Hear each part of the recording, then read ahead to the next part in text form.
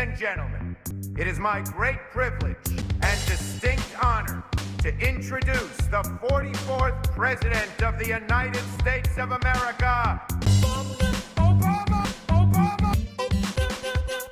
That's not quite right. Obama. That's okay. Obama. That's not quite right. Obama. That's okay.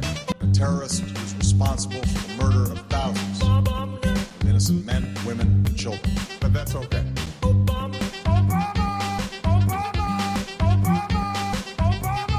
What's going on, everybody? I hope everyone's having a fantastic evening, afternoon, pre-noon, no matter where you are in the world. I'm Hasan Piker, and this is the HasanAbi broadcast coming to you live from sunny California, Los Angeles. Folks, we're live and alive, and I hope all the boys, girls, and Emmys are having a fantastic one because today's a beautiful day. Today's a wonderful day. Today is Market Madness Monday, and it's Bloody Monday, a bloody affair. It's Market Monday. That's right, ladies and gentlemen, boys, girls, and ambies. I am Hasan Piker. I am live. I am alive. We got a lot going on. I'm back. We're smoking on that 401k pack. Everyone's gonna eat the bug. You will own nothing and be happy. Are you ready for the new world order? Is what I gotta say. Okay? That's it. Actually, you know what? I want to play it now. Goddamn, because it's such a banger. Hold on. I need to play it, yeah. But, ladies and gentlemen, I hope everyone's having a fantastic one regardless. Because the new world order is upon us, jawohl! It's happening!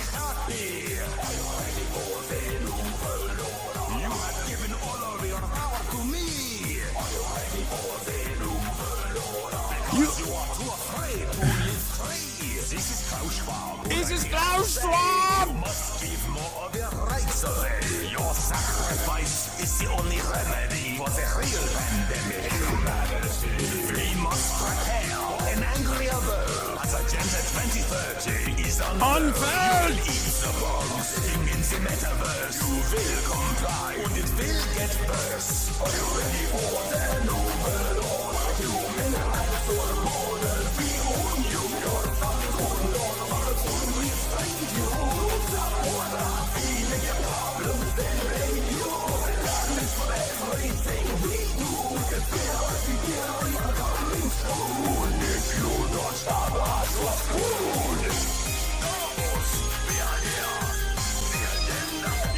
The agenda is quite clear. No more burgers. Yeah, except the agenda is quite clear. And it turns out the real man who would do this was Donald Trump. Catching up on content, the Phineas and Fear Pod and the Zora interview were both fantastic. Dude, I have been pumping, dude. I've been pumping so much. Okay, my loins have bared fruit. Let me tell you something. I need to pump less. I've been pumping too hard. There's too much content to keep up with. I'm not even able to promote because the rapid clip in which I am dishing out new bangers back to back to back is actually insane. Let me tell you something. Personal news time. End of the broadcast last night. No more fit checks. Dude, it's one day. Calm down. Okay? Yeah, I didn't post a fit check today. I just got off the goddamn plane. I'm on 2.5 hours of sleep, barely. And you're like, wow, I can't believe I didn't do a fit check today. Yeah, I didn't. Okay? You'll be fine. You'll be okay. Anyway, listen to me. As you guys know, maybe some of you weren't in here because you're weekend warriors and you're not at work. So you don't watch me and you only watch me at work. But this weekend I flew to Washington, D.C. And then I flew to New York City, the Istanbul of America, under the rulership and the protectorate of Eric Adams. That's right. I went to D.C. to speak at a Palestinian demonstration. Then I flew to New York City from D.C. to link up with Zohran Mamdani. It was fantastic. Hopefully that video will be out soon, I suspect. Spent the day with the next mayor of New York type beat, No fit check day. A day will live in infamy. We never forget. Okay. Well, you will forget. How are you not tired, bro? Are you good? I am tired. Of course I'm tired. It's impossible for me not to be tired. How would I not? What do you mean? I'm tired. That story is goated, yes. I'm a big fan of Queens now, actually. Queens was sick.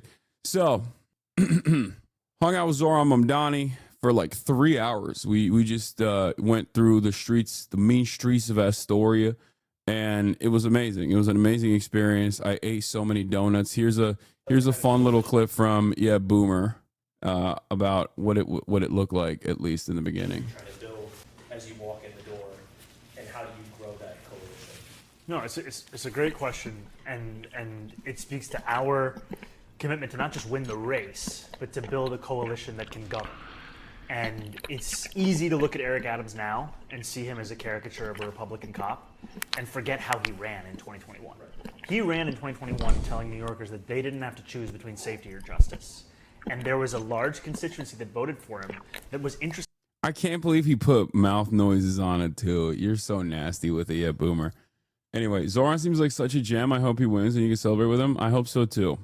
Anyway, I had Bangladeshi food, which was incredible, excellent. This was a real cultural exchange, We linked up. We met a bunch of unks and aunties from Bangladesh, and we had some Yemeni coffee, some Yemeni tea. It was incredible stuff. It was fantastic, and Zoran is a really, really spectacular individual. Met a lot of you guys over the weekend. That was also fun. I feel like maybe I wasn't, I hope I didn't come across like short or angry. I was a little tired. I hope that people that met me didn't feel like, damn, this guy's a real asshole. That's something I worry about.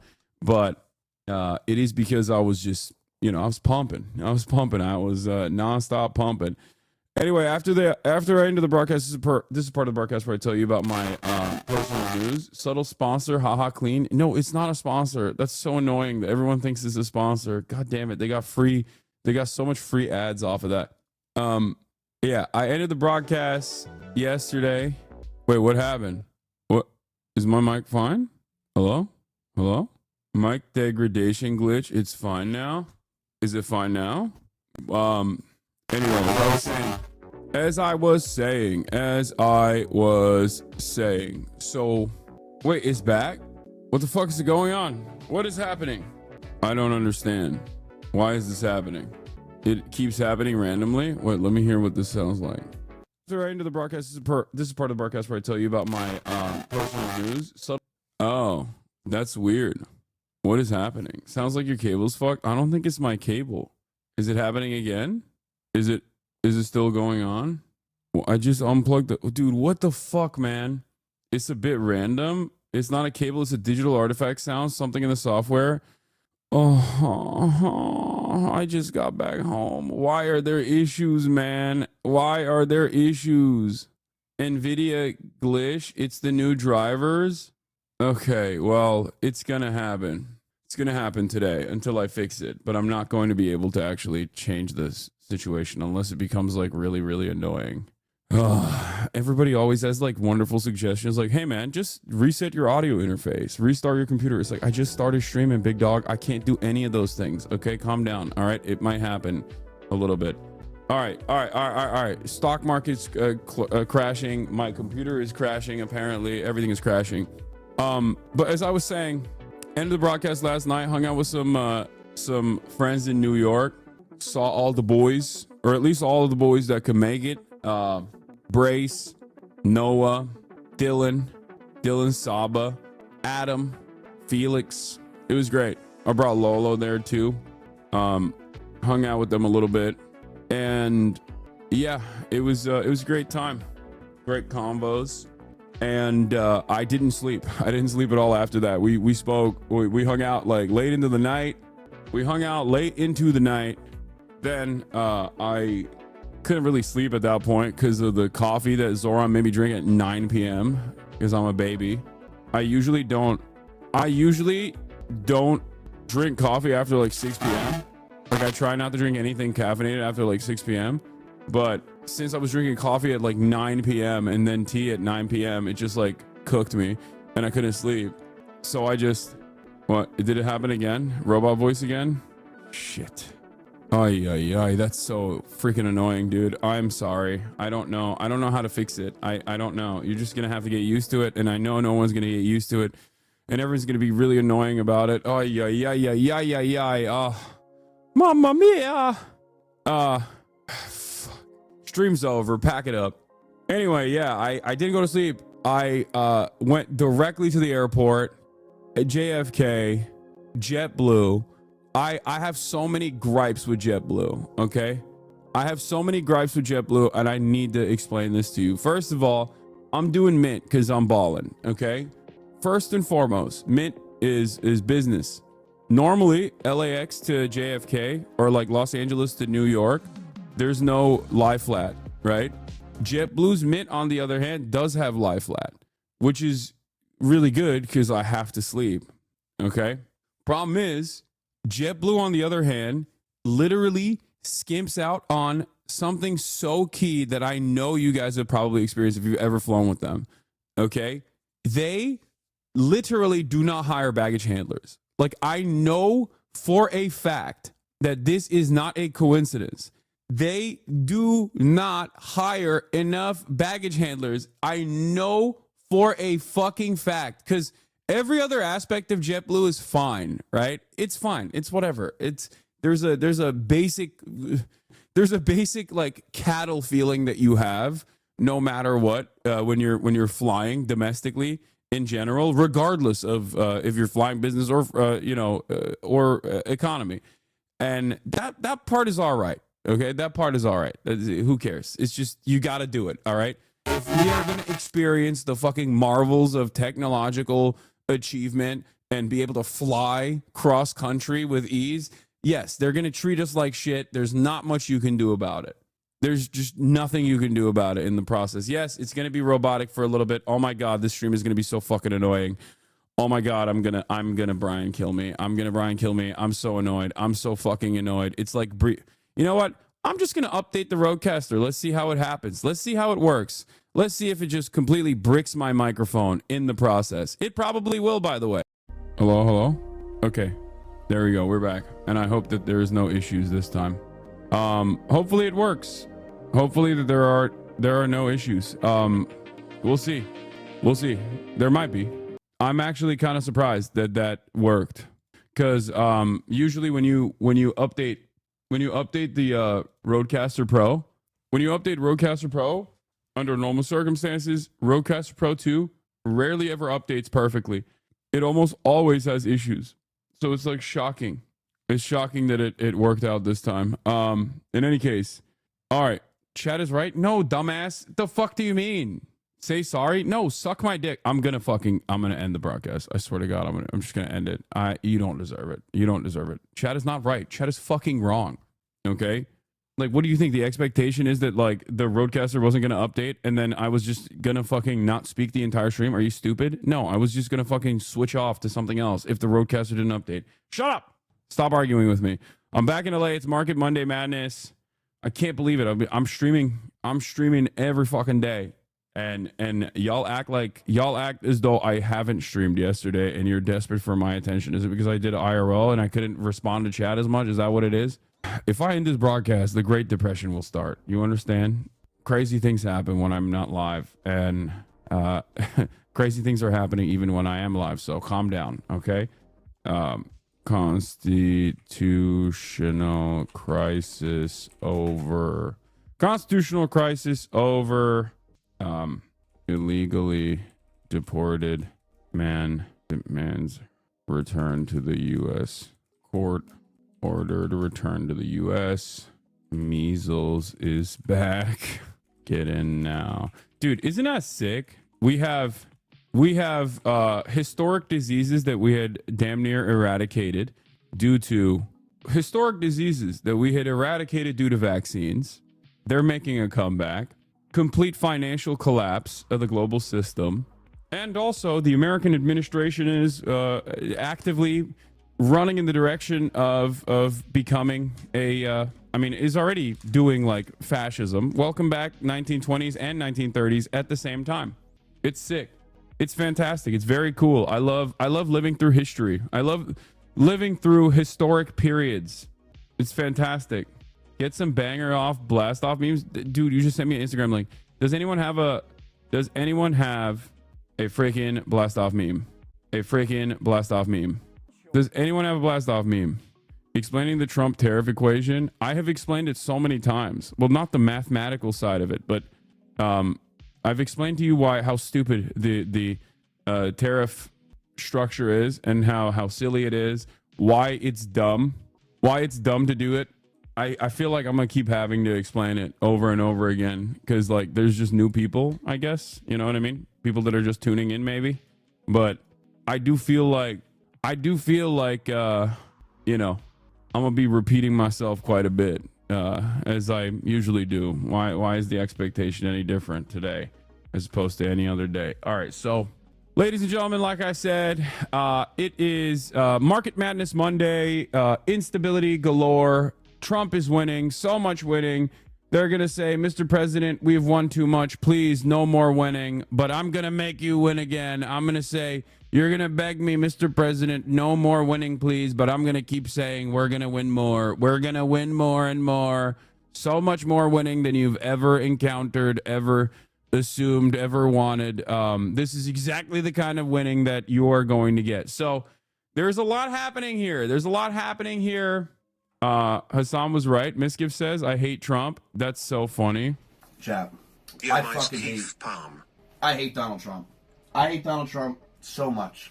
Hasan was right the whole time. Asmongold was wrong. I fucking hate Donald Trump. I hate him so much. Yo.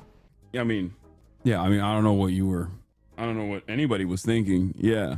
Isn't it crazy that not only is Donald Trump bad on this side, like bad for the economy in the short term, especially for those with like wealth in the stock market, which is the biggest no-no you can ever engage in. Like the entire point of the American presidency is that stocks always go up under your watch. Stocks never go down. Stocks always go up. And then everybody shuts the fuck up about it, right? They're like, well, we're making money, right? But what I find really strange about this is that these guys are not even aware of how bad Donald Trump truly is. Like they're not even aware of all of the other stuff that Donald Trump is doing, like the mass deportations, the erosion of the First Amendment, the erosion of due process. It is kind of funny to see like all these dudes coming out and being like, yeah, I think we might have fucked up a little bit. Like Misgift didn't endorse Donald Trump, you know, but Aiden Ross certainly did. Look at Aiden Ross and DJ Academics having a conversation now that his stock portfolio is taking a major hit. People are getting killed. Me too. Yeah, we all are. You look at your shit? Bro, holy fuck, it's so bad. Nah, I mean, that's... How much you lost? Be honest. 8 figures. It's almost... Damn. Yeah. You over here like, fuck it, Kamala, come back to me. You over here singing the song like the Kanye Bianca song. It's bad, I'm not gonna lie to you, bro. It'll get better, bro. I know. It'll get better. It's bad, though. It will get better. Yeah, look. I'm not going to say nothing. I'm not... Tide is turning. XQC is now saying he never endorsed Trump. Him being there with Eldon and shaking hands with Trump was not an implied endorsement, he said. What happened, dude? What happened? Maybe this shit was not a meme. What's going on, dude? This is the beginning. Okay, hold on. We got to play the... Who has the meme? Who has the so much winning meme? We got to play it again. We got to play it again. He had a fucking Trump shirt on, I know. Where's the so much winning meme that I keep playing? We have to play it again. Who has it? Someone has it. We're gonna win so much, you may even get tired of winning. And you'll say, please, it's too much winning. We can't take it anymore. Not this one. I want the other one. The one that organizer memes made. I love that one. That one was my favorite. The president, it's too much, and Yeah, this is the one. So much, you may even get tired of winning. and you say, please, please, it's too much winning. We can't take it anymore. Mr. President, it's too much. And I'll say, no, it isn't. We have to more. We win more. We're going to win so much. Please, please, it's too much winning. We can't take it anymore. One of the funniest parts about all of this shit is that like the Tim Pools of the world and the Trump dick riders of the world are like, Donald Trump is eradicating billionaires and their wealth right now. $7 trillion. Pee-pee poofed overnight. $7 trillion in market value gone. Okay? Couple things that I must maintain here. One, money is the most fake it's ever been. It will never be more fake than it is at this very moment. That's number one. The entire global financial structure is just, it's all maintained through confidence. Okay? It is so crazy. That's number one. Number two, money is the fakest it's ever been. That's number one. Number two, the idea for leftist values and socialists is not just to like fuck everyone's 401ks or their nest eggs or whatever. The entire point is uplifting the working class. It's not about, like, leftists do not want to nuke the entire planet. Okay? That's not the point. And a lot of these fucking dumbasses on the right don't comprehend that. They're like, oh, I thought this is what you wanted. It's like, no, dude, no. We want everyone to have basic amenities, to have their basic needs met, because we have the power and we have the abundance to be able to do this. We have the surplus to be able to do this. Okay? It's not about just like fucking over rich people a little bit for the first time ever, while simultaneously, for no discernible reason, doing that and fucking over the working poor spectacularly more. You know what I mean? That's not the point. The point is to actually build a manufacturing hub with good paying jobs where you know people can buy a house, okay? Fix the housing market. Those are the things that we're supposed to be doing. This is not like the point isn't just to be like, haha, $6 trillion of fake value eroded overnight. Lol. It's like, okay, so did people's like retirement funds. You know what I mean? It's such a funny attitude that like some of these Republicans have, which is like they're just that's what they think. That's what they think is going on. What they think is going on is like, oh well, you know, rich people are upset, so this is good. To be fair, it is kind of funny. It is. Especially if you're looking at your 401k, it's not so funny. But then you're looking and you're thinking about like how much more value has wiped out from infinitely wealthier people. And that resentment obviously exists within you. And you look at that and you're like, okay, not the worst thing. Obviously, they will recover from this in ways that you will not be able to. So, you know, I am cautious in the way that I cover this, because on the one hand, it's like, haha, it's funny. But also on the other hand, it's not so funny, because what is yet to come is going to fuck every normal person a lot worse than it screws over the super wealthy. Because they'll always be like, wealth is a relative concept. You're only as wealthy as your wealth is still at the end of the day determined by how others who don't have that kind of wealth. Like it's a proximity thing, right? So they will, under this new structure, still maintain their position, still maintain their status, still be wealthy, just not as wealthy, I guess, right? Yeah, exactly. You're only as wealthy as others are poor. That's just how it kind of works. So that's why I'm like, you know, on the one hand, I think it's very funny because it's like another moment of vindication. Something that I said was incredibly stupid that people seemingly did not listen to. I kept saying like universal tariffs. As a tariff liker, as a tariff enjoyer, as a trade protectionist appreciator, I think what Donald Trump is doing is very stupid. And lo and behold, it was, right? Yeah. Not just rich people, not rich, but I do have money in stock and bonds. I'm losing the very little wealth security I have. Sucks. No, I know. I'm that's why I'm saying, on the one hand, there's a little bit of catharsis in seeing like a guy like Aiden Ross be like, oh my God, I lost like $10 million overnight, right? But also on the other hand, you look at your own fucking situation, you look at your portfolio and you're like, well, he can lose 10 million. I can't. So it's a weird circumstance, knowing full well that like they can rebound from that, right? They can recover from that, whereas you are not going to be able to recover from that. So on the one hand, like I see the catharsis, I see the resentment that a lot of people hold and why it's like kind of funny. But also on the other hand, I recognize how damaging this is. Yeah. See what I'm saying? Law, only 62% of Americans have stock. That's an insane number of people. And also it doesn't even matter because here's the reality. And this is something that I've talked about quite a bit.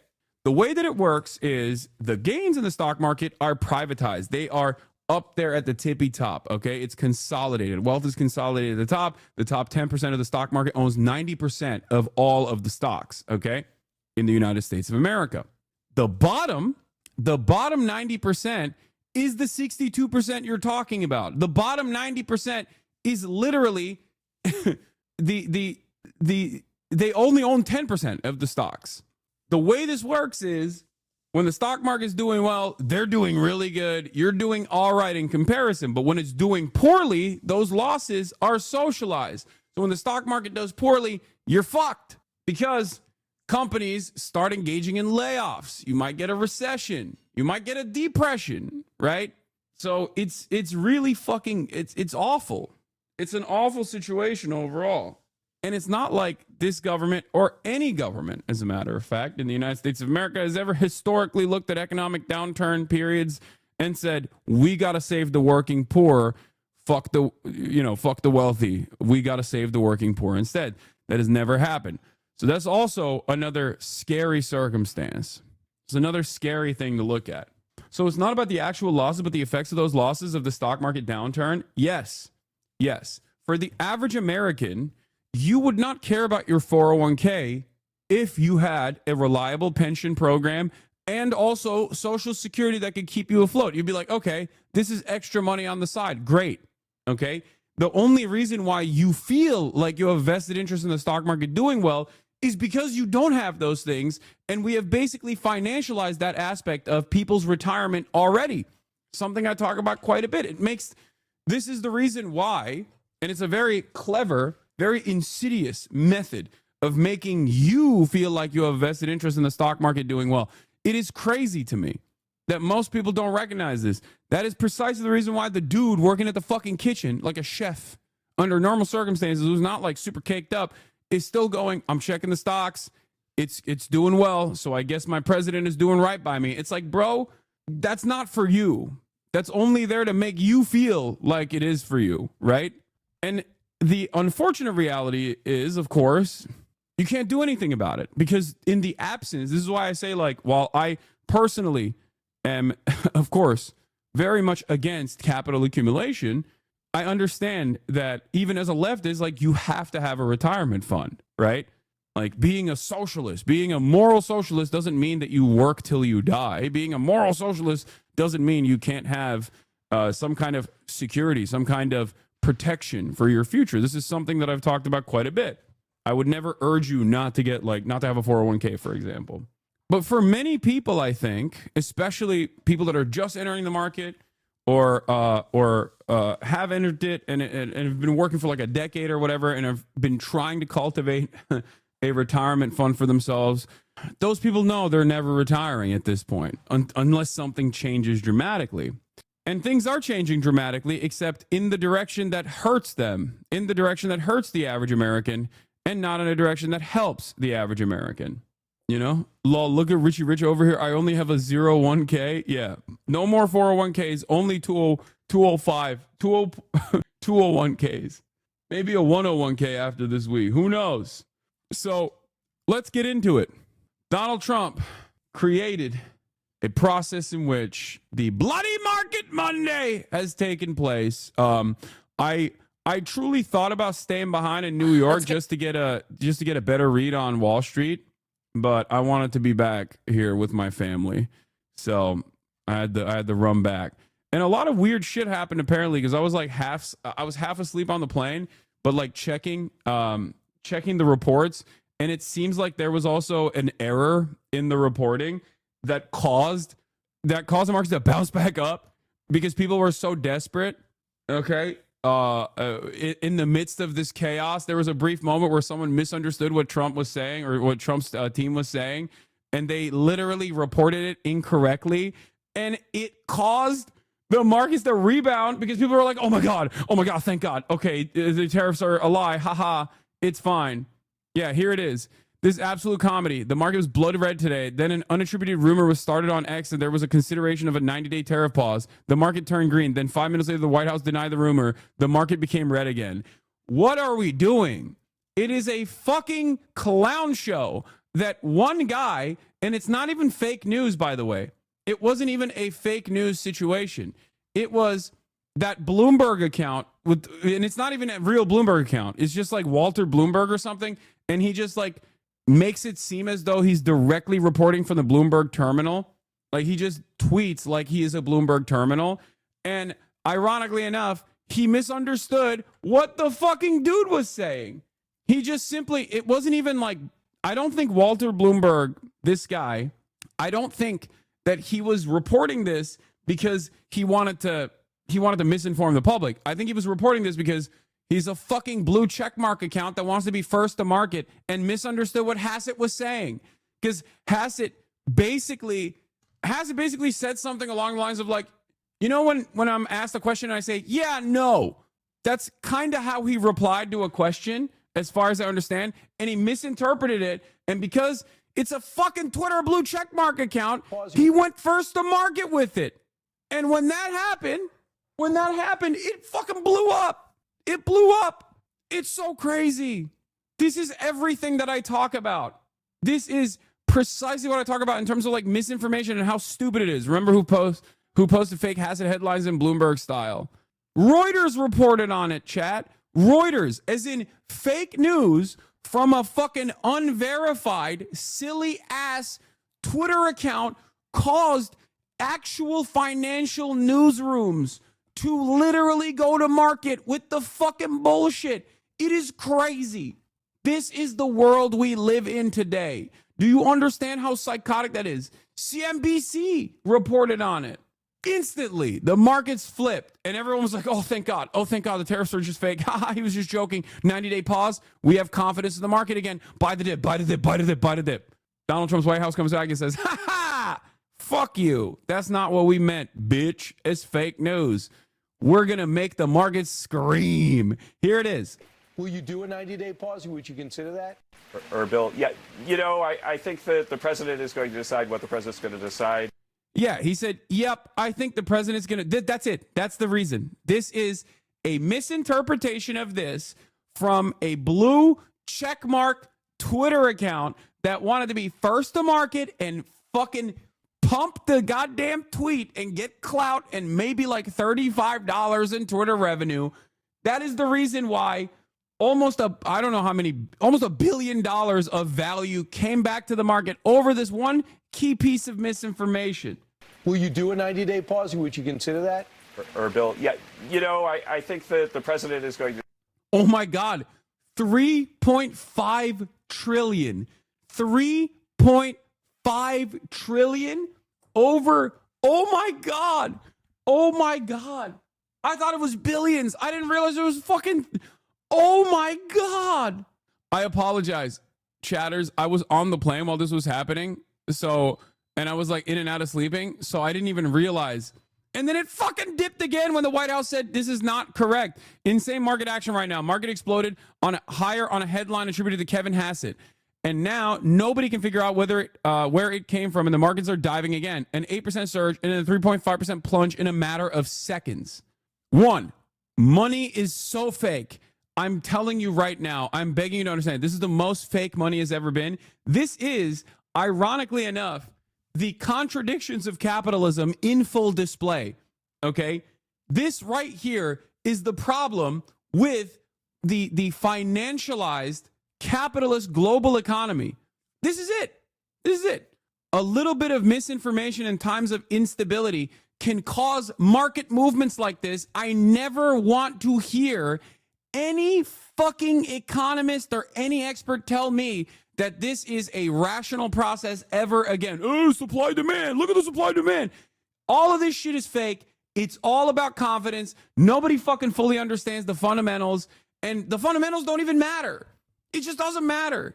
You cannot have a situation where a madman can single-handedly wipe out $7 trillion of fucking value over the course of a couple days, only to have it bounce back for 3.5 trillion because the people are so desperate for a return to normalcy that they fucking cope and believe a random Twitter blue checkmark account who did not understand the point that this dude was making and heard his transition word where he used yep for a brief moment, for literally half of a second, and that brought back $3.5 trillion in value. Money is fake. It's the most fake it's ever been, and it will only get more fake. This is why I always used to fucking tell you that the only difference between cryptocurrencies and the fucking stock market is at least that there is like some assets that you can associate within the stock market, and at least historically the stock market was based on fundamentals. It was always unstable, it was always gambling, but at least there was like a little bit less gambling. Okay? Cryptocurrency is like playing roulette with a blindfold on, whereas the stock market is like playing blackjack. Okay? The odds are more in your favor in that process. And there's a method, there's a rule book to it, but it's still fucking gambling. It's very cool that everything in our economy, every single company in our economy works in the casino. How amazing. How amazing. And all of this stuff would not happen if this wasn't the perfect storm of, one, automation, because there are so many trades that are happening in an automated process, and because so many people were incredibly fucking desperate to hear a sense of normalcy. Now, the last part that I want to maintain, the last part that I want to mention here about this entire process being a fucking casino is that Donald Trump bankrupted his casino. He literally bankrupted his casino. He's bankrupting the casino again. What is happening? But this time it's the global casino. Oh my God. This is literally the same shit. The guy who fucking had 6 bankruptcies, 6 fucking bankruptcies, including bankrupting a fucking casino, is bankrupting the global casino. Thank you very much. And now he's over here sucking the cock of Benjamin Netanyahu, a war criminal. Holy fuck! Mr. President, I want to first thank you for inviting me again to the White House. You've been a remarkable friend of the State of Israel. You stand by us. You're standing. I don't know if you guys saw the tweets of people on the timeline being like, please, I hope Jews do control this entire system. Please fix it. I saw people posting being like, oh my God, I've never wished for the Jews to be in control of the global financial marketplace until this very moment. Please, Mr. Benjamin Netanyahu, sir, please control it. Please fix it. I just want you to know from the heart, it's deeply, deeply appreciated. As you said, we had the opportunity to talk today about many subjects. First, if I can mention tariffs. Yeah, this fucking piece of shit came here to do his laundry. Okay, that's why he's here. I said to the president a very simple thing. We will eliminate the trade deficit with the United States. We intend to do it very quickly. We think it's the right thing to do. And we're going to also eliminate trade barriers, a variety of trade barriers that have been put up unnecessarily. And I think Israel can serve as a model for many countries who ought to do the same. I recognize the position of the United States. It says, we're allowing other countries to put tariffs on us, but we don't put tariffs on them. And, I'm a free trade champion, and free trade has to be fair trade.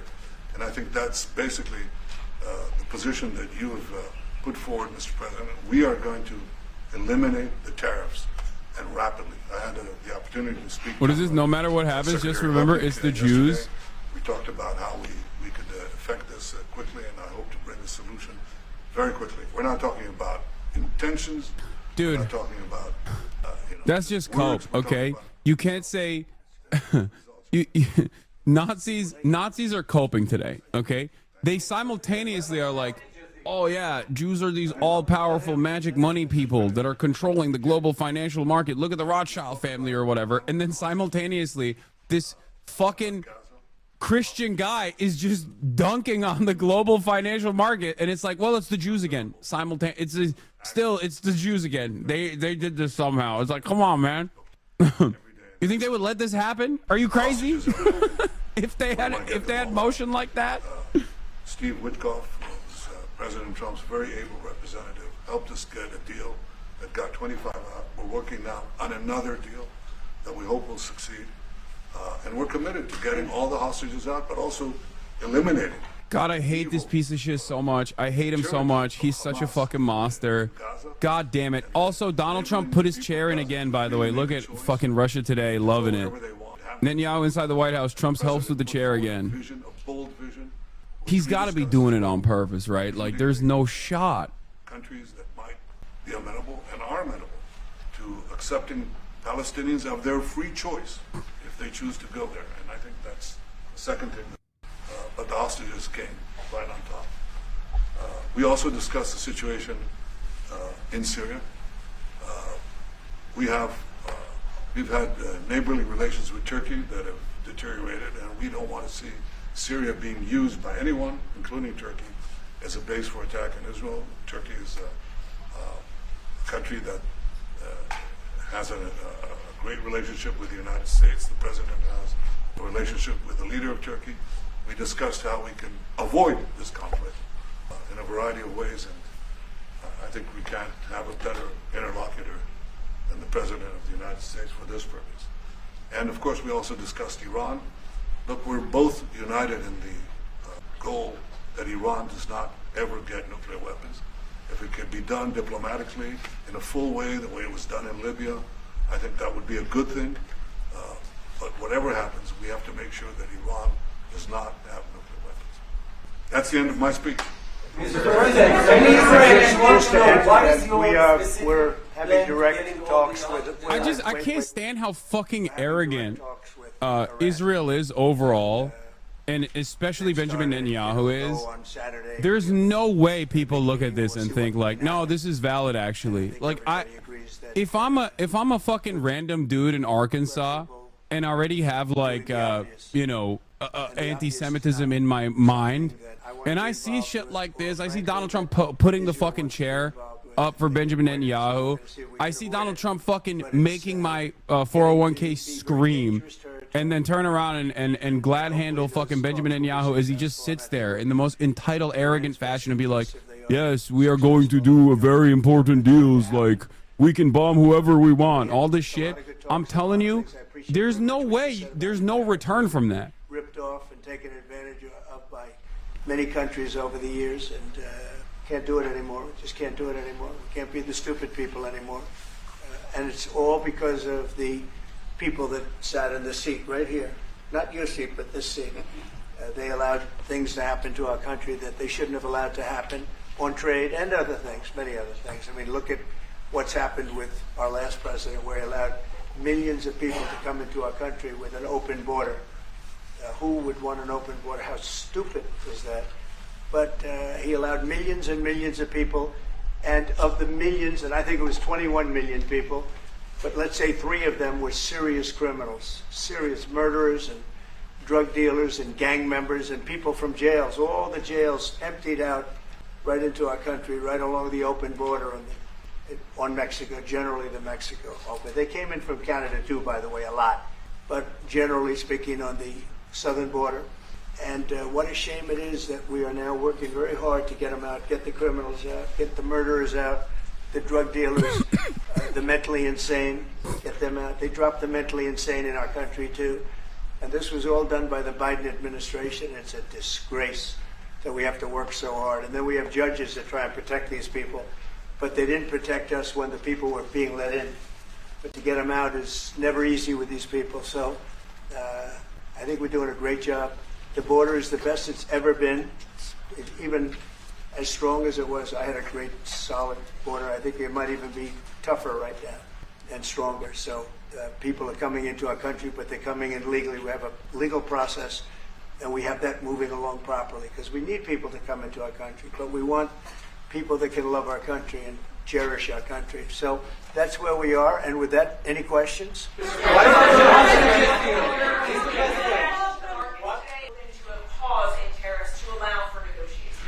Well, we're not looking at that. We have many, many countries that are coming to negotiate deals with us, and they're going to be fair deals. And in certain cases, they're going to be paying substantial tariffs.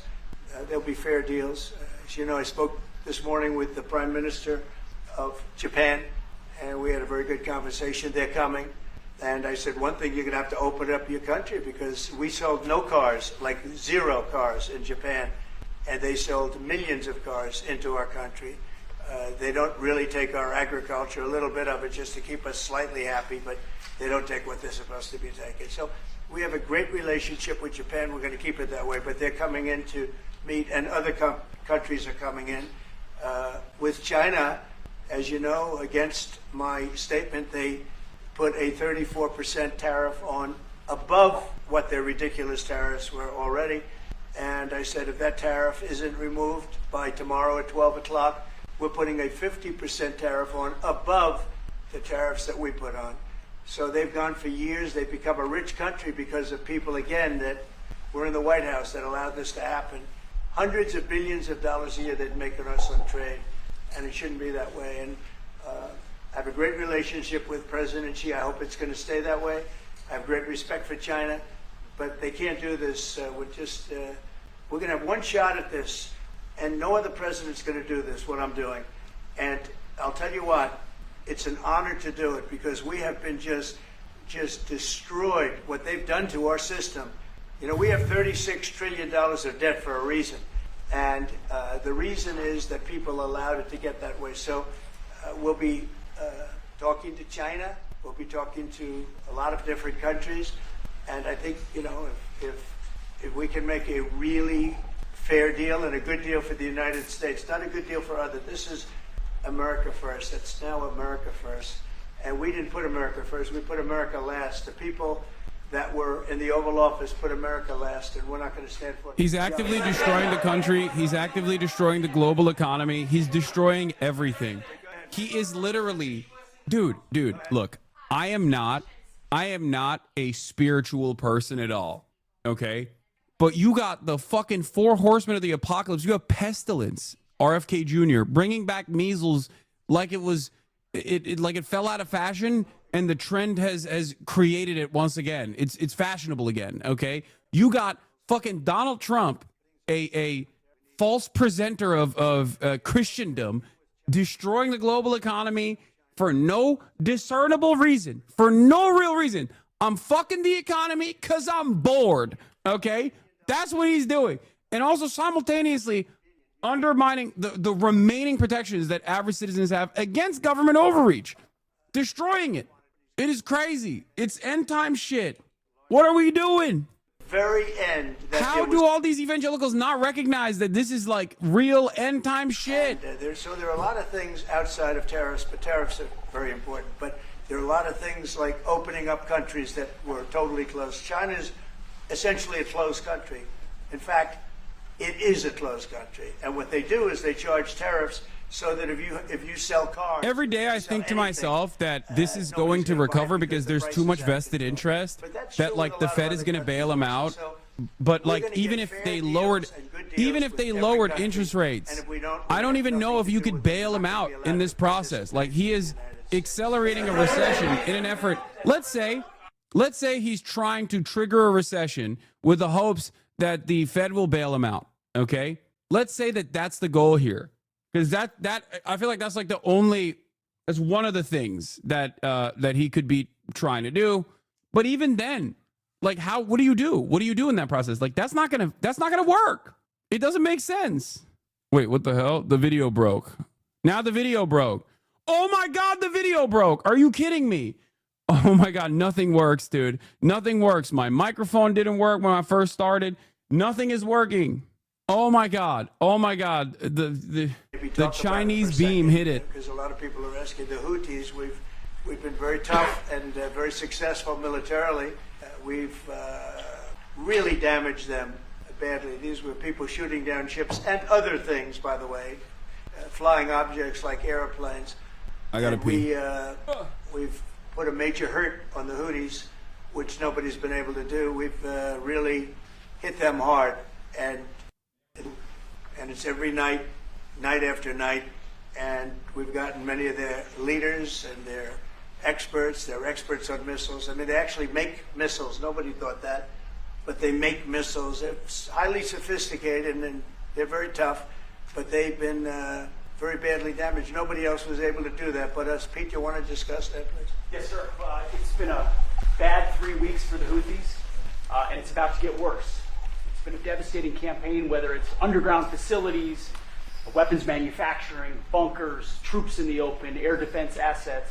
We are not going to relent, and it's only to get more unrelenting until the Houthis declare they will stop shooting at our ships. And we've been very clear, the Iranians as well, they should not continue to provide support to the Houthis, and that message has been made very clear. So we have a lot more options and a lot more pressure to apply, and we know, because we see the reports, how devastating this campaign has been in them, and we will not relent. We have a great military. There's no military like our military, and despite Biden having given a lot, but nevertheless a pretty small piece, but it was a lot of our military away in Afghanistan, and one of the dumbest situations, I think, and maybe the most embarrassing situation. It was Biden that was dumb. You, sir, are brilliant. Short Thank period you. of time in Afghanistan. Thank you for the $1 billion in defense of Israel's genocide by bombing the poorest nation on the planet. You are so You see 'em sick. in Is their this annual recent? It's parades live. Where they're parading trucks that are armor plated. Yeah, the and Houthis different are things hurting, that they dude. get, but Far it's from being many cowed by millions U.S. of airstrikes, dollars Yemen's left Houthis behind. may be But relishing despite them. that, we have a tremendous It's so good, military. Mr. That was a very President. small Keep, portion, please, 'cause we rebuilt please the keep military during bombing my Yemen, first term. and also please And, keep bombing we, the financial markets. great You're doing big so things well, happening with Mr. our President. military. You are a We also, special boy. Essentially approved a budget which is in the facility. You'll like It to would hear be this. so funny if after all of this, he removed only Israel's tariffs. That would be fucking amazing. Donald Trump literally is just like, Donald Trump does not care. He is actively trying to make everyone go, oh, okay, I guess Israel, the Jewish state, is in control of America. Never mind. The relationship is not the other way around. He's just like, yeah, that's right. I'm doing this. They're powerful money people. That's why I'm doing it. I'm revoking the tariffs.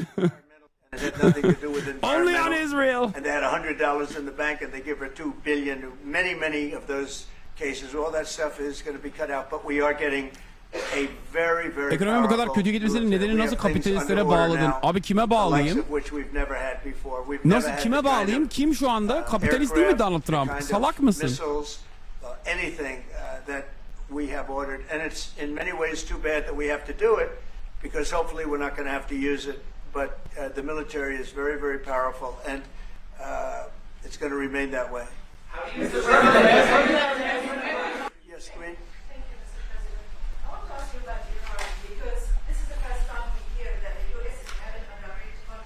I think I'm gonna. By the way, I've never read this. I've never read this book, but I've seen it be recommended quite a bit.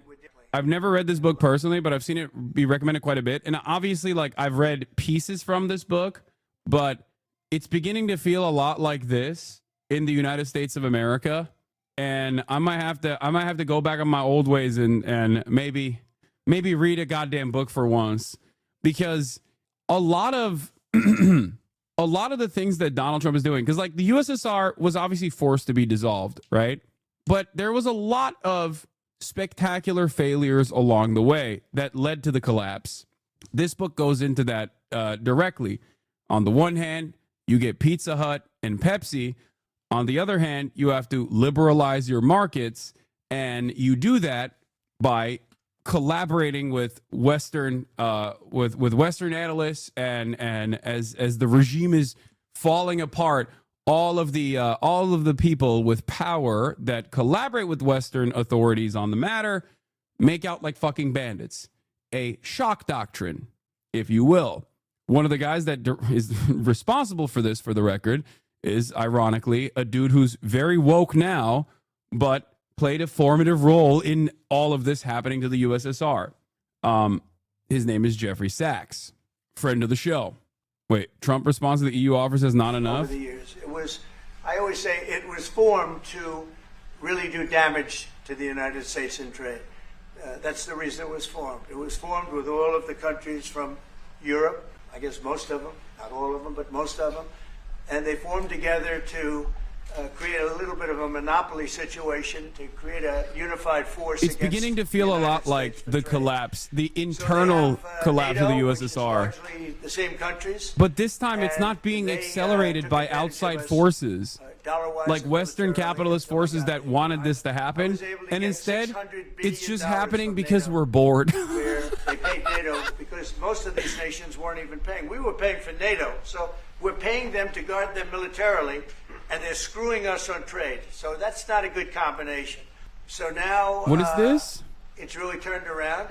Trump may escalate the Libya-style regime change war. Regional diplomatic sources say preparations are underway for a ground operation. Oh my God. Like Japan in that sense. They don't take our agricultural product. They don't take anything practically.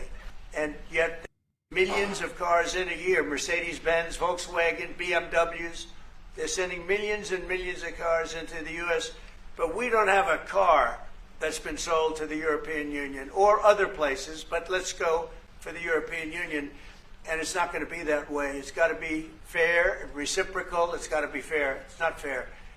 We have a deficit with the European Union of $350 billion, and it's going to disappear fast. And one of the reasons and one of the ways that that can disappear easily and quickly is they're going to have to buy our energy from us because they need it. They're going to have to buy it from us. They can buy it. We can knock off $350 billion in 1 week.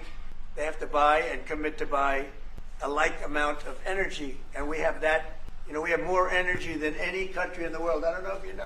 Dude. He was asked if the EU zero tariffs enough. His answer, not enough. He also waved away suggestions that U.S. trading partners would go to China. They want to be in the arms of the U.S. Yeah, because the tariffs are not about tariffs. They're not real tariffs. Well, Trump is instituting real tariffs, and the counter tariffs, the retaliatory tariffs, are real. But the reason why he instituted tariffs to begin with were not because those countries had tariffs. It's because of a trade deficit that we have. And Donald Trump doesn't understand why America has a trade deficit.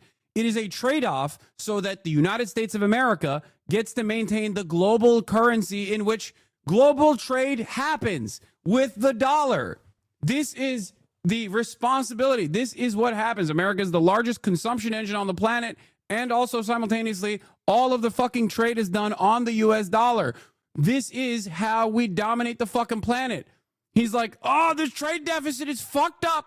It's fucked up. We got to fix the trade deficit. Who's going to buy American-made products in much poorer nations, you fucking idiot? You have the SWIFT system. 80% of all trade happening is literally controlled by America, okay? And that is partially as a consequence of the way that we have designed the global market. It's partially a consequence of our trade deficits with these countries. It is fucking crazy.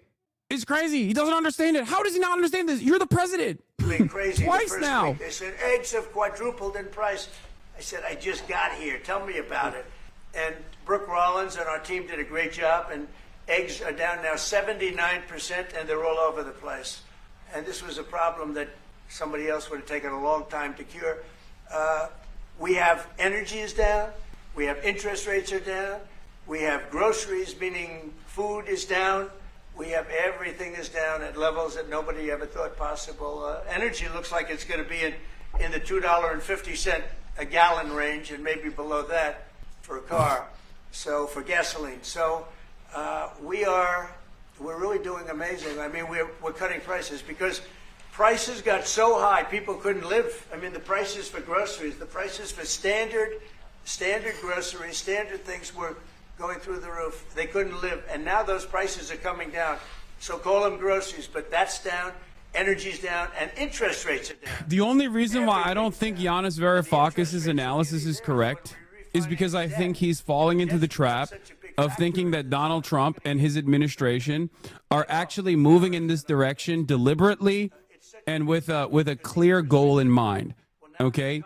Yanis Varoufakis believes that Donald Trump is trying to devalue the dollar okay, and create some semblance of trade parity that will boost manufacturing in the long term in the United States of America. The issue, on the other hand, is that there is none of the underlying reasons, the skeletons are not there for there to be any sort of parity whatsoever, because there's no manufacturing here. Not only is there no manufacturing in the United States of America, there's no way to boost manufacturing. Without centrally planned economies, you will never be able to quickly develop the infrastructure necessary to become a competitor to China. And even if you had the ideological backing and the money, which America does certainly have the money to do this, okay? Even if you had the ideological backing and the money, which you don't have the actual interest in doing this, you don't have the time, like physically. You don't have it. This would take at least a fucking decade. So on the one hand, while I understand Yanis Varoufakis is trying to make sense of it all and trying to read the tea leaves and say that like Donald Trump wants to, you know, create a more even process on the global stage so that there's like at least more American manufacturing, there's no fucking American manufacturing. And there's no appetite from the labor aristocracy to go and work at these jobs anyway. And also, Donald Trump would not make it so that these jobs are actually well-paying, high-benefit jobs regardless. And he has no interest in fixing some of the other affordability crisis points that pressure Americans every single day. Most importantly, the housing market. So he is the worst guy to do this. He's the worst guy to do this. They said no. I said all of them. I said, did they ever wink at you like, you'll be okay? You're going to be okay? No, they didn't do that. They'd slap us. The hatred is unbelievable. I think you're both wrong. I think he's just justifying his tax rate increases revenues without calling it a tax hike, which is what tariffs are. No, I've said that. I think there are a couple top-line agenda points here that Donald Trump has openly mentioned. Is bad, but pipes are worse, and the stories I heard were incredible. But I just said, was there any sign of potential love or affection? And there were none whatsoever. It was amazing to me. There was nothing like, here, take this. It's a little extra meal or something. They lived like hell. I don't know. They were amazing to me because they seemed to be pretty normal. They weren't scarred. But I guarantee underneath they have to be scarred. And one was there for 356 days. Another was there for about 180 days, you know, a long time. These are people that have been... Did Giannis really say Trump is doing this for good? No, Giannis thinks it's going to fail, but I think he thinks that the Trump administration has, like, some intelligence behind these decisions. I don't think so. That you feel are farther along in getting their tariffs lowered? I think there are many that want to get rid of tariffs right now. European Union, I mean, as badly as they've treated us, they've brought their car tariffs essentially off. I guess they brought it down to 2.5, and I hear maybe to nothing. But it's not only tariffs; it's non-monetary tariffs. It's tariffs where they put things on that make it impossible for you to sell a car. It's not a money thing. They make it so difficult. The he wants to dominate. He wants to basically do something that, like, technically in international trade is illegal, but there is no way to escalate these disputes to an international body like the World Trade Organization. So he basically wants to dominate whatever decisions governments are making that maintain their sovereignty. Like, for example, you don't want hormone-infused American meats? Well, fuck you. Oh, I'm sorry. Do you have your own personal regulatory body that has decided that, like, American meat is substandard quality and cannot be sold in your markets? Well, guess what? It's going to be sold in your markets. You're going to take our bleached chicken, as a matter of fact, by force. That's what is going on here. That's what the point is. That's what he's trying to do. He's trying to, 1, decouple America and the rest of the world from China. 2, he's trying to forcibly fix trade deficits by forcing these countries to violate their own sovereignty and purchase American products without even actually beefing up the manufacturing side in the United States of America. So I don't even think that there is a capability to fucking send all of this shit to the rest of the world. He wants to undermine the World Trade Organization and rebuild it in his own vision, even though, ironically, that is the point. That is what happened initially. But then China took advantage of that situation by, developing quite rapidly. And here we are. None of it has anything to do with, like, real tariffs. It's not. It's if you are stuck on the word tariff, you'd be lost in the sauce. I think those are the top line goals of this administration. The only way this would work is if, like, the dangerous instability that Donald Trump presents from his position of authority is met with the resentment that, like, European powers have towards Chinese administration, the Chinese administration, and therefore they go, okay, we're stuck between a rock and a hard place. Those guys are literally Chinese. At least these dudes are white and dangerous. It's the evil that I know versus the scary Chinese. So I'm going to go with the evil that I know. And they just capitulate to Donald Trump's insanity somehow, which still fucks them over, which still completely fucks them over in the process. No, it quite literally, like, the European trade policy right now is a Nick Mullen bit. You're literally Chinese is what they're saying to the other side of the trade equation. They're just going, you're Chinese. Our country will have to reset the table because no other president would be willing to do what I'm doing or to even go through it. Now, I don't mind going through it because I see a beautiful picture at the end, but we are making tremendous progress with a lot of countries, and the countries that really took advantage of us are now saying, please negotiate. You know why? Because they're getting beaten badly because of what's happening. They're getting beaten badly. They're being devalued as countries. But it's the only chance we're going to have to reset the table on trade. And when we do, we're going to come out unbelievably well. We're going to have a strong country economically again. And we're going to have those factories that are empty all over the United States. We've lost 90,000 plants and factories. Think of this. 90,000, you wouldn't think it's possible. 90,000 plants and factories since NAFTA, which was, by the way, the worst trade deal ever developed, ever had by any country anywhere, NAFTA. And I terminated NAFTA. Everybody said it would be impossible. And I terminated it through Congress. We terminated it. You had to get it through Congress. It was a trap. It was a horrible thing. And we got it done. What is that? Bro, that's crazy. That's crazy that this keeps breaking. They cheat like crazy. Nothing Canada works anymore. cheats, America Mexico no cheats. longer It's one of dominant. those things. Nothing works. We are resetting a table, and we're going to have great trade, and we're going to have a very strong country. Our country is going to be at a level that has maybe never been, or maybe, our country was the strongest, believe it or not, from 1870 to 1913. You know why? It was all tariff-based. Oh my God! Oh my God! He's so then in stupid. 1913, some genius He's so came up with the stupid. idea of, let's 1870 to charge 1913 the people of our country, is foreign not comparable countries that are to ripping off our country. 2025. You're so fucking stupid. Why are you like this? How can someone say such stupid things? We had meetings, we had committees. It's so dumb. Okay, Donald Trump knows this is a dumb comparison. You know why? Because just a couple weeks ago he went, everything's computer. What do you think that is? Everything's computer. You said it yourself. Everything's computer. You think it's the same? You think was everything computer in 1879? No, nothing was computer. Everything's computer now. Help Israel a lot. We give Israel $4 billion a year. That's a lot. Congratulations, by the way. That's pretty good. But we give Israel billions of dollars a year. Billions. It's one of the highest of, and we give a lot of countries money. You wouldn't believe if I said we give Afghanistan a lot of money. Do you? Because that was a Biden deal, another Biden deal. Not only did he embarrass us with that, but they give them billions of dollars, Afghanistan, right? So, but no, we take good care of our friends, and we don't take care of our enemies. If We're they not would taking care of our lower enemies Israel anymore, tariffs. He but said we do maybe take not. care of our friends. The IDF is fighting again in the Gaza Strip. I myself might be called up in a month.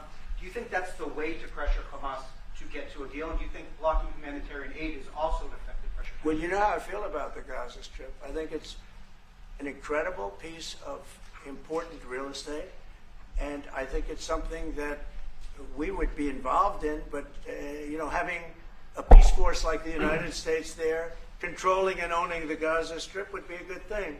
Because right now, all it is for years and years, all I hear about is killing and Hamas and problems. And if you take the people, the Palestinians, and move them around to different countries, and you have plenty of countries that will do that, and you really have a freedom zone. You call it the freedom zone, a free zone, a zone where people aren't going to be killed every day. That's a hell of a place. It's you know what I call it, a great location that nobody wants to live in, because they really don't. And when they have good living, real living, where Hamas and all of the problems they have, the level of death on the Gaza Strip is just incredible. And I've said it. I don't understand why Israel ever gave it up. Israel owned it. It wasn't this man, so I can say it. He wouldn't have given it up. I know him very well. There's no way. They took oceanfront property and they gave it to people for peace. How did that work out? Not good. He loves it. He's such a vile dog, dude. They're both such evil fucks. He's talking about mass ethnic displacement, the Nakba, as oceanfront property.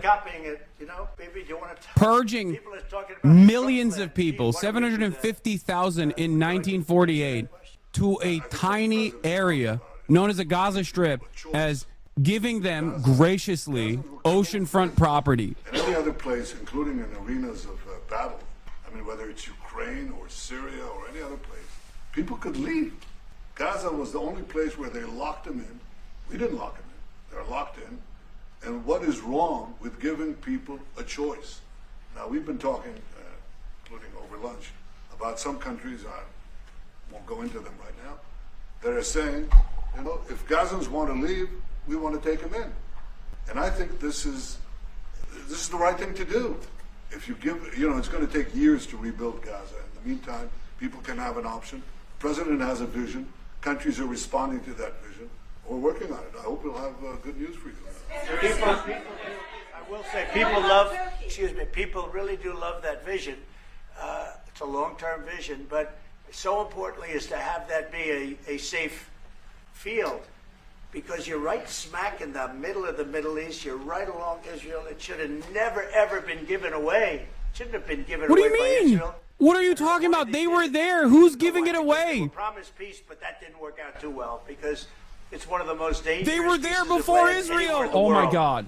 Gaza is one of the most dangerous. Oh, he's talking about 2005. So they gave it away for a good intention, and it didn't work out that way. And a lot of people like my concept, but there are other concepts that I like too, and there's some concepts I don't like. You know what I don't like? The way it is now, because right now it's a dangerous death trap, Gaza. Yeah. The concept he's describing is final solution ethnic cleansing. You still plan to meet with them? Could that happen in Saudi Arabia? And maybe you could elaborate as well a little bit on not providing tariffs on Russia, sir. So I want to see what Asmongold's chat is saying about this. Tariffs with Russia. By America being dominated by a foreign leader. War, and I'm not happy about what's going on. Let's see what the fuck they're up to. With the bombing, because they're bombing Let's like see how crazy based right they now. think. They're bombing. I don't know Two-faced what's happening Netanyahu. there. That's not a good situation. So we're meeting with Russia. We're meeting with Ukraine. And we're getting sort of close, but I'm not happy with all the bombing that's going on in the last week or so. Okay, they don't like it. They don't like it. It's a horrible thing. They don't like it either. Hasan literally checking your chat. What a bozo. I like to fucking see what the other side is saying. Maybe you guys can learn a lesson from that as well. Advantage of for 40, 50, 60 years. And the reason we got ripped off and the way they did it was tariffs. They would charge tariffs, massive numbers of dollars. And when you look at China, when I took over, it was at $507 billion they were making. I call it. People will be like, Hasan wants to be in an echo chamber. And then when I step outside of the echo chamber, they go, Hasan is stepping outside of the echo chamber. It's a crash out. No, dude, I want to know what you guys are thinking. $507 billion. We all live in this country together. I got to know what y'all are up to. Asman fans hate you but got you on the other screen. I know, that's kind of funny. Then when Biden came in, he let him get away with murder. He had no idea. I'll tell you what, that man had no idea what was happening, whether it was the border or China or anything else. He had no idea what was going on. And they went wild. China went wild. And the money they make is ridiculous, okay? It's just not going to happen. And hopefully we'll get along with China. If we do, that's great. And if we don't, that's okay too. But we can't let that continue because that's an abuse. They abused. Why are you tapping the glass? I'm not. I'm trying to look from afar. But they recognize that I'm looking from afar, and they realize that they're being observed like zoo animals. I'm surprised they'd allow that. And then they start acting out. To happen. But we are going to bring great trade, and we're going to be fair to other countries. And I will say this: virtually every country wants to negotiate. If I didn't do what I did over the last couple of weeks, you wouldn't have anybody wants to negotiate. We would have gone to these countries, you want to talk? And they were, well, we don't want to talk. Now they're coming to us. They're offering things like even Bibi, and this is unrelated because it's a different kind of a relationship, but he started off our conversation today that he's cutting all of the tariffs, he's cutting everything, he's going to get down to a free base, he's going to do things that, in all fairness, other countries, if they said that, would have never even thought about doing it. Now they're offering things to us that we would have never even thought of asking them for because they're experiencing a lot of hurt. And the hurt is that they've taken advantage of us and we finally fought back. Tariffs will make this country very rich. We're rich anyway, but we're rich in a certain way. We have $36 trillion in debt. I want to get rid of it. And we can do it quickly with proper deals. So when countries don't allow us to sell our product, but we allow them to sell their product, when they charge us massive amounts of money for the privilege of going into their country, those days are over. Okay. Yeah, go ahead. Sir? Me? Yeah. He sounds so Thank surprised. You, President.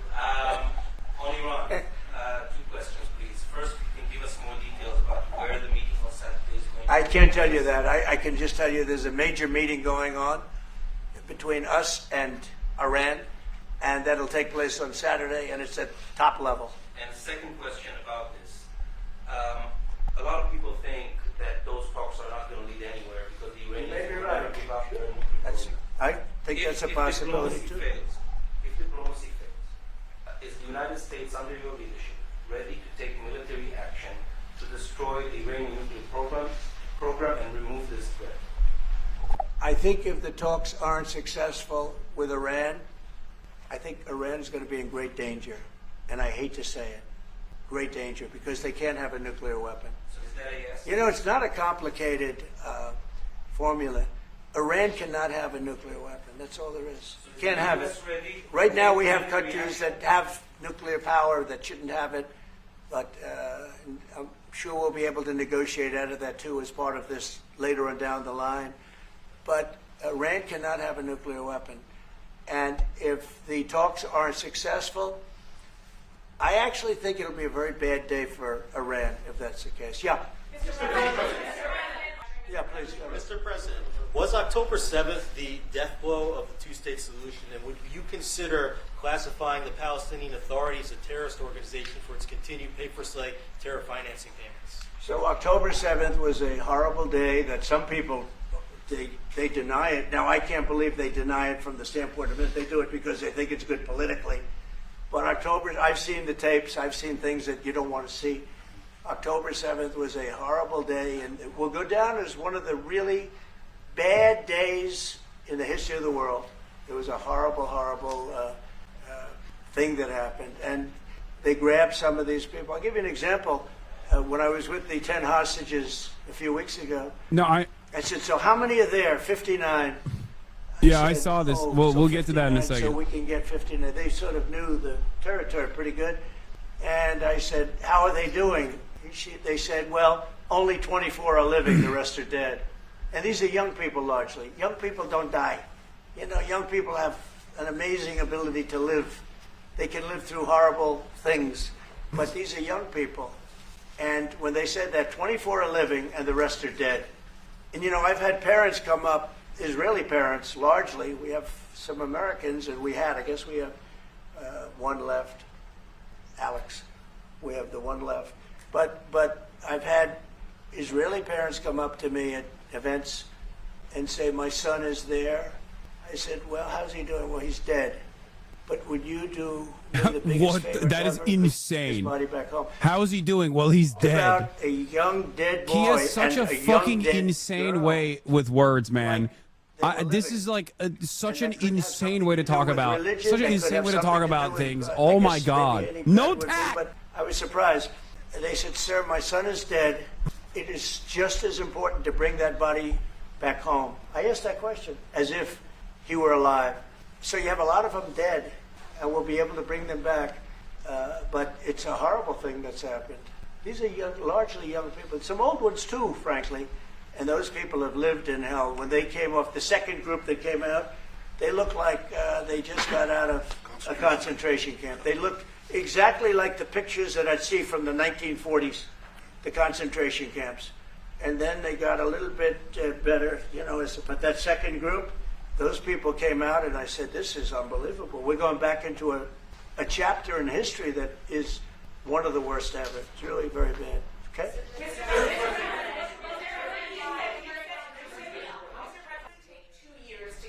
American manufacturing fully up to speed in response to these tariffs. What happens in the meantime? Should Americans be prepared potentially for years of disruption? We have now $7 trillion. Think of this, $7 trillion of commitments from companies wanting to go in, from Apple to many, many companies. But that takes time. Many from Taiwan.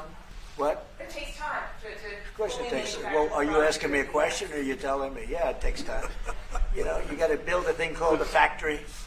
You have to build your energy. You have to do a lot of things. I'm giving them energy. We're going to let Why them are they build jumping their own topics and completely power ignoring the plants. genocide? Their Why own- do you think? Essentially, Because both they're of gonna be in them charge know of that the it's a power genocide plant and like because it. Our power is not reliable enough. You have a grid that's old and susceptible to a lot of things, including bombing and weather and a lot of other things. And we're going to give them record timing in terms of approvals of electric plants. Most of them want to build electric plants. We need massive amounts of electricity if we're going to compete with China and others. And interestingly, we're way ahead right now in the AI race with China. But the way we lose that race is if we can't give them electric. But we have more plants being built. We have everything. We're doing so great. And we want to keep it that way. And tariffs will be an important part of it. But one of the other things, Lee Zeldin's doing a fantastic job, head of environmental protection. And he's doing very rapid approvals for people to get, for big companies that are going to build a plant that's going to cost billions of dollars. And we're going to get them their approvals. They have to be environmentally perfect, everything good, but they're going to be in record time, a matter of months versus a matter of many, many years. Okay? Go ahead. Lisa Rozowski from Haaretz. Turkey claims it will stabilize the situation in Syria. Turkey? Yeah. This Israel is doesn't huge. want Turkey to influence Syria. What do you think? Do you think Turkey's influence in Syria can actually make it a better, more peaceful country, or vice versa? Well, I have great relations with a man named Erdogan. Have you heard of him? No. And I happen to like him, and he likes me, and I know the press will get very angry. He likes Erdogan, but I do, and he likes me, and we've never had a problem, and we've gone through a lot, and we've never had a problem. We've always got, as you remember, we got our minister back from Turkey. You remember that? And this was a big deal at the time, and we got him back. And I told the prime minister, I said, just, Bibi, if you have a problem with Turkey, I really think I'm going to be able to work it out. I have a very, very good relationship with Turkey and with their leader, and I think we'll be able to work it out. So I hope that's not going to be a problem. I don't think it will be a problem. Now, with that being said, I believe it was Turkey, and I said that to him. I said it. I said, congratulations. You've done what nobody's been able to do in 2,000 years. You've taken over Syria with different names, but same thing. I said, you've taken it over. He's taken it over through surrogates. He goes, no, it was not me. I said, it was you. But that's okay. You don't have to say, well, it sort of maybe was me. Okay. But what he did, look, he's a tough guy, and he's very smart. And he did something that nobody was able to do. You know, you got to hand it to him. Any problem that you have with Turkey, I think I can solve. I mean, as long as you're reasonable. You have to be reasonable. We have to be reasonable. Thank you very much, everybody. I appreciate it. Thank you. Thank you. The Syrian case is a particularly interesting one because the Turkish government and its actions are advancing the interests of NATO and advancing the interests of the United States, as Donald Trump is pointing out here, in Syria specifically. But Israel also is the American client state. So we are quite literally, once again, in Syria, funding both belligerents, okay? Funding both sides, and they're fighting one another. It makes no sense. For those of you who don't know what happened in Syria, Israel has obviously been relentlessly bombing Syria, and one of the last rounds of bombing was where Israel struck some Syrian facilities where Turkish engineers were, and apparently killed a bunch of Turkish engineers, Turkish nationals.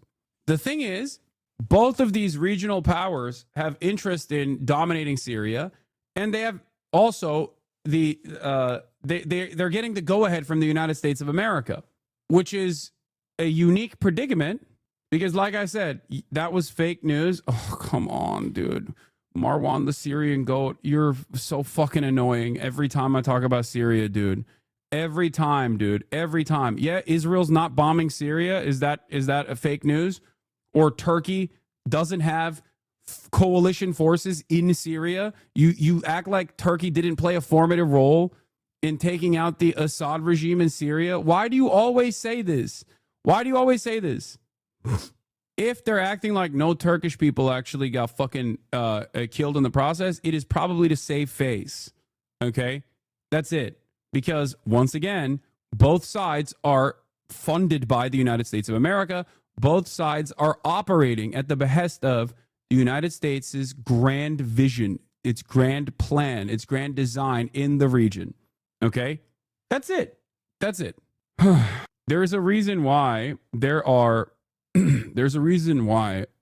so many there's so much social capital that Erdogan can expend in the process of dominating its political opposition in the country right now without the American government saying anything about it. And that is because he has played the role of a loyal servant and undermined a significant logistical hub for Iran because of a incredibly weak tyrant that allowed virtually every country that would let him keep power into Syria and operate through Syria to create a direct pathway from Iran to Lebanon.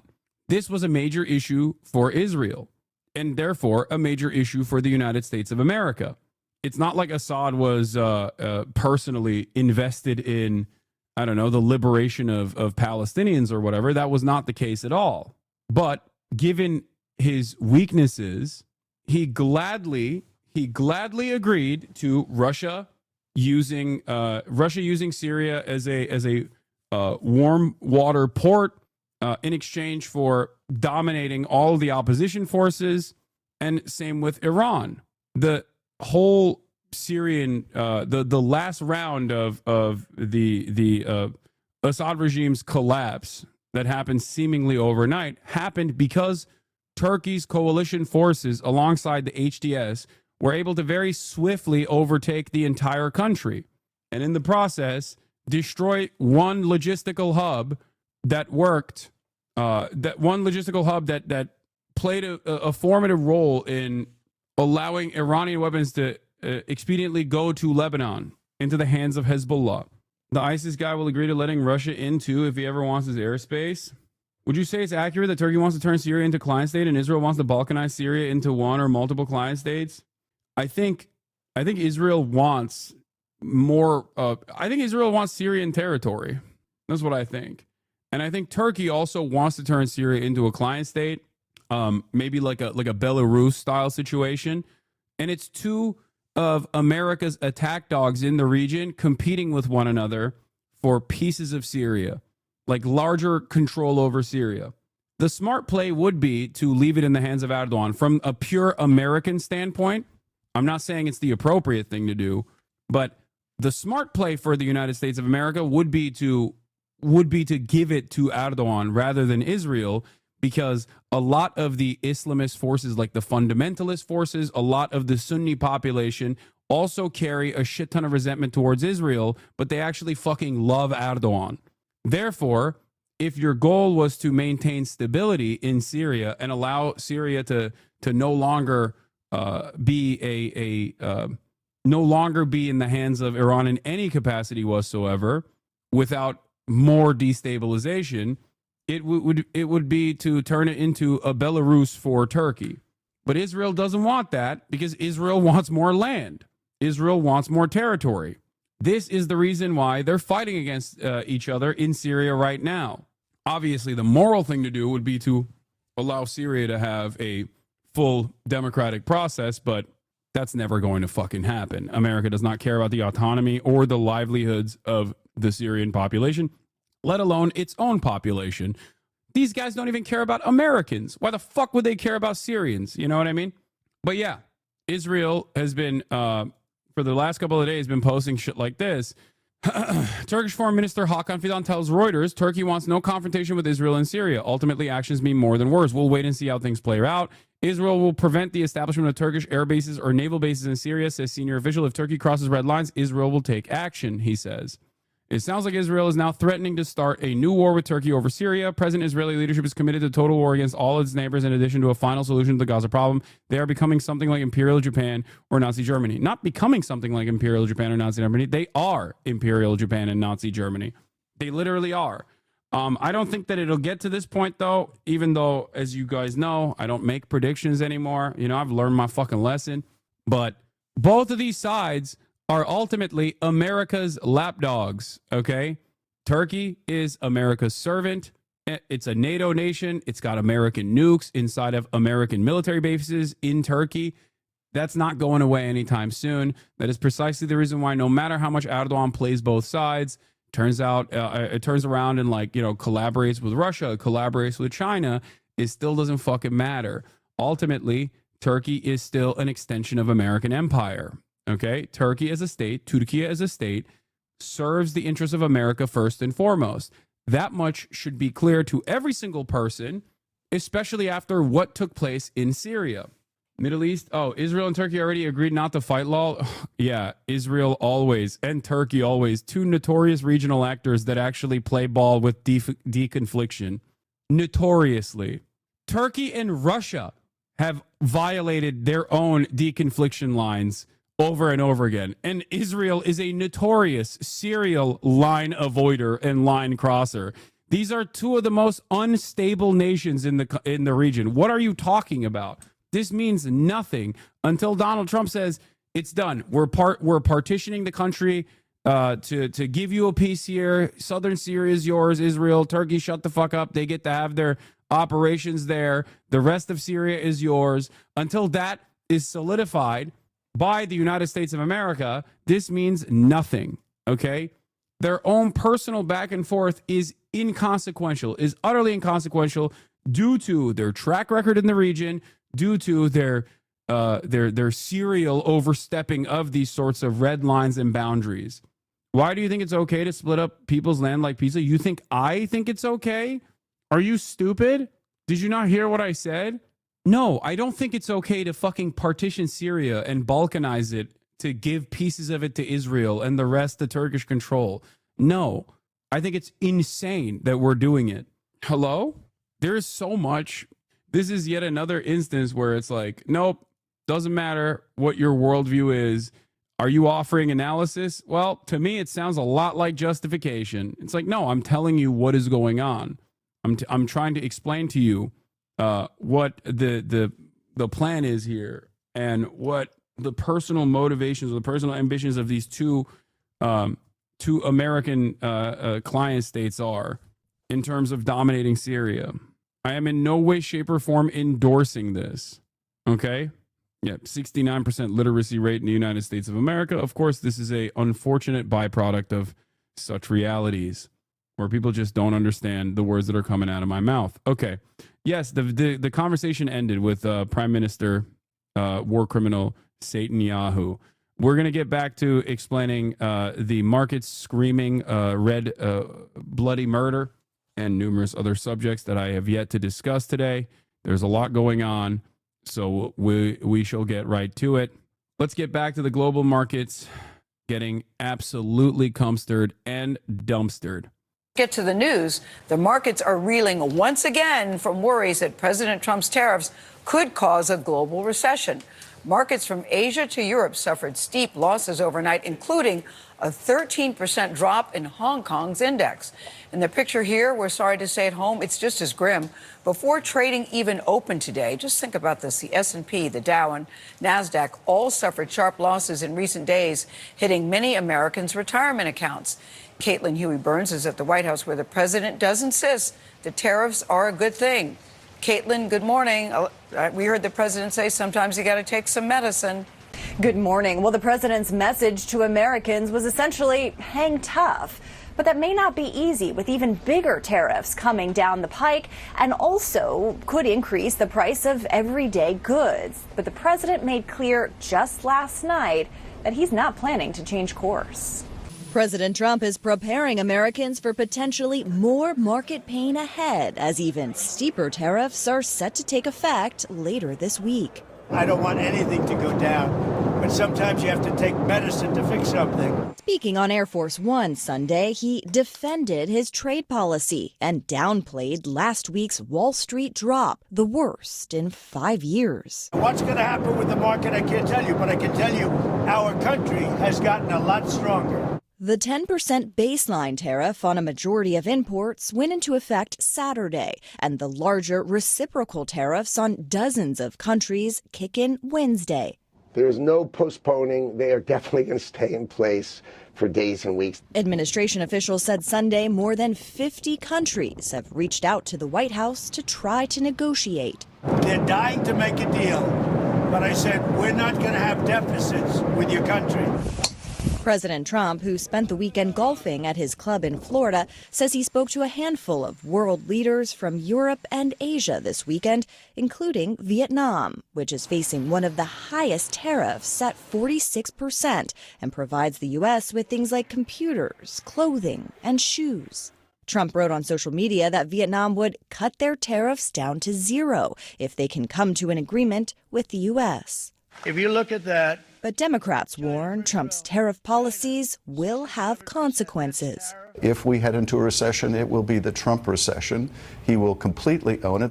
The president is scheduled to meet with Israeli Prime Minister Benjamin Netanyahu later today here at the White House, where the 17% planned tariffs on Israel will surely come up, as well as the war in Gaza. All right, Caitlin, thank you very much. The warning signs are flashing red. Stocks are in freefall. Money is pouring into safe havens instead. Traders navigating markets thrown into turmoil by a volatile US president. We have a predictably unpredictable leader of the free world who announced he was going to do something that everybody was expecting, but he did it in a way that upset the global world order. It was indiscriminate. It was wide-ranging. So what does that cause? Massive uncertainty. And when you get massive uncertainty, you get a markdown in prices. And you see this huge fall in indices. And this is what massive uncertainty looks like. This is Wall Street's VIX index, also known as the fear gauge. It measures how much traders are willing to pay for insurance against price swings. It tells us how much volatility they're expecting in the US stock market over the next 30 days.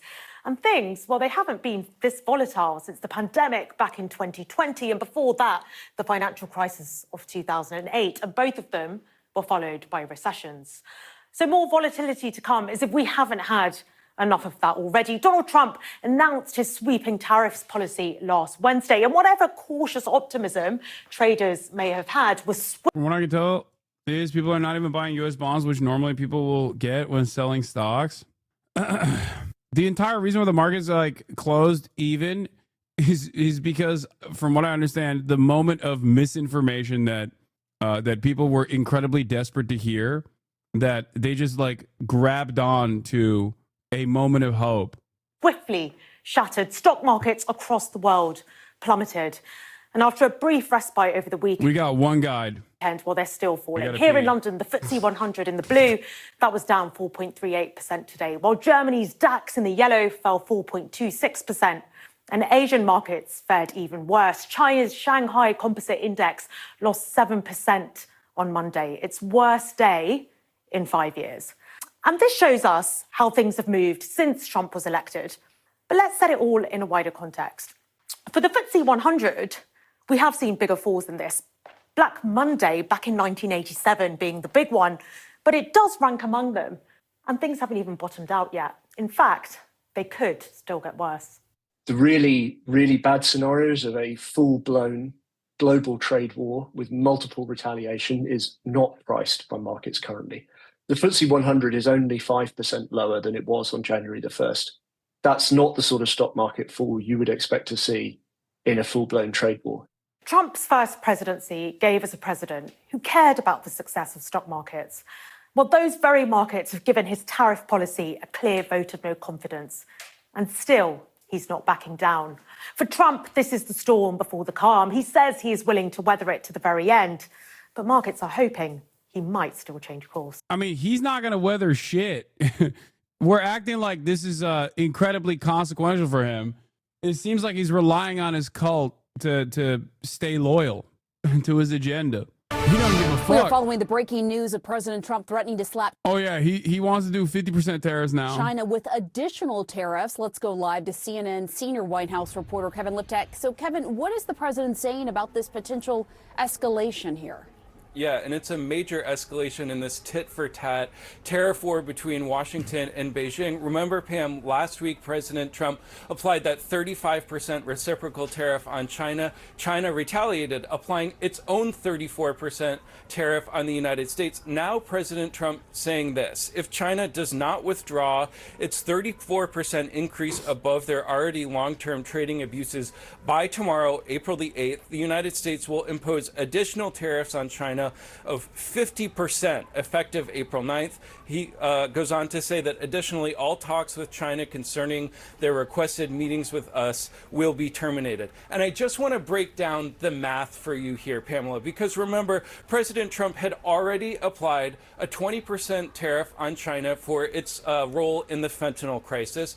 He applied that 34% reciprocal tariff last week. That goes into effect later this week. Now he's threatening this additional 50% retaliatory tariff on China, this tit for tat back and forth. That would bring the total tariffs on China by the United States to 104%, which is a huge number. China, the world's second largest economy, one of the United States' largest trading partners. This could have a serious effect for American consumers, given the amount of goods that come into the United States. And I think just as we have seen today, the market's clearly looking for some kind of off-ramp here, for some kind of easing on the part of the president. This shows that the president is very much committed to this tariff plan, exactly not what the markets were looking for, Pamela. Yeah, no, you're absolutely right. And, you know, the White House has been talking about how all these countries, more than 50 countries, have come and you know, reached out to the president wanting to negotiate. But the White House is also sending these mixed messages on whether the president is willing to negotiate. Where do things stand on that front? Yeah, it seems to be this, that the president is willing to talk to these countries about potential trade deals, but that the bar will be very high for him to lift these tariffs. That seems to be the combination of what you're hearing from White House advisors today. We do know this morning that the president spoke to the Prime Minister of Japan, that country looking to ease up some of the tariffs on them, saying that they will be sending a high-level delegation to the United States to talk about trade. The president will also discuss this with the Prime Minister of Israel, Benjamin Netanyahu, later today. He imposed a 17% tariff on Israel last week, but in a way that's a cautionary tale. Remember, Netanyahu lifted customs duties on U.S. imports to Israel, but the president went ahead with that tariff anyway. Yeah, exactly. That's absolutely right. Kevin Liptak, thank you so much. Wolf? All right, Pamela, I want to get some more of the breaking news right now. Joining us, Democratic Congressman Mike Quigley of Illinois. Congressman, thanks so much for joining us. First of all, what do you make of the president's decision to escalate his trade war once again? Do you see any chance for an off-ramp before this gets a whole lot worse? I don't see it coming from the President of the United States. You talk about a very strange world we live in. I'm the liberal Democrat from Chicago, agreeing with headlines from the Wall Street Journal, the dumbest trade war in history. Okay, first of all, that's not surprising, given the state of the modern Democratic Party. Okay? There are very few headlines that the average Democrat would disagree from the Wall Street Journal. Like, there's not a lot of disagreement there. Secondly, this is one of the few instances where, in theory, trade protectionism is appropriate, but what Trump is doing is not that. So I guess technically all sides that are against Trump in this process are kind of in the right. So even though under normal circumstances, like there isn't a lot of ideological disagreements between the average Democrat and the Wall Street Journal editorial board, this is one of the few moments where they are correct. I think there's a real ideological divide between someone like myself and all of these guys, and even we are all still looking at the situation and going, well, this is really stupid, because it is stupid. Very concerned, as are my constituents, with extraordinary cost increases, a recession, and the volatility in the markets that create uncertainty and great economic peril for our country. I think the bigger concern right now is it's part of a larger issue where this country, through the president, thinks that we can stand alone.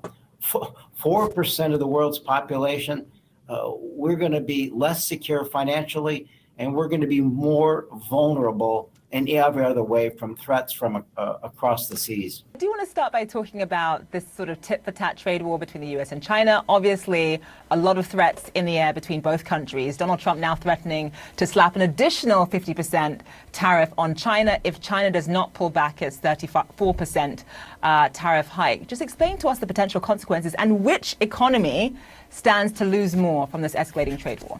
Well, it's hard to know which is going to lose more, but it's easy to tell you which consumers will lose more, and that's us, right? I mean, we consume in the United States and throughout the West huge amounts of Chinese goods for everyday life. Think about, just to take the most basic example, an iPhone, which now markets at what, $1,100. You want to know what's ironic about all this? Democrats and Republicans alike have participated in the anti-China hawkery. So this is yet another instance where they look like fucking hypocrites, technically. Luckily, they're sheltered from the consequences of looking like hypocrites after being China hawks and then being like, but everything they make is good and we love them and our complex trade relationship is intertwined with our values and our everyday mode of existence. Like, this is great. Like, we love China, actually. Normally, most Americans, if Donald Trump was taking appropriate measures rather than this fucking insane, belligerent way that he's going about this quote-unquote trade war, this would make Democrats look really bad, because the average American would be like, so I don't get it. You guys said China was bad, and I believed you for the longest time, but now you're saying China not so bad? Like, what the fuck's happening here? So it's another situation where like the Democrats technically look hypocritical, but it doesn't really matter in this circumstance because Donald Trump's actions are so consequential in the negative direction that most people are too worried about their pocketbooks to recognize the inherent hypocrisy here. Dollars for the newest models of them.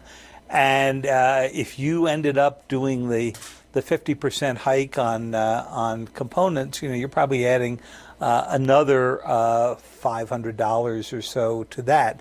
And of course, there's everything you're looking at Walmart and much of what you're looking at on Amazon. So these would flow through. What really sort of struck me about President Trump's Truth Social posting, which was just less than an hour ago, was if you know much about the Chinese structure and about Xi Jinping, the idea of setting him a deadline to back down in 24 hours, he's not going to do that. He's not going to end up looking weaker to Donald Trump. And it's just not in the DNA of the Chinese leadership right now, because he will think that will transfer to the confrontation over Taiwan or something else. So I don't think the ultimatum strategy is likely to work. And David, we had Rahm Emanuel on last week, and he said the irony here is here's a president who campaigned on ending all wars, and he's starting one. And he said, no, it's not a combat war involving F-16s or anything like that, but it's a trade war. And if you think about one of the purposes that free trade or any type of trade relations and trade alliances serves is to hopefully avoid physical wars as well. And you have a president now who has fired his U.S. cybersecurity chief, cyber command chief, because of a conspiracy theorist apparently reportedly coming to the White House and suggesting he's not loyal. You have a president who continues to conflate friend and foe and in saying that even our friends are treating us worse than our foes. Just give us a sense of where that puts us in terms of security risks here in the United States. Sure. Well, first of all, I mean, just any reading of the history of the past century is trade conflict can frequently spill into military conflict. We've seen that happen time and time again. It was the source of the War of 1812 with Britain, right? But you also saw elements of that in World War I and so forth. Separate and apart from the history lesson here, the conflation of our adversaries with our allies is bound to come back and haunt the United States, I think. What is our greatest military strength as a country? Once again, like, can't drop the China hawkery while simultaneously saying we need China for our cheap commodities. Like, it's just an incomprehensible worldview. It's almost as incomprehensible as Donald Trump's. As a matter of fact, Donald Trump's actions are stupid, but at least his worldview does make sense. His worldview is at the very least consistent. He's anti-China. He wants to remove, he wants to decouple the United States and hopefully the rest of the world from their over-reliance on Chinese manufacturing. He's taking an initiative that is insane, right? And seemingly not doing anything that needs to be done before you even try this decoupling. But at least it's like in the direction of fuck China. These guys, on the other hand, are also saying fuck China while simultaneously saying, but we need China. Every part of this, everyone is wrong. I don't know how else to describe it. Like, Trump is consistent, but insane. These guys are inconsistent, insane, I guess. Beyond our nuclear weapons, which you can't really go use. And the answer is, it's our alliance system. Who is it that we have tariffed heavily in the course of this? Japan and South Korea, who are linchpin. Like, is the argument here that if we just instituted broad tariffs just on China and no one else, that this would be fine? Okay. Is the argument that we should also institute incredibly high tariffs on Indonesia or Bangladesh or Vietnam, because those are secondary markets for manufacturing that engage in Chinese manufacturing as well? Because in that situation, we are tariffing allies.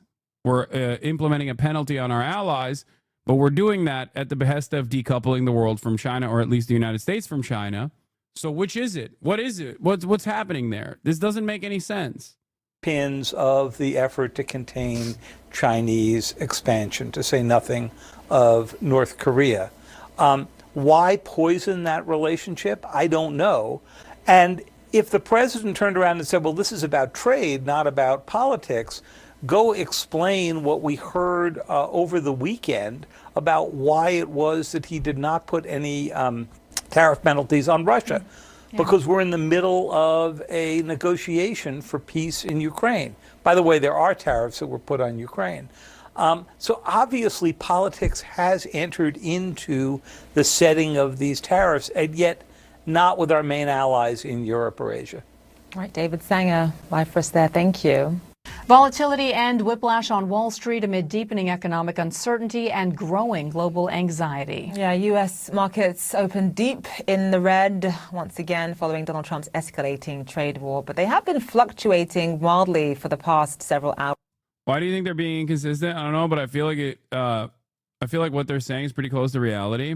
The top line argument that Donald Trump's actions are irresponsible and seemingly for no good reason is correct. The underlying anti-China hawkery, on the other hand, makes no sense if your argument is that decoupling from China and trying to tariff both our allies and our enemies alike is stupid. Well, you can't say that then. I just described to you why that's a silly argument to make. Either you're like, why we have this complex trade relationship and over-reliance on Chinese manufacturing. Maybe the best attitude here is not to destabilize global trade in its entirety, but instead to continue forming better relations with a major power, okay, and learn to coexist instead of constantly banging on the war drums, whether it be trade war drums or cold war drums or even hot war drums, if it ever came to that. Like, instead of looking at it like that, which will never happen, of course. America will never take a stand like that, regardless of how much we rely on Chinese cheap commodities. Why learn to coexist with an expansionist nation? That's so funny, dude. Dude, if you think China is an expansionist nation, what the fuck is America? Like, what are you saying? We are the expansionist nation. We've expanded to the entire globe. What are you talking about? Especially in this day and age, right now, at this very moment. Like, it's a fucking ridiculous argument to make.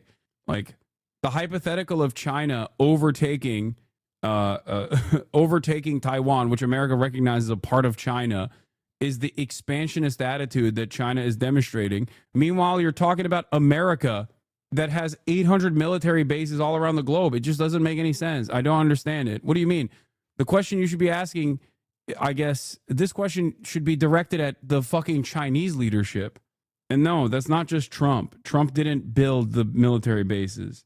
Hours. Here's a look at where things stand right now. The Dow down about 700 points or so. We actually saw it briefly in the green, up about 800 points at one point today. That was because of an unfounded rumor, but now obviously solidly in the red. And it's been red arrows all day for European stocks as well, after Asian markets closed down sharply earlier. But the president is showing no signs of retreating, urging Americans not to be, quote, weak or stupid and panic.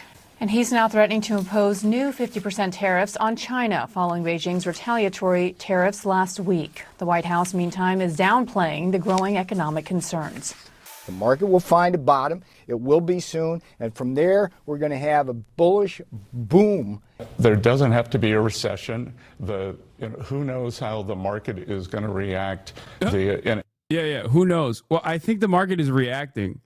I don't think you can say who knows how the market is going to react when the market is reacting. The very reason why you're on NBC News talking about who knows how the market is reacting is because we all know how the market has been reacting. It's more so a consequence of like where the bottom is and what that will look like. Who knows where the bottom is and what will happen when we reach it? That's the real question. In a day, in a week. You need to reset the power of the United States of America and reset it against all our allies and our enemies alike. It's a strategy to create a golden age in America for the Americans. Things are so bad. The Dow jumped 800 points on a hallucination that the tariffs were over. Like, over Twitter. If that doesn't tell you things are horrible, I don't know what to tell you. This man right here going, yep, no. That one part where he said, yeah, no, Trump is going to do what he's going to do. In response to a question about whether or not there would be a 90-day pause on tariffs, caused $3 trillion worth of value to come back to the stock market because a guy heard that, misunderstood it, wanted to be first to market on fucking Twitter, and then Reuters went along with it too. Like, every mainstream outlet went along with it. Like, think about how insane this is, man. Can you give me a paywall link for this? An anonymous Twitter account sent markets reeling today. How are you going to tell me that the stock market is any different than a shitcoin at this point? Like, this is insane. Everything is held together by confidence. And everything that Trump is doing is undermining said confidence. It's creating unimaginable instability and volatility, which will allow some people to make money in the short term, but that is not long-term stability. The stock market is a vibes casino. Why are you against stock market dumping? Isn't this taking from the rich? Brother, I don't care about that at all. I care about the actual consequences that it will have on the material realities of working class Americans and working class people all around the world. What the fuck are you talking about? Lighting the top 1%'s money on fire in a way where they will be able to recover from this, but you won't because your retirement is also set on fire in the process, is not exactly a great redistribution of wealth and resources. Hello? What are you talking about? How about we take $6 trillion of value and reallocate it into redistributive policies in the form of wealth taxes? Don't you think that that would have been a much better use of the fake money that we're talking about? No, we can't do that. God forbid that's what happened in the process. That would be terrifying. We could never do that. No, it's actually awesome that we're just like burning money on fire. Fake money, fake value that existed is no longer in existence. This somehow is the only way to fuck over the rich. Meanwhile, you're getting fucked over way harder than the rich. 2/3 of Americans adults own stocks. Yeah, I mean, but it's nothing, okay? The problem is the top 1% own 50% of all the stocks. The bottom 50% own 1% of the stocks. So when the stock market is doing well, the top 1% are doing fantastic. But when the stock market is doing poorly, yeah, the top 1% also lose trillions of dollars sometimes of value, billions of dollars in value. But that $1 billion of value being lost for the bottom 50% of wealth is incredibly consequential, way more consequential than what it looks like for the top 1%. And it's not just the market in and of itself, because that's just your retirement fund perishing overnight. Okay? Your retirement fund perishes overnight. That sucks. It's shitty. But that's just the beginning of the hurt. The implications for the overall economy are far more dire, far more consequential for average everyday Americans. The cost of living skyrocketing is a direct consequence of these tariffs, which can be seen as a universal regressive sales tax, which harms the working poor, are far worse than the impacts that it will have for the wealthy. He was right about repeating himself. Yes, I'm going to describe this probably 1,000,000 times over, because as I've said time and time again, tariffs are an entry fee. American importers start paying said entry fee. There's retaliatory tariffs on the other side as well, which makes it less likely for these countries to also get goods from American exporters. Okay? When the cost of living goes up, people can't purchase the things that they would normally purchase. Their purchasing power goes down. When purchasing power goes down, companies start laying off workers because they no longer can grow. Okay? They no longer can maintain. They no longer can grow. They start laying off workers. That creates a depressive spiral, first through a recession and then through depression. Because when people are laid off, they have even less purchasing power and less demand overall. This is what I'm talking about in terms of Trump's actions in the short term and in the long term, destroying the American economy. Monday's trading action was bizarre in many ways, but one specific mystery about a misleading headline that sent stocks ping-ponging all over the place highlights just how fragmented and expensive access to breaking financial news can be, even at times when it really matters to retail investors. The U.S. stock market did indeed go bananas this morning thanks to a headline that falsely claimed White House advisor Kevin Hassett had said President Donald Trump was considering a 90-day pause in tariffs. Here's the video. It's really funny. This is literally how it started. Let's watch. Will you do a 90-day pause? Would you consider that? Or Bill, yeah, I think that the president is going to decide what the president's going to decide. There are more than 50 countries in negotiation with the president. We've got the prime minister of Israel coming today. We've had a reach out overnight from Taiwan. And but I would urge everyone, especially Bill, to ease off the rhetoric a little bit. The fact is that say 10% baseline tariff is on what 14% of GDP. That's about how much trade we have, how many imports. And so 86% of GDP is affected by the deregulation and the tax cuts and everything else. And even if you think, and I think a lot of us at the White House think that these economic responses are exaggerated by critics, even if you think that there will be some negative effect from the trade side, that's still a small share of GDP. And so the idea that it's going to be a nuclear winter or something like that is completely irresponsible rhetoric. Yeah, he started out by saying, yeah, Trump is going to do what he's going to do. That's it. That minor yeah is all it took.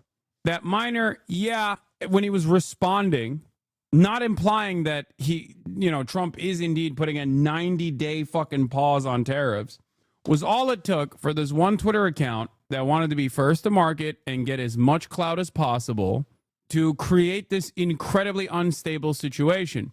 CNBC anchors read out the headlines on air as they tried to explain why markets had started to soar. In all, the S&P 500 rallied nearly 6% from where it had been trading right before the mystery headline. HasanAbi is crying inside. Why? Are you okay? I'm crying inside? Stop being parasocial. Why the fuck would I be crying inside? I cover real genocide every single day, okay? Babies getting murdered every goddamn day. This right here is a sad and scary moment, but a moment of vindication regardless. For months, almost a year, I've been talking about how this was going to inevitably happen if Trump actually implemented this, saying there's no way he could potentially go through with this without any sort of scrutiny. And here we are. No one fucking knows what tariffs are until it's far too late. No one knows the impact of policies until it slams them in the fucking head. It's so goddamn annoying. Yeah. It just took 4 minutes, by the way. 4 minutes for $3.5 trillion to get into the market to that tweet. Yeah. The White House said within the hour that no one knew about the supposed plan, a rare chance to properly use the term fake news. Stocks sold off by the same amount they'd rallied and then seesawed around for a while. By mid-afternoon, they were basically flat for the day. So where exactly did the headline come from? That's a tougher question to answer than you'd think. The obvious point of contagion was the Walter Bloomberg account using the X handle Delta I1, using a capital I instead of an L, which says it's based in Switzerland. This is not a guy named Walter Bloomberg, nor does he write from Bloomberg. This account's entire deal is just reposting financial newswire headlines. Here's a post via screen grab since the account has since deleted the post. As you can see, it came at 10:13 a.m. and really made the rounds within the next 30 minutes or so. So did someone posting as Walter Bloomberg make up a headline to save the market, to cash out, or just to introduce some chaos into the day? If so, it'd be a little strange for the account to keep posting, mostly because that type of thing seems actionable. It also seems like it'd be a bad idea for the account to attract this type of scrutiny. As we said, it basically just copies financial breaking news headlines from news wires, and those wires often come with an extremely pricey subscription. If Hassett had done an exclusive interview about major U.S. policy decisions, he did not, probably. Only a major financial news service would have been able to get that exclusive access. The news wires don't just offer one uniform news feed either. While we aren't 100% up to speed on the latest business models, some news wires have been known to deliver news feeds to different subscribers at different speeds. This is reasonable to an extent because not all professional subscribers can use the same level of access. So it does seem possible that some experimental headline writing product or a budget subscription published a bad headline that was then picked up by the Walter Bloomberg account. There's also one less than obvious analog with reality that could have been misinterpreted by an overzealous headline writer or ahem LLM. In a Fox and Friends interview, National Economic Council Director Kevin Hassett stalled by saying yep before saying the president is going to decide what the president is going to decide. This was obviously not confirmation, especially because he then argued that observers are overreacting to the tariff news. Another problem with that explanation is that the interview happened nearly 2 hours before Delta One published the headline. Whoever's running the account isn't helping solving the mystery either. When asked by one of his followers, he cited both Reuters and CNBC as the source of the headline. Remember, though, the CNBC anchors seem to be reading his post. One of his screen grab resources shows a Reuters Newswire headline, but that was from 10:23 a.m. and cites CNBC. Now, it's not great if CNBC flashed a headline because one of their anchors wrote a social media post that turned out to be nonsense. In their defense, however, markets had already started to take off before they read it. So it's starting to look like the main thing we've learned today is the influence of Delta One account and its 849,000 followers. Are that many traders really following an aggregator to save money? Or are markets just so hyper responsive that even an ex-Anon account can cause a 6% swing. Things get even weirder. An account called Hammer Capital posted the same headline at 10:11 a.m. That's before the post from Walter Bloomberg or CNBC or any other sources we found. Hammer Capital's been on Twitter since March 2021, and we're including a screen grab of his post below in case it's deleted. We've contacted both him and Walter Bloomberg for comment. That was through DMs, though, so it's unclear whether we'll have much success. We've also contacted Reuters. They haven't responded, but did publish an advisory story withdrawn on Haas's comment on tariff pause. In that retraction, Reuters said it originally published a story because of CNBC. We've contacted CNBC for comment, and we will update anything with anything we hear. Anyway, the market has been zigzagging all over the place since this morning. That's presumably because some traders think the U.S. president can be swayed by market reactions to fake news. Or as the Quantian account puts it, so we bounced 8% on a fake headline, sold off when people realized it was fake, and then bounced again when it occurred to people that if we bounced that much on a fake headline, imagine how much we'd bounce on a hypothetical real one. Money is fake. The stock market is gambling, and it's a casino that is built around confidence in the stock market, at least reacting in a normal way, in a rational way, when human beings are obviously irrational. This heightens the contradictions of over-relying on finance like this, and this story in and of itself is a perfect demonstration that this is an untenable, unmanageable system, and here we are. It is so crazy that we have shitcoinified the stock market. In some ways, it always was, but this is the most shitcoin. It's the most like shitcoin version of the stock market. Bill Ackman on December 21st context. Bill is warning of an economic nuclear winter now. This is what he said in December 2024. We're stepping into, I would say, the most pro-growth, pro-business, pro-American administration. Bill A. Pac-Man, dude. Bill Smokes Crack Man. I've perhaps seen in my my adult lifetime. Certainly, we just had a nice little ceremony, and CEOs of broad array of big American companies, and I would say everyone is incredibly enthusiastic. Really about a new administration that's about efficiency, removing the impediments to growth, deregulation. We're stepping into, I would say, the most deregulation, pro-growth. Did you see Peter Navarro just straight up rejected Vietnam's offer to drop its tariffs to zero? Peter Navarro says Vietnam's 0% tariffs offer is not enough. It's the non-tariff cheating that matters. Yeah. This is a perfect analog for a non-existing problem that we have decided is real in an effort to enforce whatever agenda that we personally have. Okay? It's perfectly analogous to deportations. Mass deportations have to happen. Why? Because of a problem that we made up. The problem is that undocumented migrants are doing a lot of crimes, and they're very violent, and they have to be deported from this country. When in reality, undocumented migrants are responsible for less crime per capita than natural-born U.S. citizens, and also the ones that do engage in any sort of criminal activity do get swiftly processed through the system and either get deported or are sent to prison. But when you make up a problem in a system that is working to push for an agenda of mass deportations, obviously you're going to fucking deport a bunch of people who haven't done any crimes whatsoever. And the same analog is here. The real reason is not tariffs that Vietnam imposes upon the United States of America. The real problem here is, one, Vietnam being a secondary manufacturing hub for Chinese manufacturing, and also our overarching interest in decoupling U.S. trade from China in an effort to do better Cold War against China. Because obviously, if we rely on China, we can't fight China more effectively, more efficiently. And last but not least, it is the trade deficit that we have with these other countries. The reason why the global economy is designed in this way is so that they make cheap goods that we can purchase for cheap. It obviously displaces a lot of the American labor force, and the bounties of it are cheap, accessible treats. It's the treat economy, okay?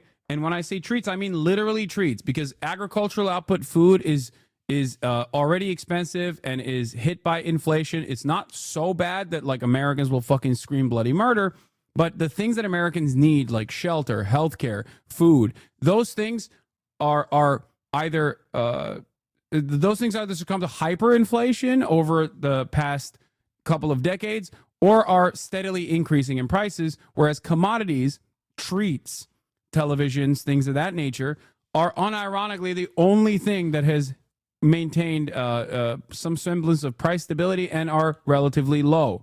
That's why I say it's the treat economy. The treat economy is incredibly important for American stability because it's the only bounty of American empire. That's the only thing. Here it is. Trump's tariffs explosively open up what is the central contradiction of 21st century capitalism. Internationally differentiated rates of exploitation are the only means through which the whole reproduces itself at all. Tariffs unintentionally manifest this reality in prices. There it is. How much would an iPhone cost if Apple were forced to make it in America? In the $30,000 to $100,000 range. And no, this is not a typo. I think this is an exaggeration. Okay. In fact, if Apple were forced to solely manufacture the iPhone in America, there's a good argument that it would not be able to manufacture it any at all. And if they could somehow successfully make the manufacturing transition, capacity would likely be constrained to just a few million units a year. Technically reduced in price when comparing how expensive electronics were in the past compared to the average wage. Yes. So the reality is, as I've explained over and over again, this is not about tariffs at all. This is not even about other barriers of trade at all, because the major barrier of trade is one that we have enforced in perpetuity, which is to dominate these countries either through direct war and sometimes even fucking genocidal actions, or to consistently debt trap them into making sure that they cannot develop evenly in a way that would put them at some kind of wage parity with the United States of America. Okay? That is the real reason for these trade deficits. In exchange for cheap commodities, they trade on the dollar. And that's how we maintain control over the global marketplace, because all of the transactions that are being made on the global marketplace, 80% of them is done with the dollar. And every dollar that is being, every time a dollar is used, it still goes all the way back to the United States of America and then back to the two parties that are trading with one another, even if they are not fucking trading with America directly. This is an incredibly important tool for the American empire. This is why Donald Trump also is like terrified of BRICS and the de-dollarization of the economy. Ironically enough, the only reason why there is any sort of secondary market against the dollar is also directly our same mechanisms of enforcing any sort of domination over the global South. We have purposely kept so many countries as poor as they possibly can be, underdeveloped, in an effort to continue dominating them, in an effort to continue giving them free products so that their agricultural businesses cannot develop, for example, because they can never compete with like free fucking grain, right? Or the process in which we destabilize these countries through not US aid alone, but also through the IMF and World Bank by offering them conditional loans that can only be used with foreign capital, that come with a bunch of setbacks that make sure that they cannot use any of the marginal profits they generate from this process back on social safety nets and expanding on their infrastructure, developing their infrastructure. Okay. All of these are ways in which we've basically pushed away through hyper exploitation, basically pushed away the entirety of the global South, forcing them through sanctions and also this economic domination to go and collaborate with a different hegemonic power that has grown in the process. That is China. We did this, and now we complain. There was a very instructive set of articles that came out from Bloomberg and Foreign Policy magazine and numerous other Western institutions that saw the writing on the wall a long time ago with the One Belt, One Road initiative that China implemented. A lot of Americans will say, oh, well, Chinese are doing the debt trap that we did as well, like the IMF and World Bank did. No, they offered better loans. They offered no conditions. They even forgave loans without anything else in mind, because their goals for developing Africa were not simply to exploit Africa. Sure, exploitation occurs in that process. Of course it does. But their primary goal there was to develop a secondary market if the United States of America inevitably fucking tried to decouple trade from China by force. And that's precisely what they've done. And they would never have been able to get away with this if it wasn't for the 400 years of colonial exploitation plus the continued economic domination by IMF and the World Bank. Of course, they would go and work with China instead, especially considering that the Chinese empire had no previous history of colonial exploitation in these areas. So there it is. This is a reality that American economists also recognize as well, even by simply looking at one aspect of global domination. The IMF and the World Bank, they wrote articles a couple years ago, all of them in unison, wrote articles a couple years ago being like, Chinese loans are better than ours. They don't have conditions. We have to get better at offering competitive loans in comparison to China, because if we don't do that, then they're going to fucking steal our lunch money. And that's precisely what China did. They already did it. That's why they have a damn near monopoly on the rare minerals necessary for the next evolution of energy, renewable energies. They dominate the battery. They dominate the battery market. They dominate the technology on that front, and they have almost complete control over the raw earth, or rather rare earth minerals necessary for the production of such technologies. China has better loans. U.S. had better aid. China was making some moves towards improving their aid to compete with USA, but now I guess they don't need to do that. I mean, U.S. aid is going to be back. It's not like the Supreme Court already stopped that. That was one of the things that they immediately stopped, that the Trump administration did. I'm sure that they'll still restrict U.S. aid whichever way they can, which seemingly I don't understand why.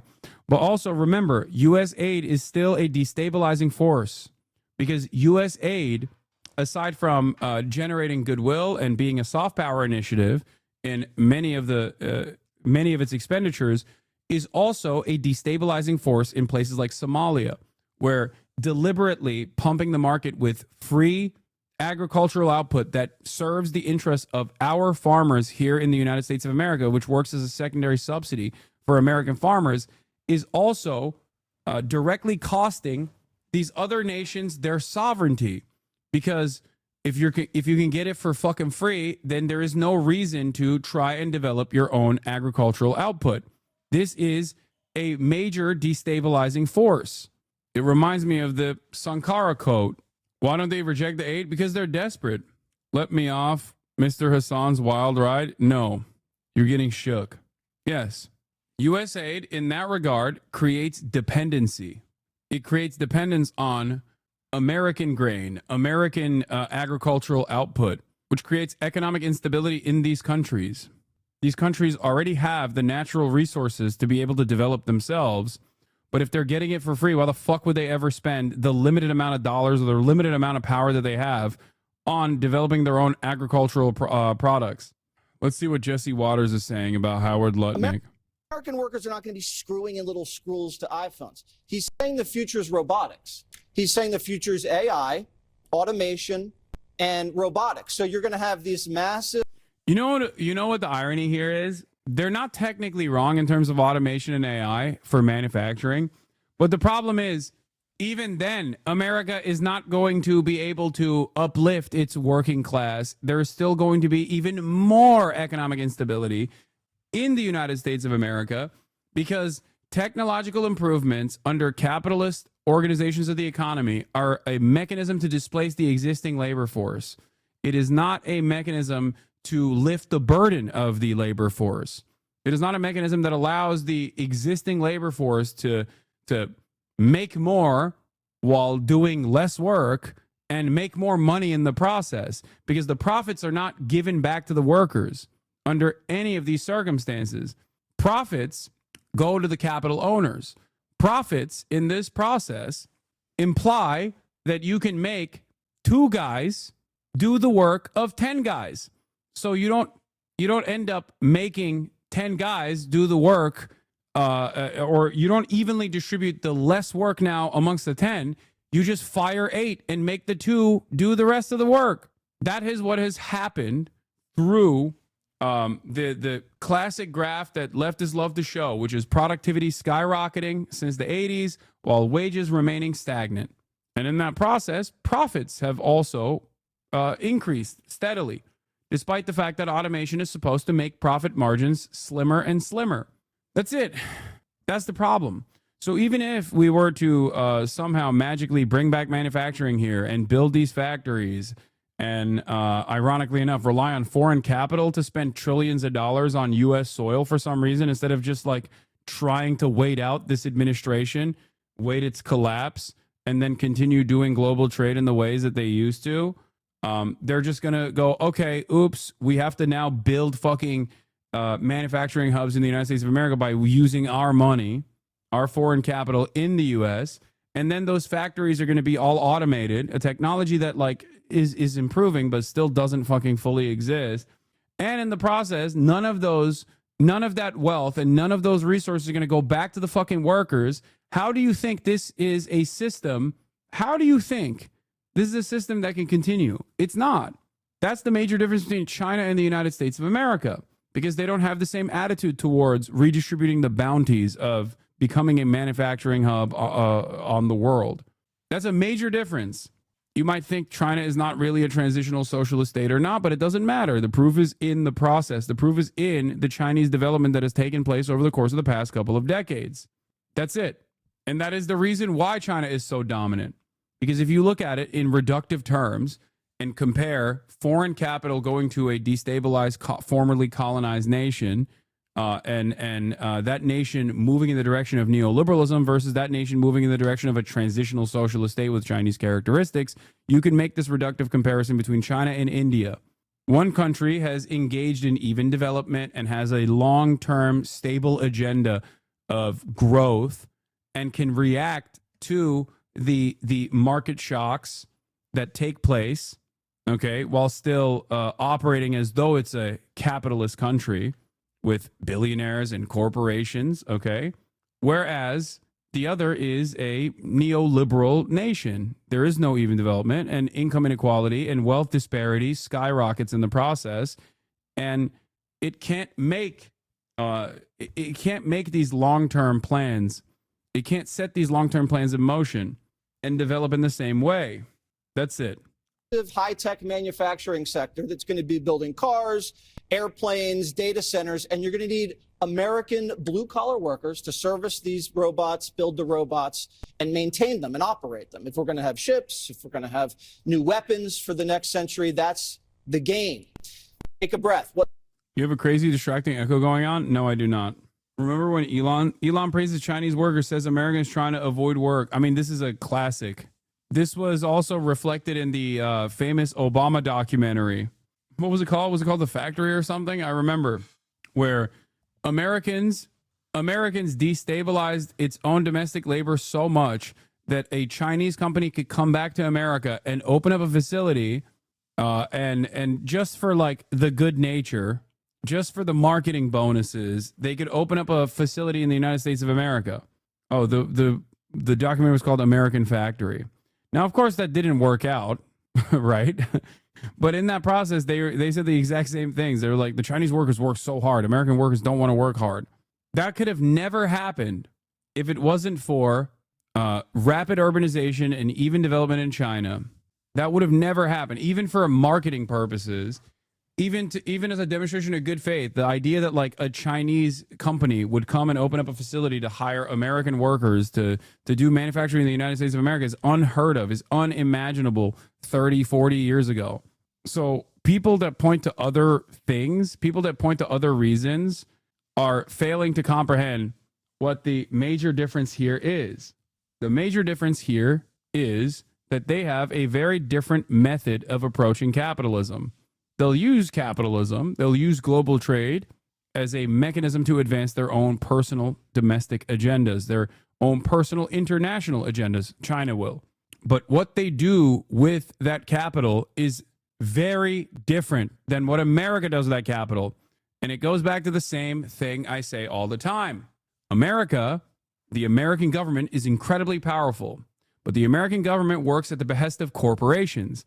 The Chinese government is also very powerful, but in China, the corporations work at the behest of the government. That's it. And as far as like, wasn't China able to, what is it? Yeah, wasn't a lot of China's infrastructure built upon unpaid and child labor? That's a great question. The answer is both yes and no, okay? But it's ironic because that's every fucking economy. What do you think chattel slavery was? What do you think colonial exploitation was for centuries. China had a brief period of development recognizing the benefits of utilizing its manpower for a couple decades and then taking all of that foreign capital and rebuilding itself. The only difference here is that China, as a developing nation, had a plan. China, as a developing nation, had a plan to do something with the capital that came in, with central planning. That's why I compared it to India, because comparing China to the United States of America is really funny in that process. Obviously, one is like a hyper-exploitative nation. The other one is a hyper-exploited nation. That is the major difference here.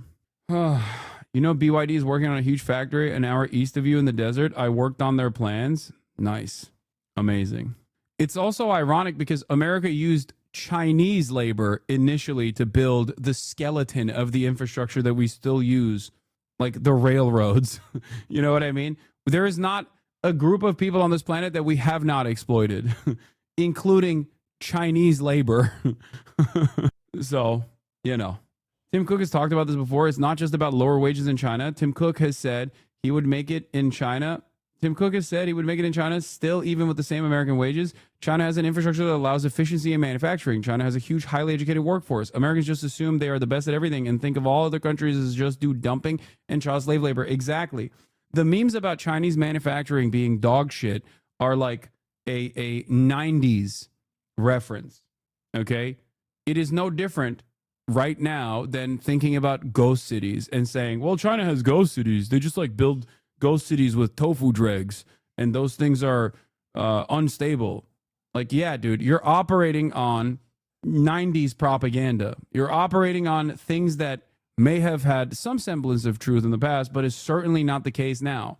China is interesting because the same exact factory is capable of giving you $1 t-shirts and capable of giving you $40 t-shirts. That's what China does.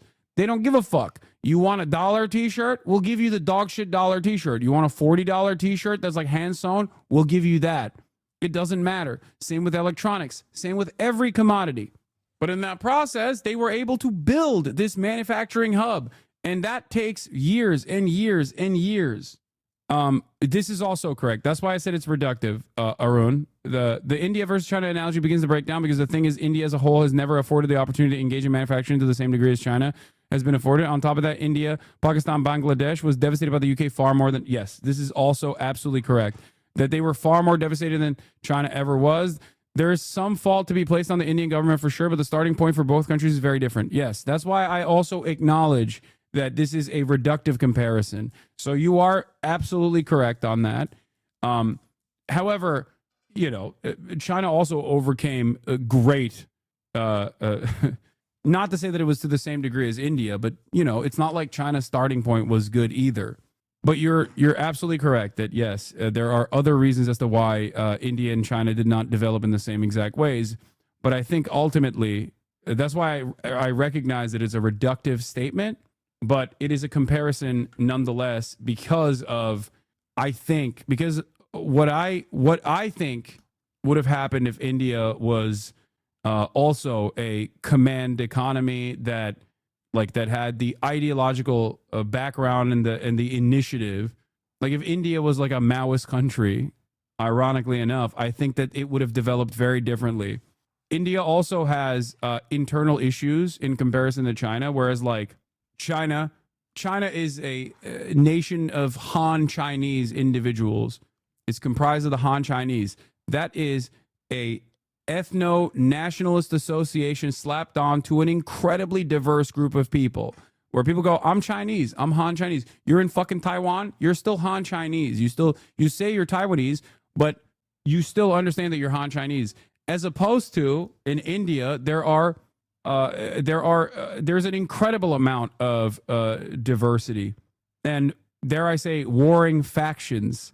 And on top of that, a caste system too. Agree, when the USSR collapsed, India was put in a position where they were forced to be a service sector economy for the West. Yeah. India also has India has a highly educated workforce as well. Chinese people are less diverse than Indians. That's not true.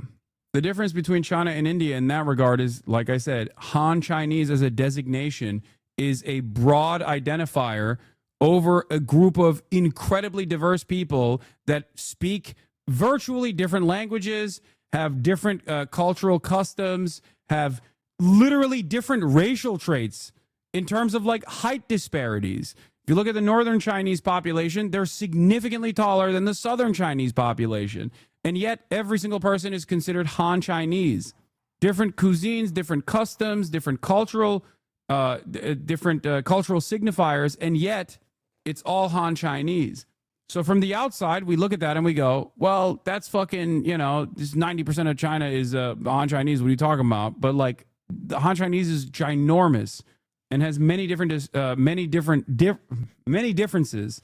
Like myself, a white Chinese man. Dude, come on, Northern Indians are completely different than South Indians, or different complexion, different language, different people. No, I know, dude. I don't think the ethno-linguistic diversity of India has anything to do with its economic position compared to China. That position is idiotic Hindu nationalist take. No, I know. I'm not saying that like Modi's Hindification initiatives are actually a good thing, because one is done through dominance. The other one is through a national identity that was developed, an ethno-national identity that was developed, where it's not like Han Chinese in the north are oppressed by the Han Chinese in the south. It's more so that it's basically like American differences between Irish Americans and German Americans, if that makes sense. They're all white, but they're all white Americans, but they have different cultural customs, and ultimately it's a distinction without a difference. It doesn't mean anything. That's simply what I'm saying. Han Chinese is like saying white in Europe or white in America. Yeah. The greatest period of growth in China, build the largest HSR network, high-speed rail network on earth. My state is an example of how the U.S. deploys capital development. We took billions in oil subsidies and built prisons for cheap/free labor for corporations, and all we have to show is ranking 50th in the economy. Good luck explaining this to anyone. I think it's a decent comparison. It's not, like, my suggestion is not like a forcible Hindufication of India in the... and like Modi's desire to do so. That's not what I'm saying, because that's like obviously incredibly violent and incredibly oppressive. I did a paper on comparison of India and China for my BA undergrad honors thesis. Ultimately, it came down to the political economy of China, which was more conducive to development than Indian political economy. Indian political economy struggled competition within intrastate borders, unlike China. The drive that central government in China could initiate was simply not present in India. Yeah, I think also, yes, land reforms worked in favor of that. I think that one of the important distinctions within Maoist thought is eroding all of the other distinctions in favor of the class distinction. This plays a big role in unifying people, in helping people recognize that they are united on the same class boundaries. That's it. That plays a major role. It's like developing. That's why I always try to instill class consciousness amongst the working class in the United States of America, because then they are no longer divided along other boundaries, but instead simply divided along a materialist framework in which they recognize their class position and choose to reorient society in a way that favors the working class. A dictatorship of the proletariat, rather, than the dictatorship of the bourgeois capital owners. Indians hate communists, though. That's such a funny thing to say when you think about one of the most robust and one of the largest communist political systems on the planet. Western liberals will turn around and be like, Indians hate communism, bro. What are you talking about? Like, that's so stupid. Like, yeah, dude, what kind of communist party do you have in America? What kind of motion does your communist party have? What kind of workers' movement do we have in America talking about how India hates communists? It's hilarious. Anyway, let's hear what this dingus had to say about Vietnam. A number of countries reportedly reaching out to negotiate tariffs with President Trump over the weekend. Joining us now with the latest, President Trump's senior trade and manufacturing advisor, Peter Navarro. And given the backdrop, Peter, of what we've seen, the tumult in the markets, and the S&P could theoretically be in bear market territory. And I know you make the distinction between Main Street and Wall Street, but obviously they're interconnected. So to get the real story on how many countries are calling and on whether the president is actually agreeable is important, because we've heard all these countries are making the phone call, but then we hear that maybe the president isn't interested at this point. Can you clear that up? Sure, Joe, but let me first take you back in a time capsule, because this feels a lot like the day after the election in 2016. And I don't know if you remember that day, but I was on the set with you. The futures were dead red down. And I made the prediction that the Dow would hit 25,000. And Andrew's head exploded. It's like, well, but you correctly pointed out that wasn't that heavy a lift. And we did hit that, not in 4 years, but in less than 2 years. And what I'm seeing, Joe, is a beautiful situation where we will hit 50,000 on the Dow, and we're going to have a broad-based recovery in the S&P 500. The market's trying to find its bottom now. The thing I would say to retail investors... Yeah. You don't understand. They're just trying to find the bottom. It could... Yeah, that's all it is. Because when you hit the bottom, the only place you can go from there is up. It's simple. You see, it's simple. Okay? It's all about finding the bottom. It's all about getting to a place where the only place you can go is up from that point on. You know? Thank you. Is don't get panicked out by all of this. I love that they're also, like, Trump is trying to reinstill confidence in the market and stop people from, like, panic selling. But because of how unstable his administration is, they can't even come out and demonstrate the messaging discipline necessary to make sure that people have confidence in them and therefore the market. Come on, guys. Everything's going to be good. Trust me. Yeah, you know what would be really good? When you make short selling illegal. Yeah, we're going to... Listen, this is not a circuit breaker, okay? What I'm describing to you is actually simply not being patriotic. Because what is more patriotic than demonstrating diamond hands on the blossoming American economy, which is why we have now made it illegal to sell. The moment that we hit that point is the moment where we're in 2008 territory. We're not there yet somehow, but that's where this is like, it's over. It's the point of no return. And I think what may have caused a stay of execution, here, unironically, is the one random guy being like, yeah, they're putting a pause on the tariffs, and the immediate breathing room that it gave a lot of these retail and institutional investors. And what the president could have added to that fine truth was the fact that the biggest tax cut in American history, the broadest base tax cut in American history, is coming within a matter of months. So any discussion of recession seems silly when you factor that in. Plus, the Fed is not going to do its job, but the long bond is doing it. We're lowering our oil prices, which is just amazing. Right. And here's the one other thing I want to say macro-wise, Joe, because, look, this is all about people worried about global recession. That's what they're worried about.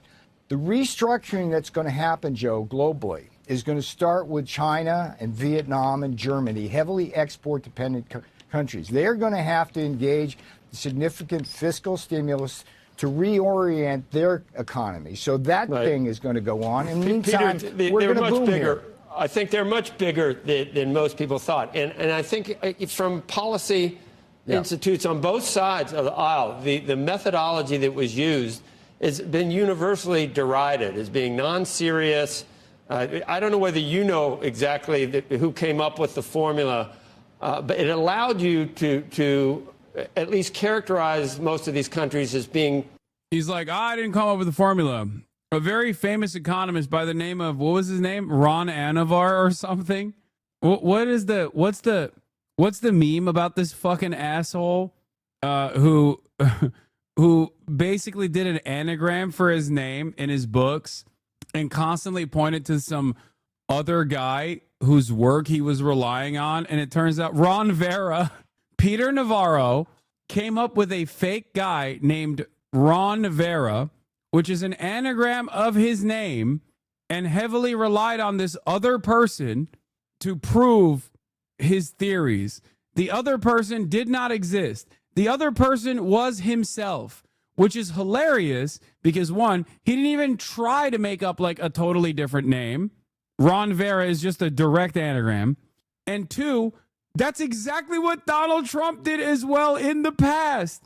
Donald Trump famously would make phone calls as someone entirely different when it was him behind the fucking phone. These guys are so funny, dude. They do alter ego shit. It's awesome. The other person existed. He just wasn't an economist. I thought Ron Vera was a made up guy. Yeah, Trump's alter ego was John Barron, right? Yeah. Their tariffs well above the reality of the situation, so that when you say that we're going to do half on them, it was much higher than anyone anticipated. And I think you'd have to concede that this was not the market reaction you were looking for. There's a way of maybe incrementally trying to accomplish some of the things that the president wants to do in a reasonable, serious way. And this just almost across the board has caused what you're seeing in the stock. A publishing company plans to add an advisory note to future copies of a book written by White House advisor Peter Navarro after it was revealed that Navarro fabricated one of the people he quoted. The character Ron Vera appears in Navarro's 2011 book, Death by China, offering dire warnings about Chinese imports. Only the Chinese can turn a leather sofa into an acid bath, a baby crib into a lethal weapon, and a cell phone battery into a heart-piercing shrapnel, Vera is quoted as saying. But while the book is not supposed to be fiction, Vera is a made-up character. Ron Vera is an anagram of Navarro, said Tom Bartlett, a journalist who exposed the ruse in the Chronicle of Higher Education. Vera appears in half of a dozen of Navarro's books dating to 2001. Navarro, who directs the White House Office of Trade and Manufacturing Policy, defended the fabrication as a whimsical device. At no time was the character used improperly as a fact source, he wrote in an email. It's just a fun device. Bartlett grew curious about Vera after being alerted to the character by Tessa Morris Suzuki, a professor emeritus at the Australian National University. She's an Asia scholar and was working on an essay about the rather heated rhetoric of Peter Navarro towards China, Bartlett said. While Vera is described in one of the books as a doctoral student at Harvard, as Navarro himself had been, the school had no record of him. Eventually, Greg Autry, who co-authored Death by China, acknowledged that Navarro made the character up. It's refreshing that somebody finally figured out an inside joke that has been hiding in plain sight for years, Navarro wrote in his email. I was just memeing. Except his memeing ass that wrote these books are now directly guiding Trump's trade policy. And it actually played a formative role in Trump's trade policy in the first Trump term as well. This time, though, Trump has more power and has more means of enforcement. America's more destabilized and also, weirdly enough, more comfortable with a guy like Donald Trump. So now he's one of the figureheads of this whole process, this whole like tariff war shit. How awesome. As she puts it, the joke wears very thin when you get to certain statements about China and the Chinese people that are quite negative, Bartlett said. Ron Vera says things that are pretty over the top, and it's hard to construe them necessarily as whimsical. Navarro's publisher, Prentice Hall, and its parent company, Pearson, were also in the dark about the invented character until this week. Overland said Pearson plans to add a publisher's note to future editions.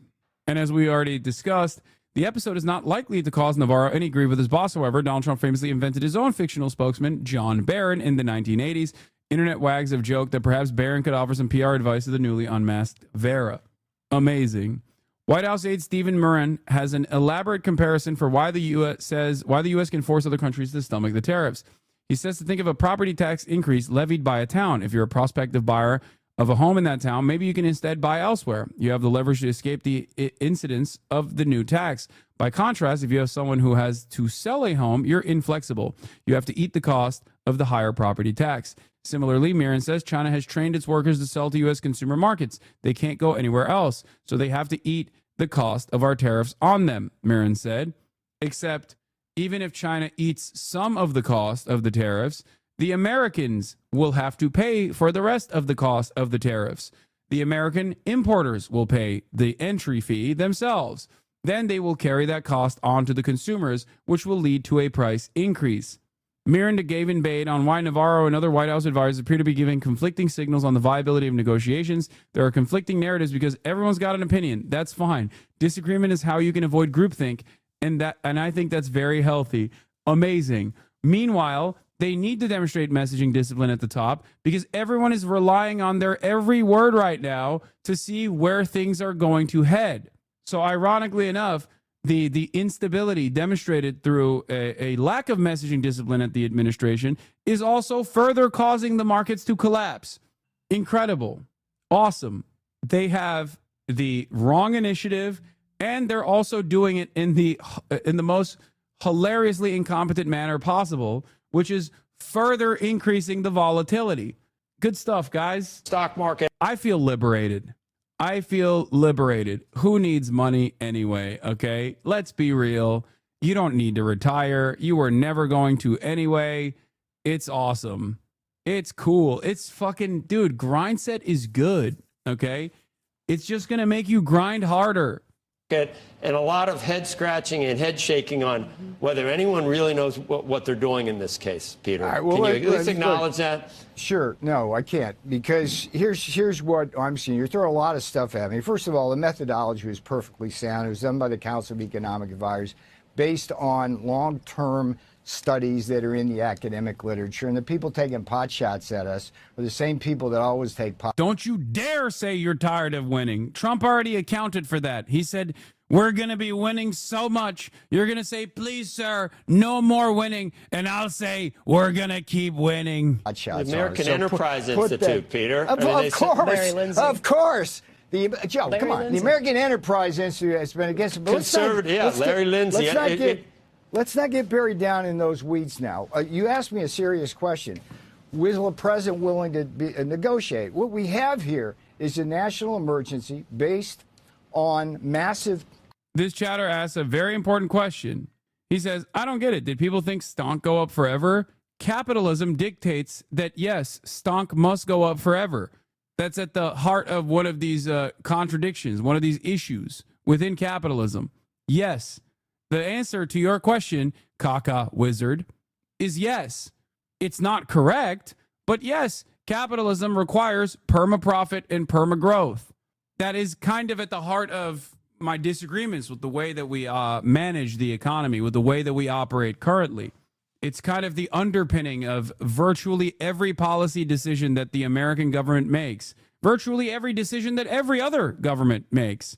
So yes, chatter arriving at incredibly important texts from a very long time ago on his own, going, this doesn't seem to be a stable way to do business. Chronic trade deficit caused by systematically higher tariffs and non-tariff barriers. So when you ask if we're willing to negotiate, the president will always listen. But let's understand what the problem is. When you have a country like Vietnam, let's take Vietnam. When they come to us and say, free Ukraine is right. That's what Trump is doing. Trump is freeing Ukraine from the treacherous nature of sovereignty. Just like Trump is liberating everybody from having to worry about finances or having money in their pocket, you know, more money, more problems type shit. He's also liberating Ukraine from, having any semblance of sovereignty ever again. It's very cool how he's liberating everybody. Yeah, he's liberating Ukraine from the limited amount of resources that it already had. He's just creating stability this way. We'll go to zero tariffs. That means nothing to us because it's the non-tariff cheating that matters. Let's do Vietnam, Joe. They sell us $15 for every $1 we sell them. About $5 of that 15 is China transshipping to Vietnam to evade their. Yeah, see, he's saying exactly what I've been explaining to you. There's a reason why. There's a reason why you can't just put tariffs on China and then be like, and that's right, we did it. We did the damn thing. You have to also tariff the allies that have played an important role in trying to undermine China's regional power, okay? Because China has moved manufacturing to those other countries, partially because they have developed too much and they can't have the same exploitative wages any longer, okay? That's one of the reasons. The other is to avoid the sanctions war that Donald Trump wanted to implement against China. So now it has moved its manufacturing facilities elsewhere, so you got to fucking tariff those countries too. Tariffs. Why don't you just go after those shippers? What does Vietnam do? They dump into our markets, killing our shrimpers, our people who make metal brackets, kitchen cabinets, agricultural products. They engage in intellectual property theft. They have the biggest number of cases aside from China at the Department of Commerce on the dumping. So the point is, anybody who wants to come to talk to us about lowering your non-tariff barriers. Vietnam has a 10% VAT. Europe has a 19% VAT. We can't compete against that. We have tried at the World Trade Organization to get, Andrew, let me just make this point. We have tried at the World Trade Organization since the 1970s to get VAT tax relief, and they've told us no every single time. We've won case after case at the World Trade Organization on things like our agricultural products, pork, beef, and other and corn, Peter, and they just blow us off. Vietnam's 0% tariff offer is not enough. It's the non-tariff cheating that matters. What is the non-tariff cheating? I don't know. Just stuff. Yeah, reporter, the EU has said they offered 0 for 0 tariffs on cars and industrial goods. Is that not enough? Trump says, no, it's not. You said the EU has said that they have offered 0 for 0 tariffs on cars and industrial goods. Is that not enough? Well, the EU... Like, okay, so in the past, whenever a foreign corporation went to a new market, a smaller country that wanted to maintain some semblance of sovereignty over its own domestic affairs, and they wanted to dominate that marketplace, the country would sometimes take initiatives like, what's the famous case? Like Philip Morris, I believe. Was it with Vietnam or Philippines? Like, let's say you have a product and a country is like, yeah, your product is poisonous, even though, we'll allow it to be sold. We have to put like safety stickers on it or something, right? And hold on one second. Under normal circumstances, someone has to get in there and settle a trade dispute. I'm forgetting the actual there's a real one that I'm talking about, but I don't know exactly what it was. Yok. Sıkıntı yok. Neli yaptın sosu? Peki. Who cooks for you? My billionaire father. Huh? Peki. What was I saying? What was I talking about? Oh, what America's basically trying to do in this situation is also violate other countries' sovereignty. Like, let's say that there is like restrictions on what kind of there's different sets of regulations. It's not universal around the planet. Like, for example, the European Union has a higher standard. Oh, it was Philip Morris suing the Australian government for warnings on cigarette packages. Thank you, chatter. VATs are not trade barriers. Exactly. It's not. They're applied to domestically produced goods and imports. This guy's a moron. I don't think he's a moron. I think he's just lying, for the record. I don't think these guys actually think VATs are I think that they're just saying everything is a tariff because Donald Trump is fucking decided that like tariffs is the way that he is going to try to force other countries into purchasing their goods and even violate their own regulatory agencies. That's it. So I don't think it's because they're stupid and they think VAT is a fucking tariff, especially because VAT is not even the reason why they made this calculation. The White House made it seem as though there were other unfair trade practices, currency manipulation, and other unfair trade practices that was the reason for their calculation. And then they revealed what their calculation was, and it wasn't any of those things at all. The foreign restriction, foreign barriers for trade was not even remotely a part of the calculation. The calculation simply was done on the boundaries of trade deficits. That's what's so funny about it. So they're not even lying in a decent way. They haven't even like figured out what they're saying. They just simply say everything is tariffs, when in fact it has nothing to do with tariffs and everything to do with trade deficits. So they want to violate other countries' sovereignties over their own regulatory agencies. Not only are we crippling our own regulatory bodies, we're by force and through threats trying to make it so that other countries don't have restrictions on what they serve their citizens. It is utterly ridiculous. One of the funniest examples of this would be to try to forcibly sell countries that simply could not sustain within their infrastructure American cars like F-150, the Ford F-150. Right now, there are Ford vehicles in the EU. They're just not the F-150, right? But an example of this would be to say, well, we have a lot of F-150 development capabilities, and we want you to purchase our F-150s as well. We want you to purchase fleets of our Ford F-150 trucks. The problem is those roads cannot fucking sustain Ford F-150s. They're just not big enough. In many European countries, the F-150 is a totally separate commercial vehicle because of its engine size. And it literally would not fit in the regular roads as well in an average European city.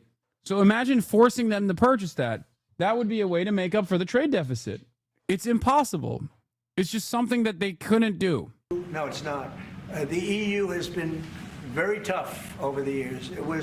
I always say it was formed to really do damage to the United States in trade.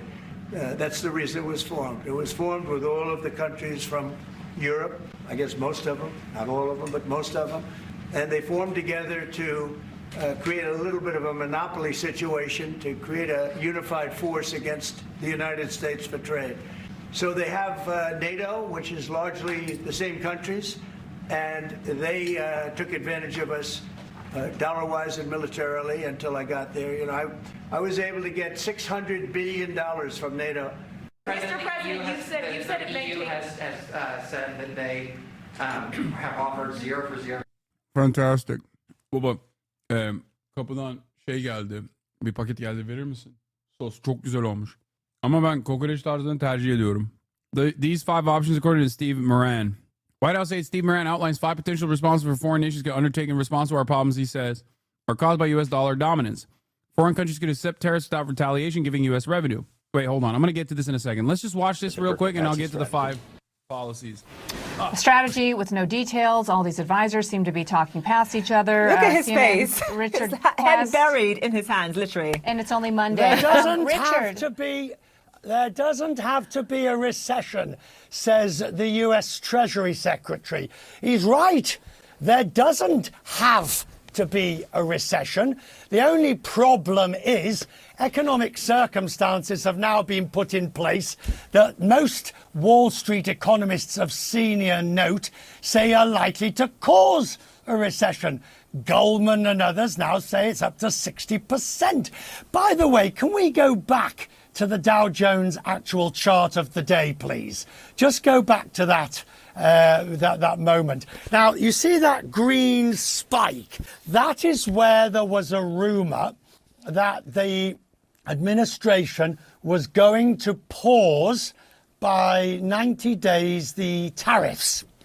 Well, it was just a rumor, and the market found it was a rumor and then promptly turned in the absolute opposite direction.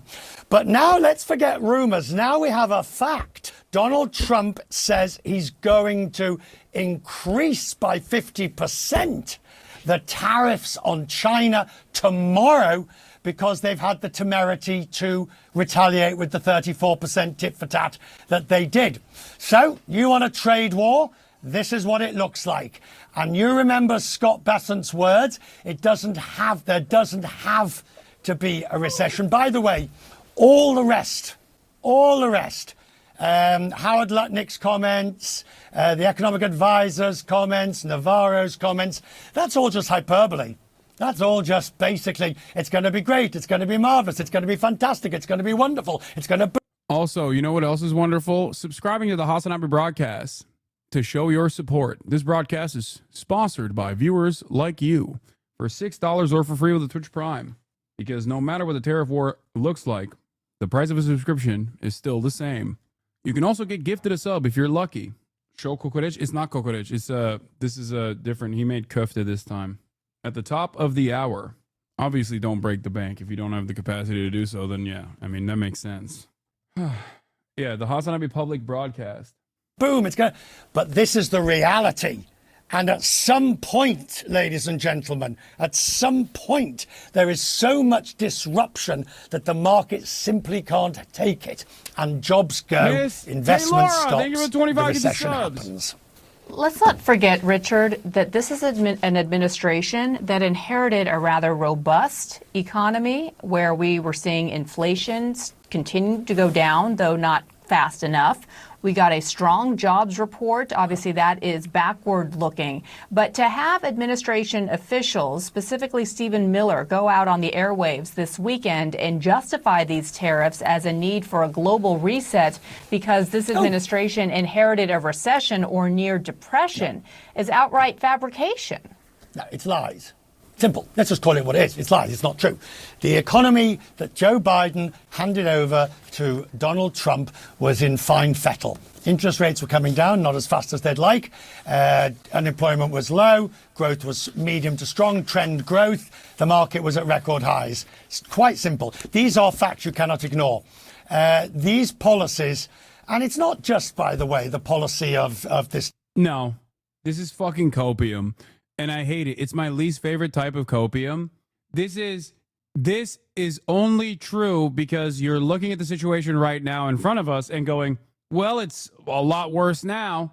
It's the same principle behind how like liberals will turn around and look back at like the Bush administration with rose-tinted glasses and say, well, you know, at least it wasn't as bad as Trump. That's not the case.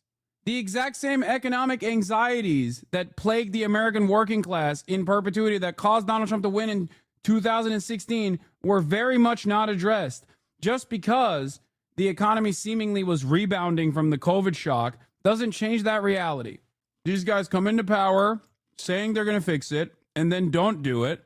And then we only have the current administration's awfulness to compare to the past administration. Incorrect use of in perpetuity? Wait, what do you mean? Why is that an incorrect use? In a perpetual state. How is that an incorrect use? Wait, what the fuck? Because workers won't be available. Companies are putting off decisions because they simply don't know the circumstance under which they will make. Now, is Donald Trump right in his policy prescription? Let's just, for the purpose of just my answer, let's assume it's a leap of faith. You have to say it is a leap of faith that he is right vis-a-vis all the conventional wisdom that says this is going to be bad for the growth. Now, if I tell you don't drive with blinkers on or don't drive with something over your eyes, you'd probably say it's not a good idea. But somebody says try it, you take your choice.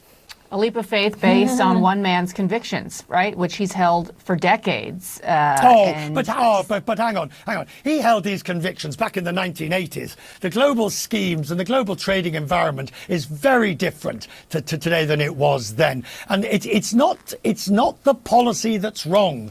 You can even Ngozi at the WTO says that the US has legitimate concerns. It's the manufacture of the execution that's the difficulty. And the deeper this goes, the harder it's going to be to repair the damage. Simple as that. No doubt. Richard Quest, thank you so much. Thank you, Richard. I do find it really strange that Trump's belligerent way of tackling this issue has, in a weird way, caused a lot of neoliberals to openly admit the impact of free trade agreements on domestic manufacturing, something that they would never readily admit. And their lack of recognition of that is unironically the reason why Donald Trump won in 2016 against Hillary Clinton. Why is it that this is what it took for people to be like, well, you know, he is making the correct point. He's just going about it the wrong way. It's so frustrating. A taste of what these White House and cabinet officials said on the Sunday shows, and today trying to defend what Trump is trying to do and trying to explain what he's trying to do.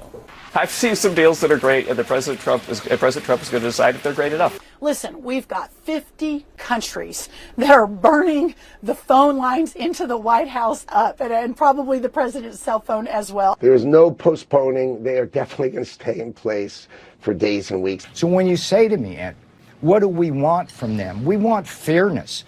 I mean, at the end of the day, the overriding theme is... I mean, if that was your goal, you could have just said you're going to drop the fucking nuclear red button on the planet.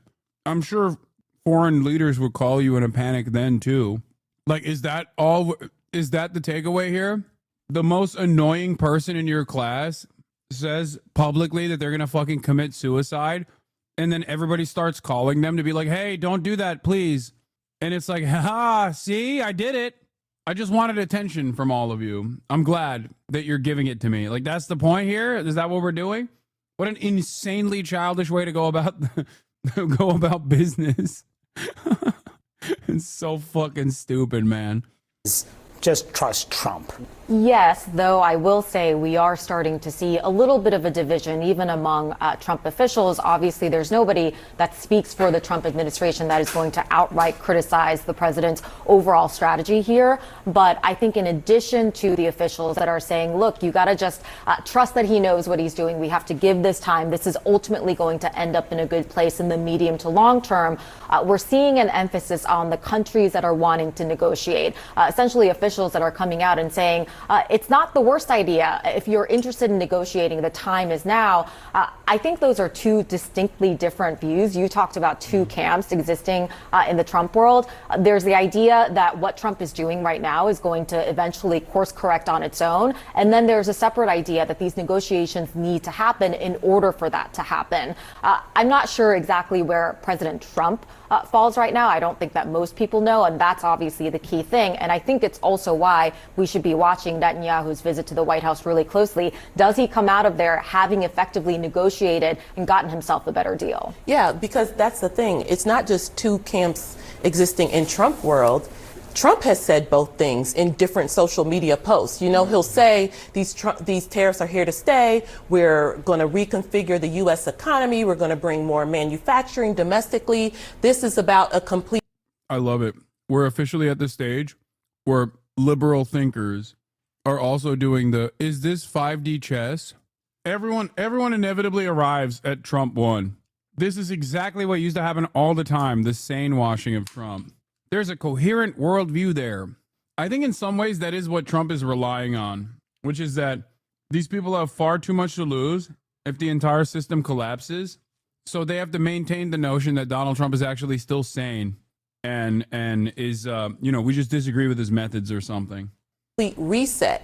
But then in a different post, he'll say, look at all these countries coming to negotiate. My plan is working. So I think that's where the business leaders are saying, well, what can we trust when we don't quite know the plan, because it can't necessarily be both things. Are these tariffs a negotiating tool, which means they may be temporary and there will be pain, but it could pay off in the long term? Or are these tariffs about moving manufacturing into the U.S., which will be a long-term problem for a lot of these business leaders, and they don't necessarily want to hear that. I also think saying both allows some of these Republican leaders, it buys them time, because they can say, hey, this is just a negotiating tool. We're going to wait it out. I've talked to a lot of those business executives, some of whom are in touch directly with the White House about what this is going to look like. And they're saying, hey, we would rather pay or pass on to consumers $20 million in tariffs than spend $5 billion to build a new factory in a country with whom we don't know what relations are going to look like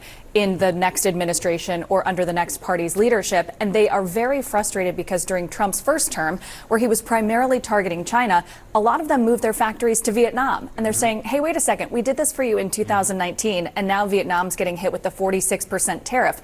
What are we supposed to do? We're just going to ride this out. And, meantime, there's the optics of all this, right? Trump is always concerned about how he's viewed in the media and the like. And the message that they wanted to send, this was a decision by Trump and his team, is to tell folks about his golf game this weekend. How was the golf tournament? Just to back it up. And then on Saturday, as these tariffs were going out, they decided, the White House put out a statement saying that the president won his second round matchup of the Senior Club Championship today in Jupiter, Florida, and advances to the championship round tomorrow. Sometimes presidents, if they're in the middle of economic turmoil, maybe they would go to a factory or something or try to make their case publicly. Trump he's doing what he's doing. That does go hand in hand with a strategy. If there was a coherent strategy we all understood, that would fit with it. Having the president be completely unbothered, not going on TV to calm the markets, saying, no, the markets are going to figure out what I'm doing sooner or later. It's everything else that you were just talking about.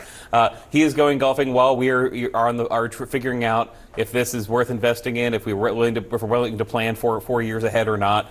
Friend of the show, Dave Weigel on CNN. I don't think that is necessarily a bad look for what he's trying to do. The lack of clarity is on what he's trying to do. 中国政府针对美方滥施关税，已经阐明了严正的立场。美国以各种借口宣布对包括中 Talk to him, Lin Xian. He's spitting. 国在内的所有贸易伙伴滥施关税，严重侵犯了各国的正当权益，严重违反了世界贸易组织的规则，严重损害了以规则为基础的多边贸易体制，严重冲击全球的经济秩序稳定。中国政府对此强烈谴责，坚决反对。美国的有关做法是典型的单边主义、保护主义和经济霸凌行径，损人害己。China this time hit back quite fast and strong, imposing the same 34% tariff rate on all U.S. products entering the country. And on top of that, it also put 7 more rare earth minerals into its export control list. So those minerals are used in all sorts of high-tech applications, including in the defense sector. So China this time around really showed that we wanted to match the U.S. strength in imposing these tariffs and other trade measures. Brendan, I was surprised. I mean, the president definitely doubled down, right, yesterday. I mean, I would have thought that with the global market rout that we saw on Friday, and actually I think the markets lost some $5 trillion last week, he would kind of pause. But yesterday he basically said, stop thinking about the markets for 2 hot seconds. Exactly, and he had his his top economic officials out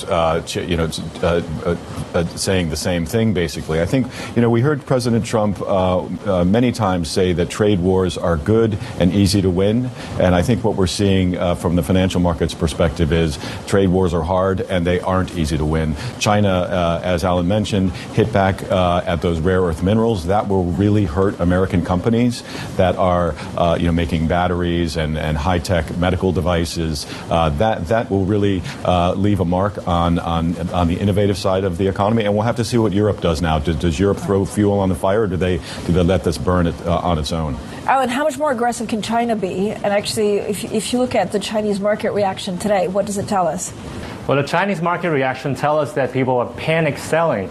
In terms of China's countermeasures to U.S. measures, I think that's about it for now. But the tariffs haven't kicked in yet, so there's still room for either side to do more or pull back.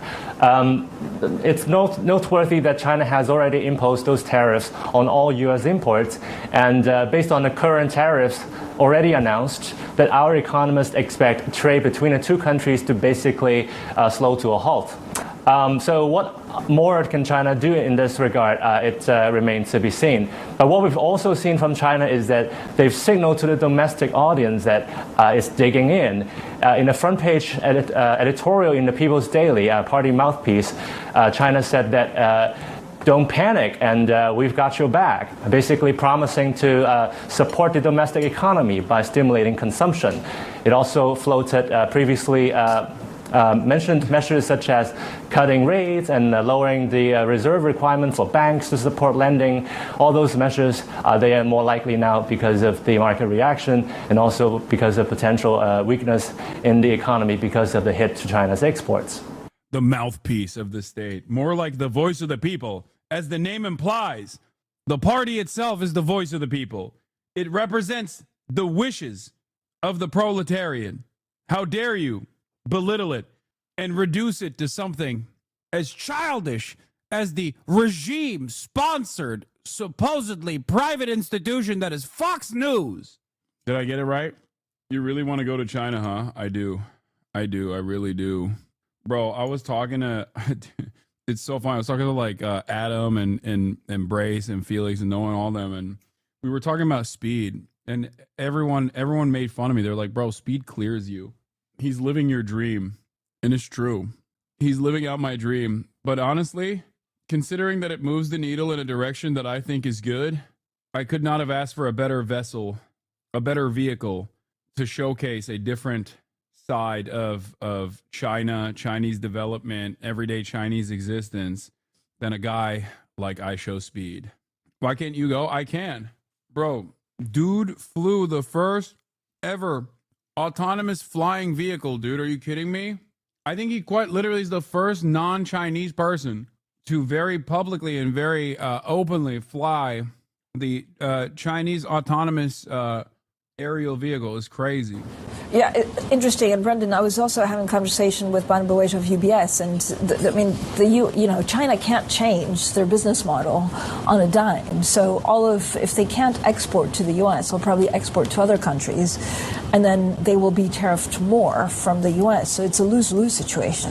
Yeah, absolutely. And I think you can see President Xi Jinping reaching out to countries in South Asia to try to shore up some of those relationships. Countries like Vietnam, Malaysia, where the U.S. The higher tariffs kick in on Wednesday, and as Alan mentioned, there's a very short window for that to happen. So we'll have to see if another day of a punishing market response turns the attitude in the White House. We heard Elon Musk over the weekend talking about a free trade zone between the U.S. and Europe. So perhaps some of those voices will get louder and louder and somehow stop those tariffs from taking effect.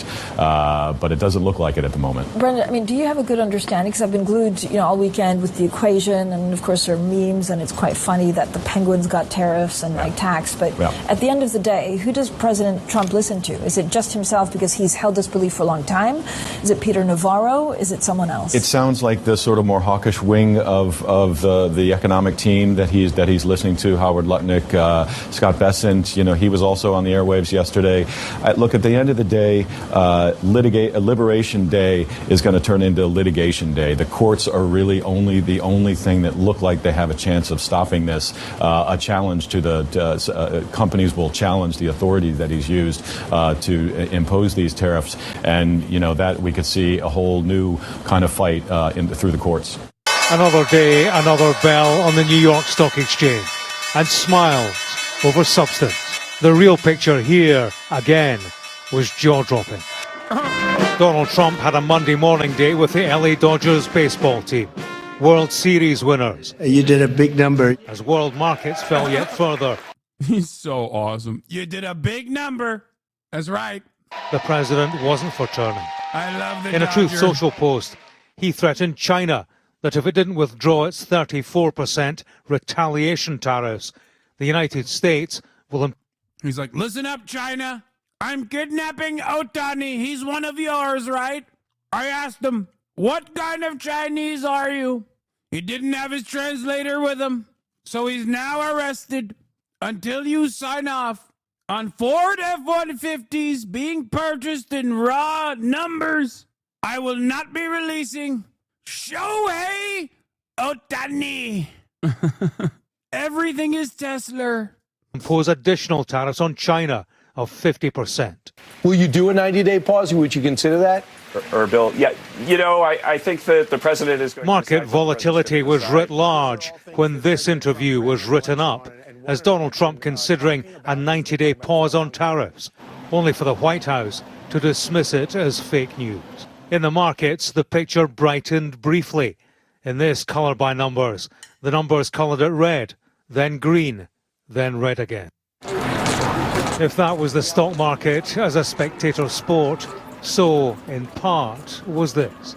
Israel's Benjamin Netanyahu was the first world leader to visit the White House since the tariff announcement. Mr. President, with tariffs on Israel! For his country, it's 17%. What price a reduction? We will eliminate the trade deficit with the United States.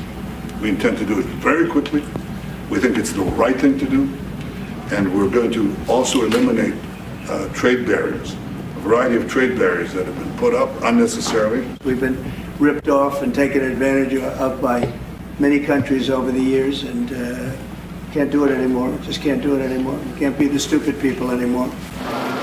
In all of this, there are the politics. Republicans in Congress have voiced concern at where a Republican president is taking them.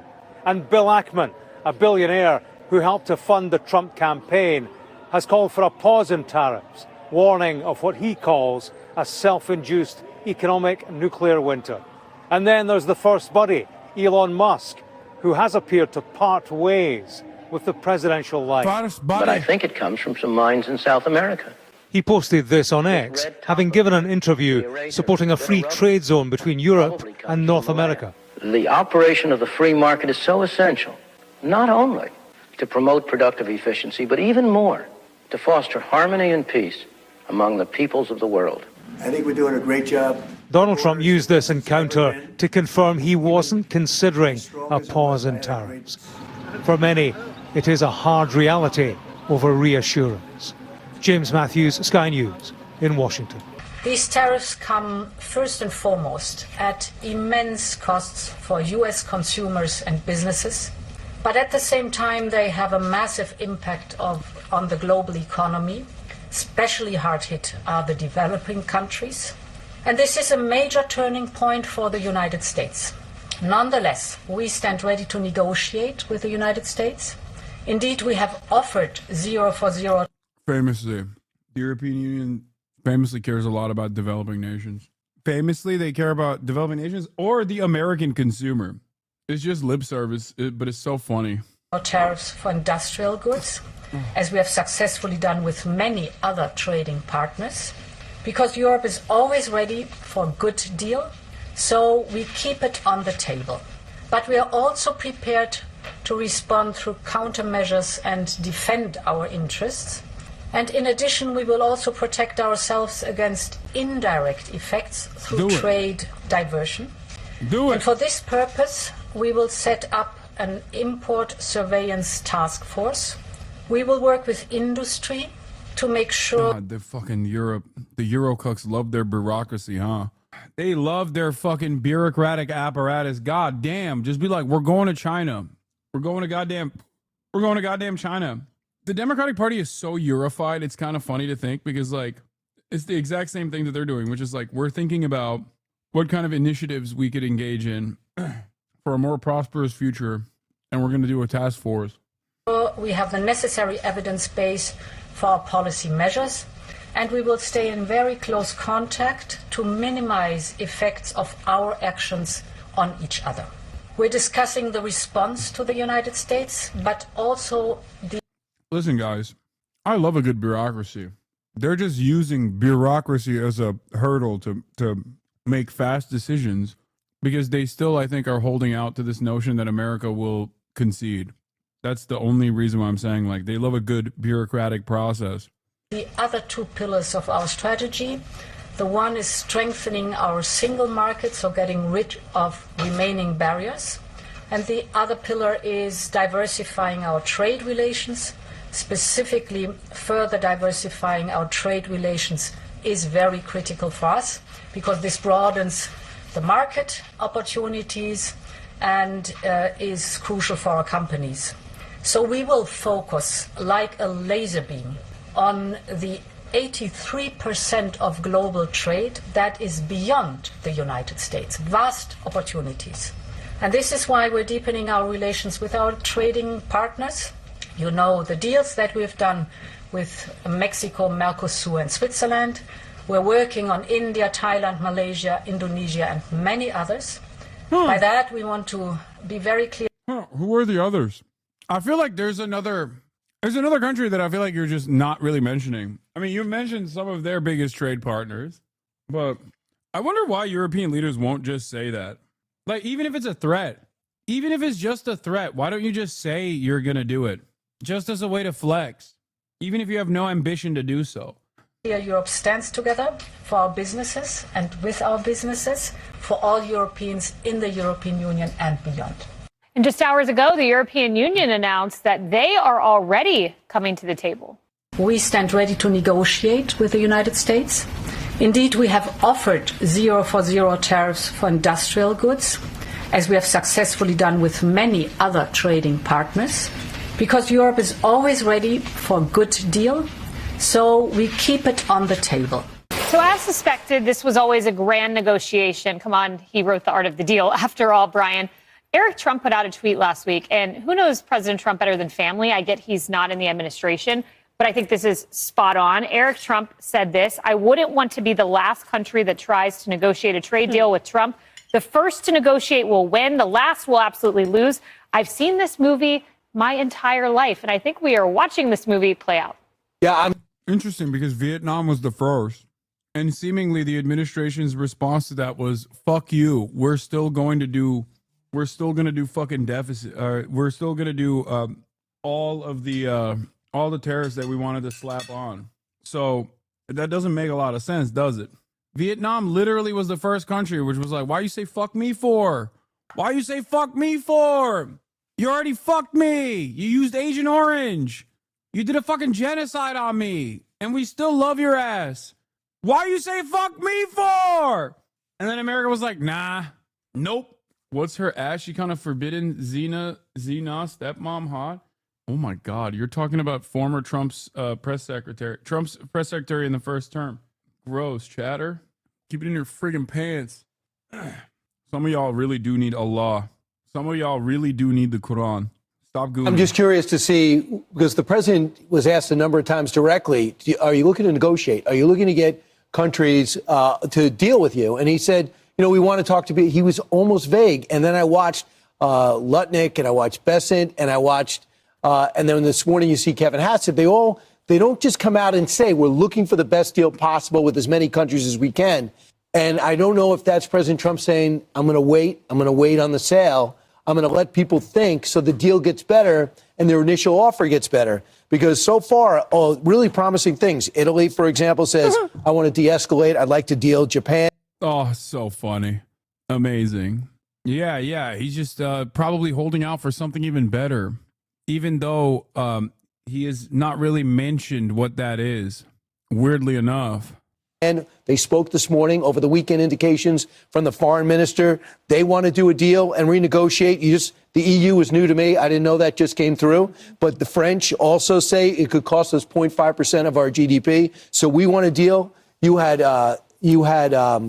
Cambodia and Vietnam. Now, you might think small countries. They do a lot of textile work for us. So I think this is huge if the president wants to do it, because I think a part of him says, if I do a deal too quick, I don't know if I'm going to bring manufacturing back.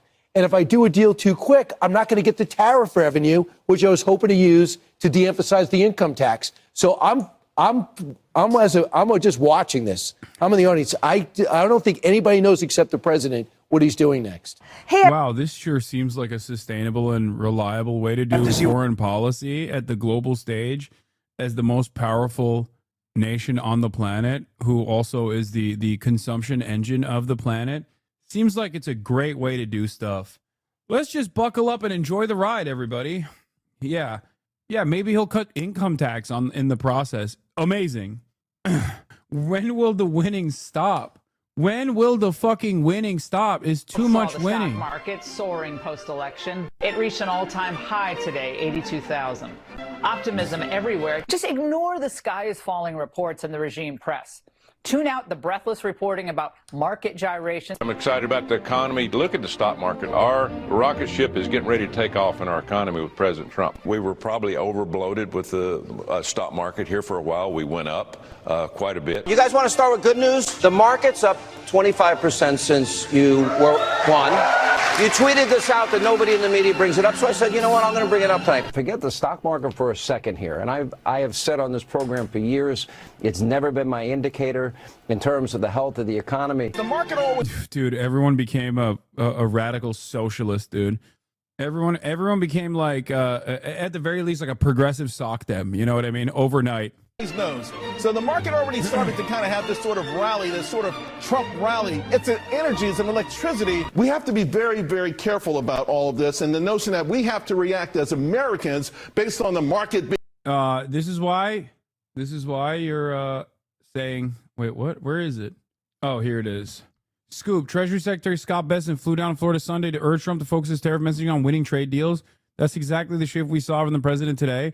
On the conflict with between Bessent announcing negotiations with Japan around the time Navarro's no negotiations op-ed published, a White House official told me Navarro wrote the op-ed with the best intentions, and it was written at a time when that was the message. Bessent's view was the markets will keep melting unless you shift, said a person familiar with the meeting between Bessent and Trump. You're not going to abandon the policy, but you have to talk about negotiating and what the end game is. I can't believe that they just did not come out. I can't believe that they didn't have this already.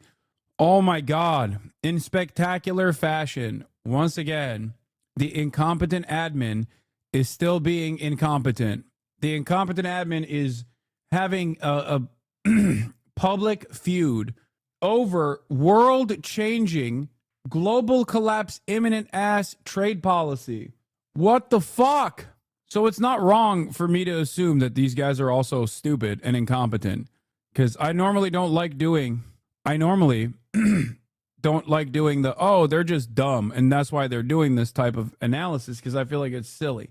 But I do think that they're dumb and incompetent. And that's why they're moving in the ways they're moving. Very annoying. Yeah. Admitting to lying to calm the markets with no serious intention to follow through. No, I think it's not a lie to calm the markets. Like, I think that is the ultimate goal to a certain degree. The ultimate goal is to force these countries to like purchase more American products that are made in the United States of America, and to get these foreign manufacturing jobs to come back to the United States of America as well. They dumb is shallow analysis. I know, but this is part of the problem. Ironically enough, them being dumb plays a formative role in how things are unfolding. Ay, ay, ay. What the law says. Okay, what else? Can you say, did you agree to lowering tariffs for any of the countries that you spoke to today? So What you understand, Jennifer, you have to understand this. We have massive surplus countries that we're dealing with. We have massive deficits. We've got to straighten that out, because you can't continue to be that way. It's been that way for years now, and it can't go on any longer. And we're the piggy bank. We have all the advantages. Forget markets for a second. We have all the advantages. We're going to straighten out. We're going to become a wealthy nation again. Wealthy like never before. And we're not going to let other nations that have been ripping us off, whether it's China or the European Union, with all of the European nations that have just made, it's been like a feast. Look, the European Union was formed for one reason. You know what that was? To rip off the United States. So put that in your bonnet. I hope you had a good flight. Have a good time. Thank you. Should be. Is there a Trump put though? Is there a market at some point you're unwilling to tolerate this idea of a Trump put? Is there a threshold? I think your question is so stupid. I mean, I think it's I don't want anything to go down, but sometimes you have to take medicine to fix something, and we have such a horrible. We have been treated so badly by other countries because we had stupid leadership that allowed this to happen. They took our businesses, they took our money, they took our jobs, they moved it to Mexico, they moved it to Canada, they moved a lot of it to China, and it's not sustainable. We're not going to do it. Now we have hundreds of billions of dollars is pouring into our country on a monthly basis. It's pouring, it's already started because I put tariffs on. And eventually it's going to straighten out and our country will be solid and strong again. Elon Musk has said he hopes for zero tariffs between the U.S. and Europe. Is that a place you'd like to also get to? Well, the problem is that Europe has made a fortune with us. You know, Europe also has had a tremendous surplus with the United States. Europe has treated us, it's a little smaller, but they've treated us very, very badly. China has, but Europe has also. Europe has been very, very bad to us. Europe has taken our leaders for a ride. They don't take our cars. They don't take our food products. They don't take anything. And we take their cars, Mercedes, Volkswagen, BMW. You know, we take their millions of cars. They take no cars. They don't take our farm product. They don't take anything. Europe's treated us very badly. We put a big tariff on Europe. They are coming to the table. They want to talk. But there's no talk unless they pay us a lot of money on a yearly basis. Number one for present, but also for past. Because they've taken a lot of our wealth away, and we're not going to allow it to happen. It's from China. Idea of crashing the markets on purpose. There's been some speculation, partly because of the video that was posted on Truth Social, that there was some sort of deliberate effort on your part to have the market sell off. Can you talk about that? No, that's not so. But I do want to solve the deficit problem that we have with China, with the European Union and other nations. And they're going to have to do that. And if they want to talk about that, I'm open to talking. But otherwise, why would I want to talk? And as you know, because of the... This racist Turk keeps attacking Comrade Trump, who's building the Chinese century. A xenophobe like you should visit Taiwan instead. They love your kind. This is how you know Top G is not a real Chinese person. Okay? Because he keeps referring to Chinese Taipei as Taiwan. And that's how you know he's a fucking LARPer, dude. That's how you know he's a fake Iowan white Maoist and not a real Chinese individual using a VPN to watch me. I, on the other hand, am real white Chinese. I, on the other hand, have never been to Idaho. To be fair, Xi loves Iowa. And in an effort to better understand Xi Jinping, I must visit Iowa. Not Idaho, though, just Iowa. Much like the glorious leader did as well. Tariffs, we have $7 trillion already committed to be invested in the United States, building auto plants, building chip companies, and all sorts of companies are coming into our country at levels that we've never seen before. Biden had nothing coming in. This was a dead country with Biden. He didn't know what he was doing, and that's now been proven at least. This morning, Wait, let's watch. My Republican mom answers where the stock market's crashing. Stock market, mother. It's plummeting. Why? Because of Joe Biden and Kamala Harris. How? Because they've got our country in shit shape. And now Donald Trump. What do you think about the stock market, mother? It's plummeting. Why? Yeah. Donald Pump. He's going to pump the stock market after he pumps me. Okay, I wish he would pump me. My dead Brussy is quivering thinking about Donald Pump. Thinking about Donald's pump. Now, that's the man right there. Unlike your deadbeat dad who left us. Right in the dead Brussy. White House aide Stephen Moran outlines 5 potential responses foreign nations can undertake in response to the problems he says are caused by the U.S. dollar dominance. 1. Foreign countries can accept tariffs without retaliation, giving U.S. revenue. 2. They can stop unfair/harmful trading practices and buying more from the U.S. That's the one that I keep. I keep repeating. 3. Boost defense spending and procurement from the U.S. 4. Invest and install factories in the U.S. And 5. They can write checks to the U.S. Treasury. Incredible. Moran, the president is famous for his ability to create deals nobody else thinks is possible. On Mar-a-Lago Accord paper he wrote, "It's not important. It does not reflect administration policy." Oh, my mom is watching, bro. I know. That's actually a lot of people's moms watch me, which is crazy. Anytime I go outside in the wild and I see a HasanAbi head with their parents and they're like, "Oh, we watch you together," I forget all the heinous things I say on a regular basis. I feel bad. What a sales pitch for international investors. You have no choice but to give us money. Give up now. I mean, yeah, that's what America's doing.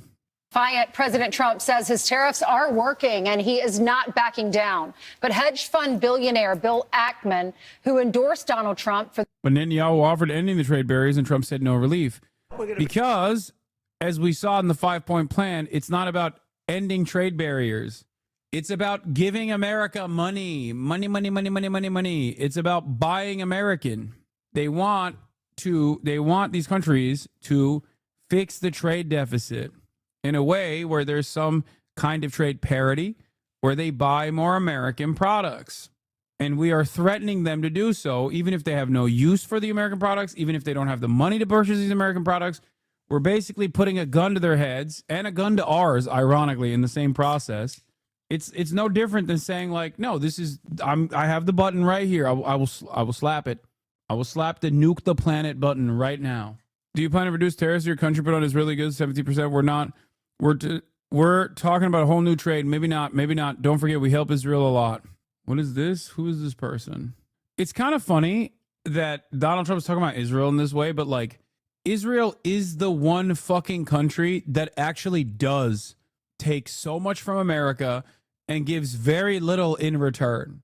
Like the way he talks about China, the way he talks about all these other fucking countries is so ironic. Like he thinks every country but Israel is doing Israel shit. And the one country that is Israel doing Israel shit, he loves and will give unlimited funds to. It's so funny. He's just like, all these countries, they're stealing from us. They're taking so many billions. They're taking so many billions. It's like, dude, Israel, what are you talking about? You're saying that sitting next to the #1 welfare queen of all time. It's hilarious, too, because, like, with all of those fucking subsidies that they get from us, they get to have a robust healthcare system. They have socialized medicine. They have state-owned land, which they use to obviously enforce their colonial project and their colonialist desires. But ultimately, Like, they have a higher degree of socialization than we do. It's so fucking annoying. And then the dudes that grow up there come here, go to our colleges, and yell at our citizens, yell at our fucking students and say, hey, I'm going to harass you. And also, I'm going to harass you so fucking hard.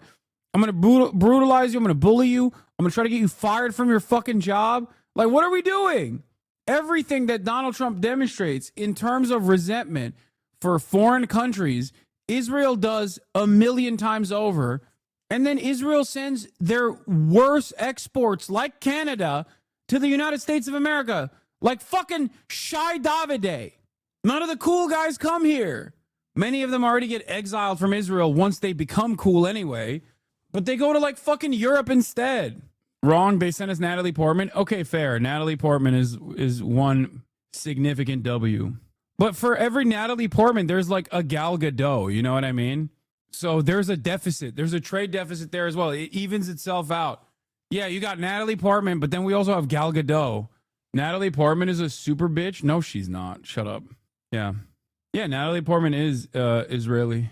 And yeah, the reason why you don't know that Natalie Portman is Israeli is, and perhaps this is going to come as no surprise to you, is because she's not a fucking Zionist. Or even if she was, she's not very outspoken. And I know that she has like outwardly criticized Israel on numerous occasions. So that's the reason why you're like, what? Natalie Portman is not Israeli? That's why I said the cool ones come usually not here. But yeah, she's either she's a liberal Zionist, but I don't think she is, or she's an anti-Zionist. But even if she was a liberal Zionist, like she never talks about it. And the only time I've ever heard her speak on stuff is in favor of Palestine and Palestinians. Yeah, she called Gaza a concentration camp in 2021. Yeah. Also, she's not even here. She lives in France. She cooked. The problem with America. What is this? We know you only say that because you like Leon the Professional. Leon the Professional is such a strange movie because I think it's such a good movie, but it's so perverted at the same time. And luckily for everyone that watched the movie, it was only salvaged by what's his face, Gerard Depardieu's initiative to basically combat against Luc Besson's, or Jean Reno, not Gerard Depardieu, sorry, Jean Reno's personal initiative to basically make his character be autistic deliberately so that fucking Luc Besson could not make the script as pedophilic as he wanted to. This is real, by the way. I'm not even joking. Like, for those of you who don't know, Leon the Professional is an amazing movie. It really is. It truly is an amazing movie. It's a story about a hitman that takes a very young girl under his wing. The young girl is played by Natalie Portman. The director is, unfortunately, a fairly prolific director that has definitely fallen out of favor and doesn't make good movies anymore, but also happens to be a pedophile because he's, he is. He's just straight. He's French. Okay. Luc Besson. And from what I understand, he wanted to make the relationship between Jean Reno's character and Natalie Portman's character. Natalie Portman's like 14 or something, or even younger in the movie, a romantic one. And I remember reading, it was 12 years old, even younger. I remember reading something about how after reading the script, Jean Reno thought that was so insane to do that he basically portrayed the character as like a neurodivergent person, specifically to not offer any. Like, he looked at the script and he was like, this is gross. I'm going to literally make my character autistic so that it just doesn't look like he's doing this like pedophilic act. Gary Oldman's fucking incredible in that movie. One of his best roles, no questions about it. It's a great movie. That makes sense. Does he do The Fifth Element, an infantized girl taking care of an older man? Yeah. Also on the background, he quite literally dated what's her face, who was underage in the process of making that movie. Not Uma Thurman. What was her name? Mia Jovovich. Yeah. So, who he met when she was 15. He based it on his own groomed wife. Oh, Leon the Professional? Yeah. Yeah, This is just Frenchman activities. All right, let's move on. All right, let's get to Bill A. Pac-Man, Bill Smoke Crackman, and what he had to say about Donald Trump with the For tariffs. the first time this election, disagrees. The investor warning, the president has an opportunity to... Also, here it is, by the way. Action Natalie Portman is pulled out of a major awards ceremony in Israel, citing her distress of recent events in her country. Over the past 3 weeks, at least 30 Palestinians have been killed by Israel's military during peaceful demonstrations in the Gaza Strip. That was during the Great March of Return. To call a 90-day timeout, negotiate, and resolve unfair asymmetric tariff deals. We're heading for a self-induced economic nuclear winter, and we should start hunkering down. Yeah, it goes on for pages, but you get the theme. Joining us now is from the White House on North Lawn, Director of the National Economic Council, Kevin Hassett. Kevin, great to see you. Good morning, guys. You're great at explaining these things, but your response to an ally, Ken Ackman, saying that. Will you do a 90-day pause? Would you consider that? Or Bill, yeah, I think that the president is going to decide what the president's going to decide. There are more than 50 countries in negotiation with the president. We've got the prime minister of Israel coming today. We've had a reach out overnight from Taiwan. And but I would urge everyone, especially Bill, to ease off the rhetoric a little bit. The fact is that say 10% baseline tariff is on 14% of GDP. That's about how much trade we have, how many imports. And so 86% of GDP is affected by the deregulation and the tax cuts and everything else.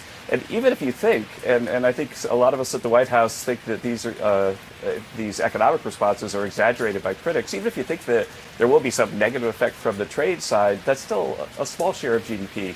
And so the idea that it's going to be a nuclear winter or something like that is completely irresponsible rhetoric. So obviously these are all things that President Trump ran an election on and won an election talking about, and he's been talking about it for a long time.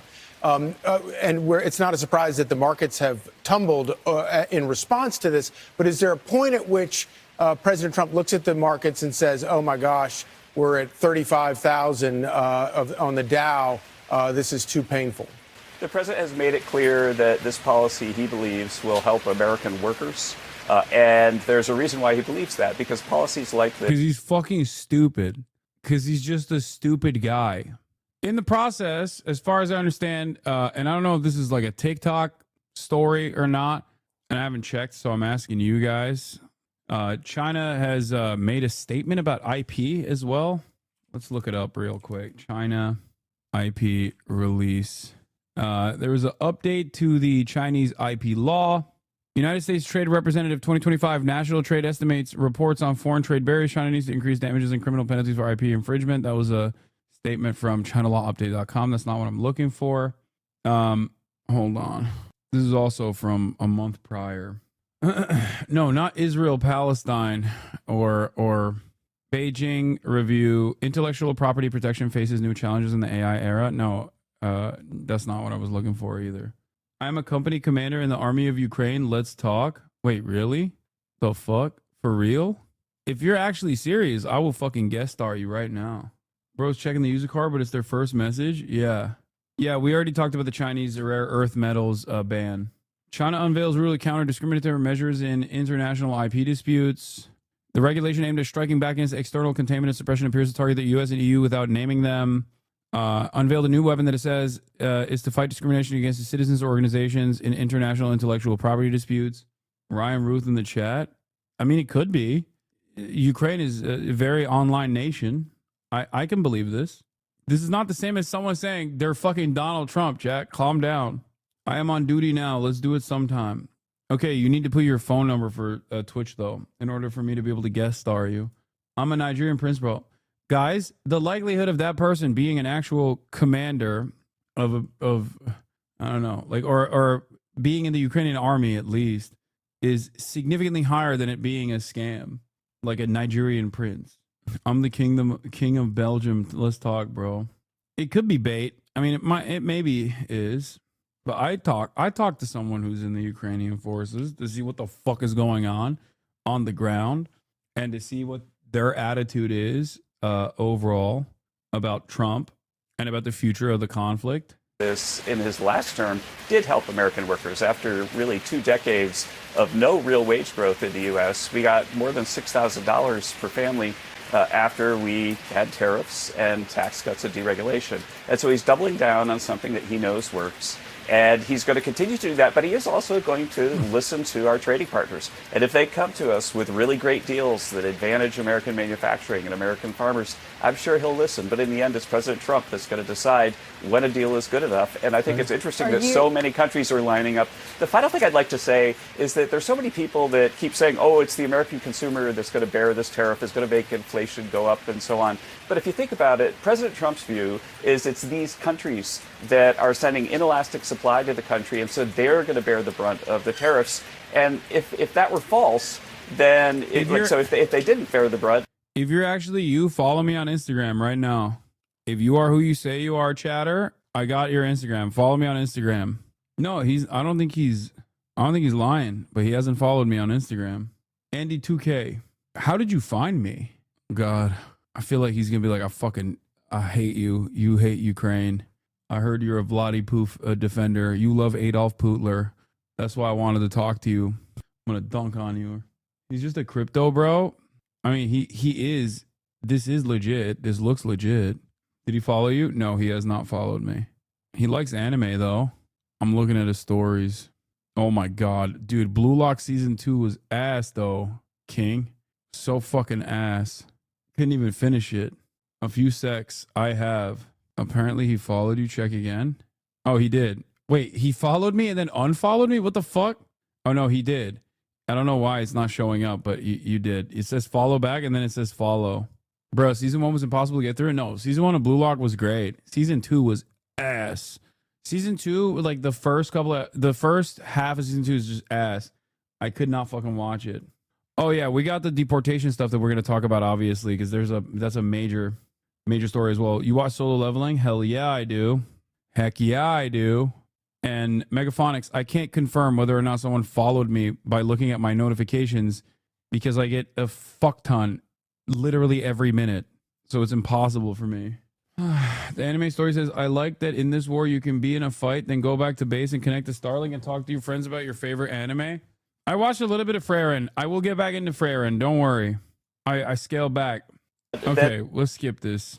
Design to Cheetahs. I already talked about Navarro. I talked about all of that. Let's see what John. I think you got to give the president the latitude, the runway to do what it is he was elected to do, and that is get this economy going again and get our trade properly balanced with other countries. So I think most of the American people understand the necessity of that. Listen, we had a $1.2 trillion trade deficit in 2020. I don't think that's fair. I think the American people understand that, and I think this president is engaging in trying to fix that. So we're going to get. It's so funny that the Republicans that created this process, or played a very big role in the creation of this process, alongside the Democrats that also played a role in this process, are now turning around and making it seem like how could this have happened? I can't believe the global trade that we designed to create these outcomes is harming us in the long run. And it's not even harming us in the way that it like harms capital or anything. It's not actually harming us in a way that we care about, because clearly if we cared about the ways in which it harms us, the Republicans alongside the Democrats would have taken the initiative to build manufacturing in this country before engaging in this kind of trade protectionist action. What the fuck? What would be your question to Greer on these tariffs? The Trump tariffs, which are a tax on the American people, are so reckless, so unstrategic, so lacking in any sophistication that the only conclusion that one can draw is that Donald Trump and Republicans are intentionally tanking the economy. Is it because, as Donald Trump has indicated, that during tough economic times, the rich get richer and it's a buying opportunity? Those are Trump's words. Can you confirm? But what's your question? He killed it. So, folks, all of this has America's top executives really on edge. That is not our opinion.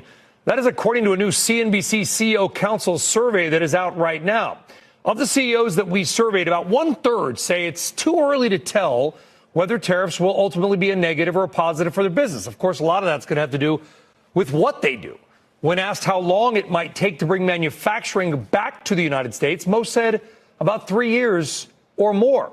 The hard reality, a majority of CEOs that we surveyed expect a recession before the end of the year, with about half saying that a recession, if we get one, would be a little bit moderate. Our CEOs are split on if they are expecting to need job cuts from the tariff impact, with more than a third saying, yeah, we will need to cut jobs, and about half saying no, or it's simply too early to know. This is why I, on the one hand, laugh about like all these rich people having a hard time with their finances, or at least like experiencing a moment of crisis.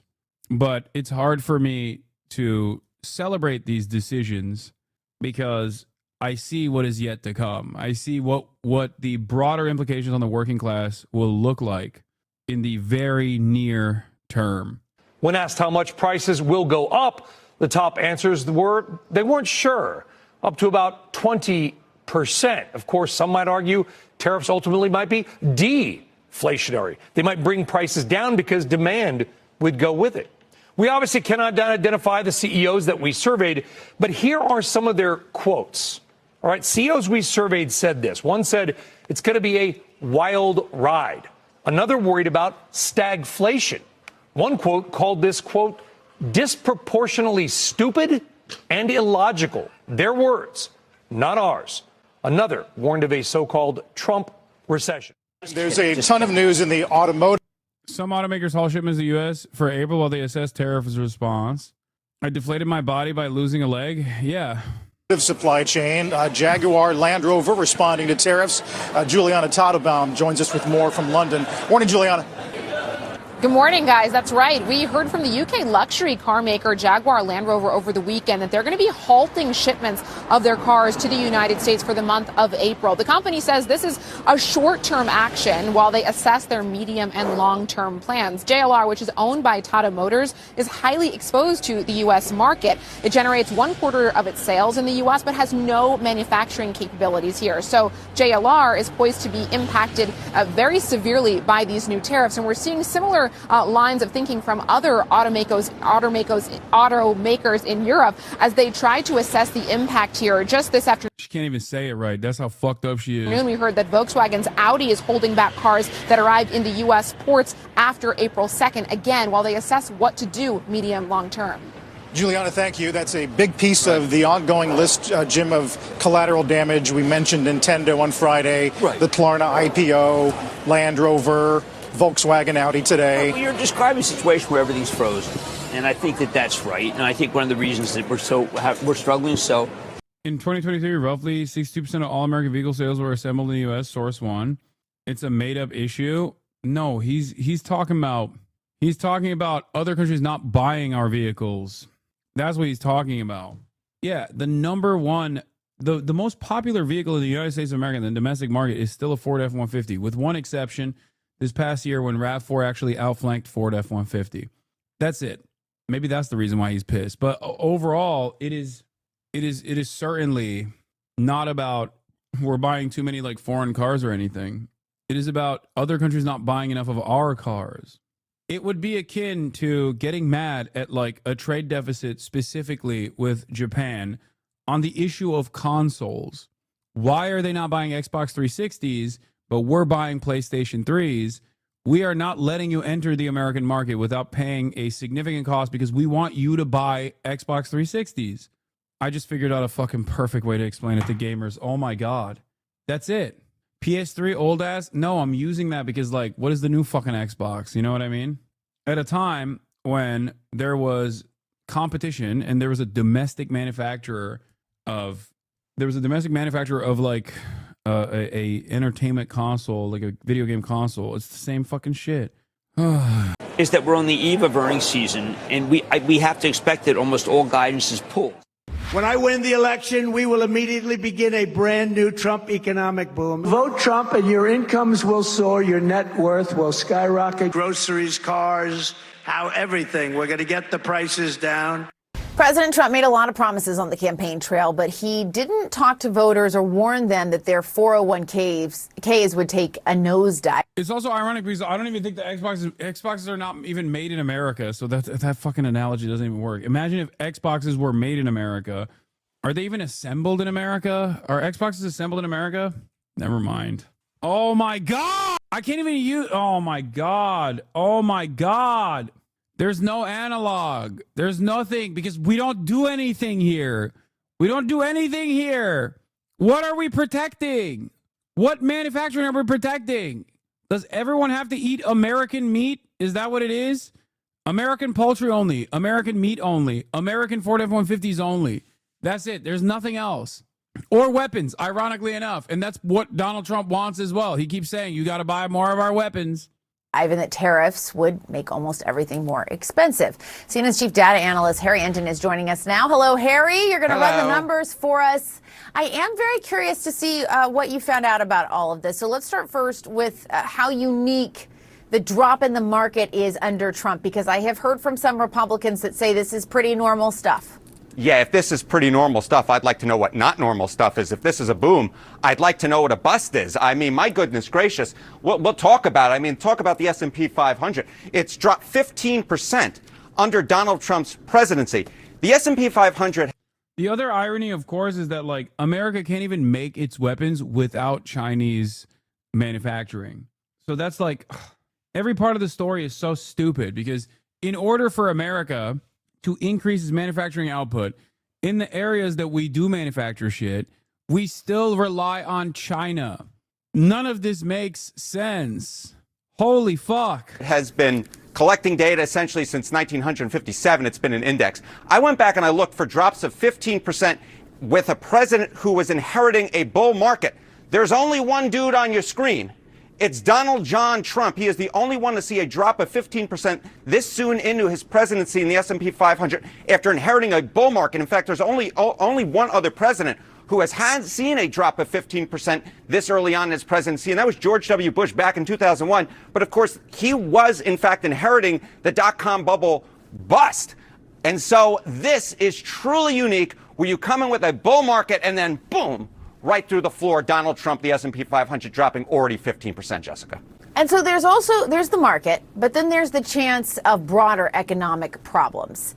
And that chance is right. That possibility is rising, right? Yeah, that's exactly right. A chance of a recession, something none of us want to see. And what's the chance of a recession? I mean, J.P. Morgan, look at this, now up to 60%. It was 40% in early March. How about Goldman Sachs? It was 20% in early March. We're now up to 35%. Basically, at this point, you average all these different companies together who put forecasts out on the chance of a recession. It's about 50-50, way up from where we were at the beginning of this year. Poly market, where you can trade, was, I think, a 30% chance at the beginning of the year. Now it's 60%. No bueno. What stays in the stock market, what happens in the stock market may not stay in the stock market, Jessica. And Americans do seem to be having an issue with how Trump is handling the economy right now. Yeah, I mean, you look at these numbers, you wouldn't be surprised to see Donald Trump's net approval rating. Compare it now to where it was at this point in the first term. In the first term, he was above water at plus 5 points. Where is he now? He's way underwater. He is swimming with the fishes. Look at this. He is the worst ever for a president at this point in a term on Holy Toledo. record at minus 12 points. I just never thought I would see the day, because as we were hinting at the beginning, Trump promised an economic boom. Voters bought into it, but so far they ain't liking what they're seeing. Jimmy Carter's probably the best example of a president getting taken down by the economy recently. How long did it take 39th president to go into negative? Whose base doesn't give a shit? They don't have stocks. It don't matter. The wealthy in this country have a fairly significant amount of control over the media. They will make you care. That's number one. Even if you don't have stocks right now, even though many people do have stocks, they have retirement accounts. And also, this is not just about stocks. They're not talking about stocks. They're talking about what is about to happen to the American economy. Notice how this entire conversation is not about stonks, but instead about J.P. Morgan and Goldman Sachs' assessment on whether or not a recession can occur. J.P. Morgan believes that most dire impact will be felt by Q2 and into Q3, where that is when America will experience a recession. It's not like, oh my God, my stock performance is tanking. My stocks are not performing. because of the market instabilities. No, the real problem is not the stonks. The real problem is not for the retail and institutional traders. That's just short-term issues. The real problem is what comes next. Negative territory on the economy. Yeah, always when you think of economic bust, you think of Jimmy Carter, the recession that occurred under him, right? How long did it take him to get a negative net approval rating on the economy? It took him 11 months. It took him all the way until December 77, January of 78. Donald Trump already has a net negative approval rating only 2 months. 2 months into this term, he is the fastest on record to go negative. And comparing to Carter, I mean, you don't have to be a mathematical genius to know that 2 is a lower number than 11. Carter took a while. Trump, right on in. The voters have turned right against him. I also want to talk about the protests that we saw across the country yesterday. Those protests were protesting the Trump administration. They generated a lot of interest online. What did you find? Yeah, so, when we entered the Trump presidency the second time around, there really wasn't that resistance, right? Not what we saw in January of 2017. Well, now we're starting to see what we saw in January of 2017. Look at this, Jessica. This is Google searches for protests. Get this, up 1,200% versus a year ago. It was the highest level on Saturday, and I went back into the record books. You know I like to do that, Jessica Dean. And what did we see? We see that the number of folks who are searching for protests, interested in going out on those protests, is finally matching what we saw in January of 2017, if not exceeding it. If the Democratic resistance seemed to be nowhere at the start of this Trump presidency, with approval ratings for Democrats down at their lowest level ever, all of a sudden Donald Trump has supercharged it, and the protests and the resistance is on. All right, Harry. The funniest part about it is that those protests are not even because of the tariffs. Like, those protests. All right, guys. What is this? Watch 600,000 protest MAGA. Hassan Piker decimates Trump, defends Gaza. Oh, hell yeah. Okay, Kyle. What was I going to say? The protest that took place over the weekend, which I talked about already and attended myself. I was one of the people at the protest. And I know many of you were there as well, and in your own states, in your own cities. Those protests were not even about the fucking tariffs. They were designed before the tariffs regime, which means that there is going to be even more protests now because more people are going to be frustrated with Donald Trump and the way that he's managing the situation. Because, there were many things that...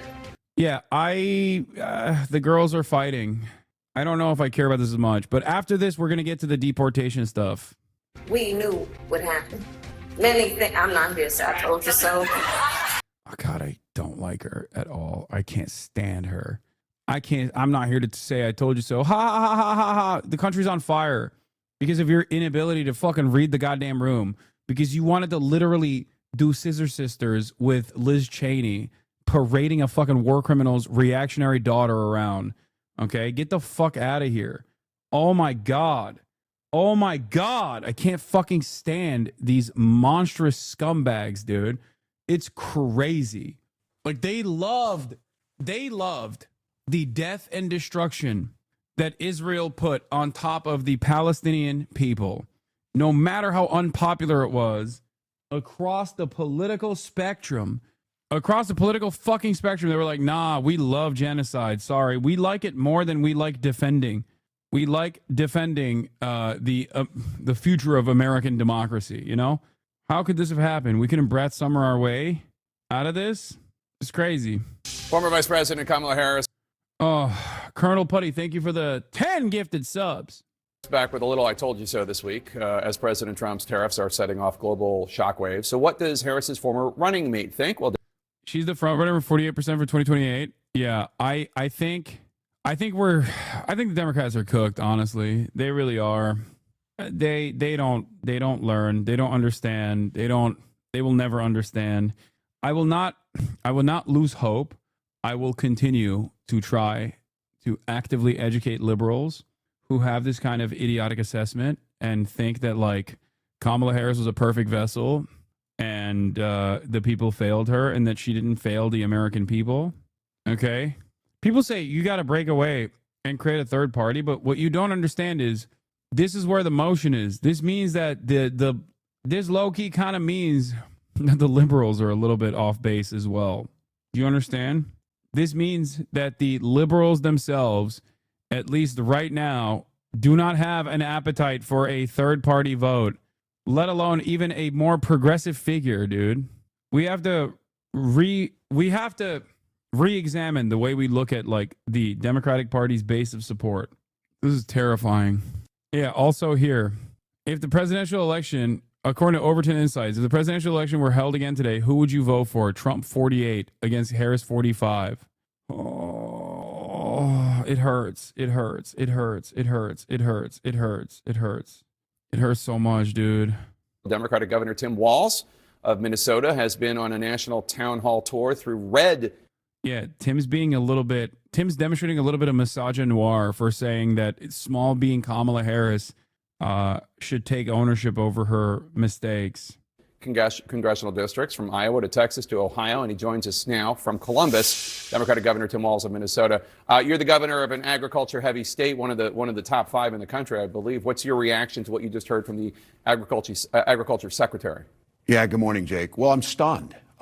Your questions were spot on. It's very clear that she talked about the people she's listening to. That is not the agricultural community. It is certainly not producers. It's not folks like Cargill, CHS, General Mills, who are out in my district. Look, this is a really precarious time, and the flippant nature that we're just trying something new here is really dangerous. These markets took us years to develop, and we have to be dependable trading partners. They don't come back overnight. And everyone knows in the history of trade wars, agriculture gets hit the hardest. So I'm deeply concerned. It's our number one export. Adding the tariffs, our 2 biggest export markets are Mexico and Canada. They're our great friends.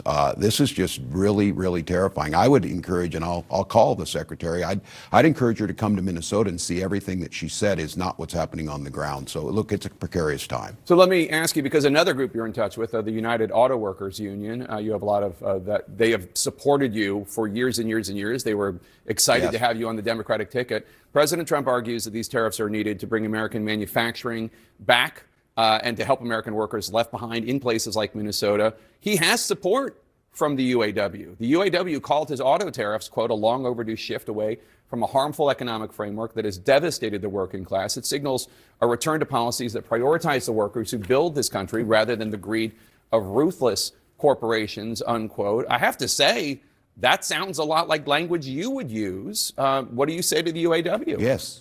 It is what I would use. And here's the thing that the Democrats have to figure out. Donald Trump's language around this, he's not wrong that we've had manufacturing gutted. He's not wrong that we saw an outshoring. People of my generation were told, there aren't going to be any manufacturing jobs, so you need to go to college and rack up student loan debt. The problem is Donald Trump's solution to this is not the solution. Now, UAW is right. Certain tariffs, if they're on to steel or if they're targeted correctly, do make a difference. That's not what we're dealing with here. So just... Thank God, dude. Someone is fucking messaging this appropriately. Holy shit. It's not meh. He's right. He's right. Democrats should not be in favor of free trade. Democrats should be the first to acknowledge that free trade is what has gutted the American manufacturing capabilities, destroyed the American labor force, destroyed the countryside. He's a good messenger on this. Bad take? Why is that a bad take? Free trade is nice. Without free trade, or with free trade, you have no manufacturing. Without manufacturing, you have no labor force. Without the labor force, you have no labor power. Without labor power, you have no way to... Without labor power, you have no labor unions. Without labor unions, you have no way to increase wages. Without increasing your wages, you arrive at what America is doing currently, which is 23% underemployment, gig economy jobs galore, no protections whatsoever, no mechanism of pushback against the one party that's supposed to be against the right-wing reactionary forces, and you arrive at a nation with no health care, with no future, no retirement funds, a nation in disarray. All of it ties back to labor at the end of the day. Free trade is nice if you are not in the U.S., though. No, it's not. That's also incorrect. What are you talking about? Free trade is not nice. Do you believe the fucking WTO narrative that free trade has actually greatly improved the living standards of all these other countries? No, obviously it has not. That is not the case at all. The one country that has actually been able to dramatically improve itself in that process is China. And that is not because of the free trade. That is because of what they did with the foreign capital that came in. The only thing that free trade benefits is capital owners. That's why America did it for so many years. A lot of people say, we don't want free trade, we want fair trade. You can't have fair trade without dramatically improving the material circumstances of the global South. There's no wage parity. There is a gap for benefits. There's a gap for living standards. This also exists within the United States. In the United States, I'll tell you something, okay? I'll put you on game a little bit. In the United States, there's a concept called low-cost zones. Places like Oklahoma, states like Oklahoma are considered low-cost zones. And companies try to move to these low-cost zones. Why do they do that? Why is it considered a low-cost zone? Because less regulation around labor rights and also cheaper cost of living in general, okay? It ultimately fails, though, because there is no initiative to improve these opportunity zones or these low-cost zones. So people don't want to fucking live there, and they inevitably leave. But the reason why they exist, the reason why such a concept even exists internally within the United States of America is because there are areas where you can get away with paying people less. Free trade is basically that on steroids. Low-cost zones also mean that a lot of the background employees that you hire are that you can pay even less. That doesn't end up improving the situation in these states anyway. Last week, 650 taconite miners are laid off. Those taconite miners are mining the taconite to make the steel to build the automobiles. So I don't disagree where they're at, and I think this is the Democratic dilemma. Donald Trump talks about the things that are real in the angst of people's lives. He doesn't do a damn thing about it. In fact, he does just the opposite, and he pals around with the people that caused the problem. And we don't offer him a solution, so it looks like we're not hearing him. So I disagree with Sean Fain and UAW on this issue. I don't disagree with them on that we made decisions over the last 30 to 40 years that I don't think helped America, but this is not the solution to it. Isolating ourselves is not the solution. We need to make sure that we're focusing. And again, I would just end with this, Jake. Donald Trump has not once ever cared about workers. This is why you need to support unions across the board, support the ability to have a living wage. So we heard your former running mate Kamala Harris say she's not here to say I told you so, although obviously that's what she was saying about all the Trump chaos. We're seeing, I have to say though, what does I told you so really mean here? I mean, people heard her message. They did not vote for her. She lost every battleground state. You yourself have criticized the Harris-Walz campaign for being too cautious. She may have told the American people, she may have warned the American people, but she didn't do it compellingly enough to win. That is the absolute point. And look what. Oh, my. Wow. I can't believe I'm hearing this from a liberal mainstream institution. I can't believe I'm hearing this for the first time ever. Now that it's not fucking Hillary Clinton, a post-election analysis that's coming fucking 4 or 5 months after the election, 6 months after the election, a post-election analysis that actually pits the blame successfully on the party that lost. Wow. If only there was someone who was saying that before the election, during the election, after the election, and hasn't stopped saying that.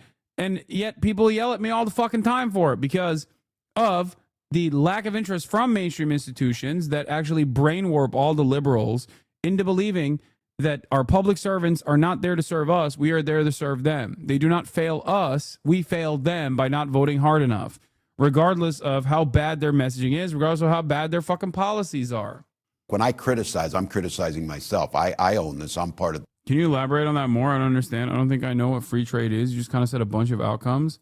Free trade agreements with other countries is lowering restrictions on how countries can trade with one another in an effort to allow capital owners to move manufacturing to other countries where labor costs are significantly lower. They're so low, as a matter of fact, that it is literally cheaper. It is cheaper for companies, American companies, to move their manufacturing there and then ship the supplies back to the United States of America and many other markets. Yes, it allows free flow of investment and capital to lower cost areas. And the argument there is that it's a mutually beneficial scenario. The argument is a lie, of course. It's beneficial because these countries that are poorer overall will be able to take the foreign capital that's coming in and greatly improve their living conditions. And yet, after multiple decades of free trade agreements with many of these nations, a lot of these countries have not been able to improve their material conditions because that's not the goal. The goal is not to magnanimously improve the conditions in improve the living conditions of like the global South. As a matter of fact, it's to keep it poor to the best of your ability so that you can consistently extract higher profit margins. What the F are you saying? She lost because she was a woman and black. Just that simple. The ticket, and somebody has to come up with a strategy. I think this is exactly right. This is the thing. Look, Democrats, it was a good night in Wisconsin. I was over there. We saw that happen. Donald Trump's doing this. Just to be clear, nobody on the Democratic side is celebrating this, and those folks in the street are not celebrating that Donald Trump's making all these errors. I think what the vice president's saying is that was pretty self-evident.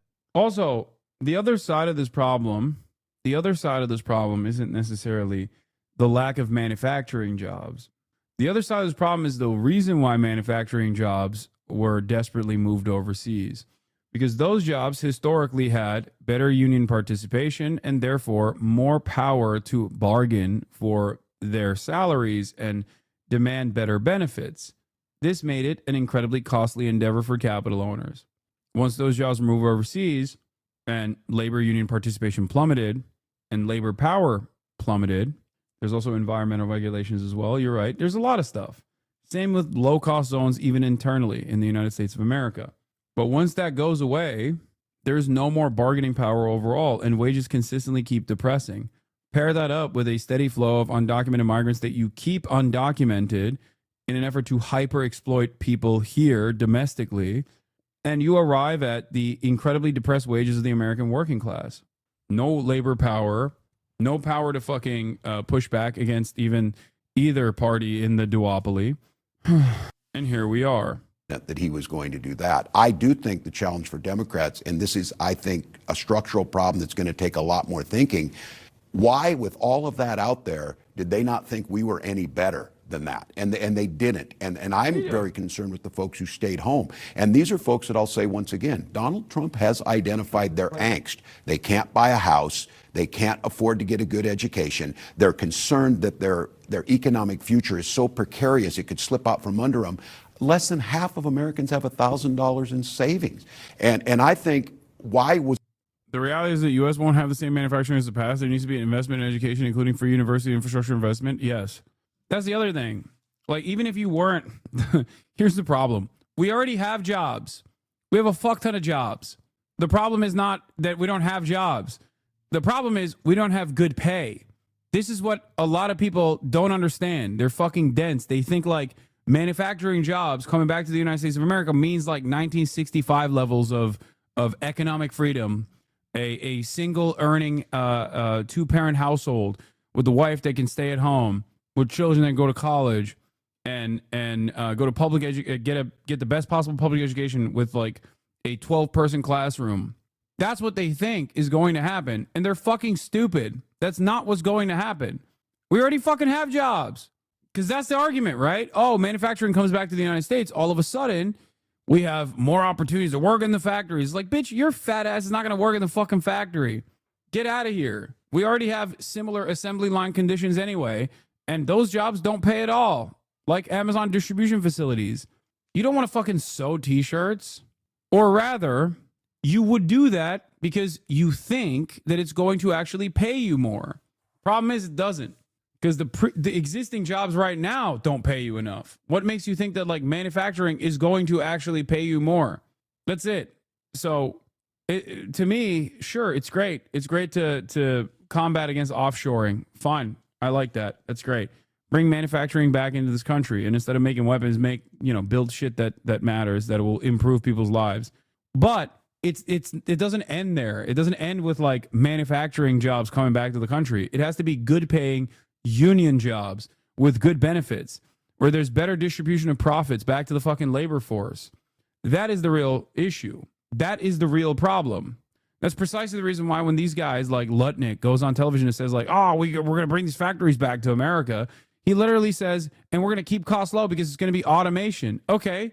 So the average American isn't going to get a job there. We're just we're just fantasizing about factories and a technology that doesn't even exist in America yet, magically coming here, materializing out of fucking thin air, and it's not even going to be beneficial for the American labor force? What the fuck?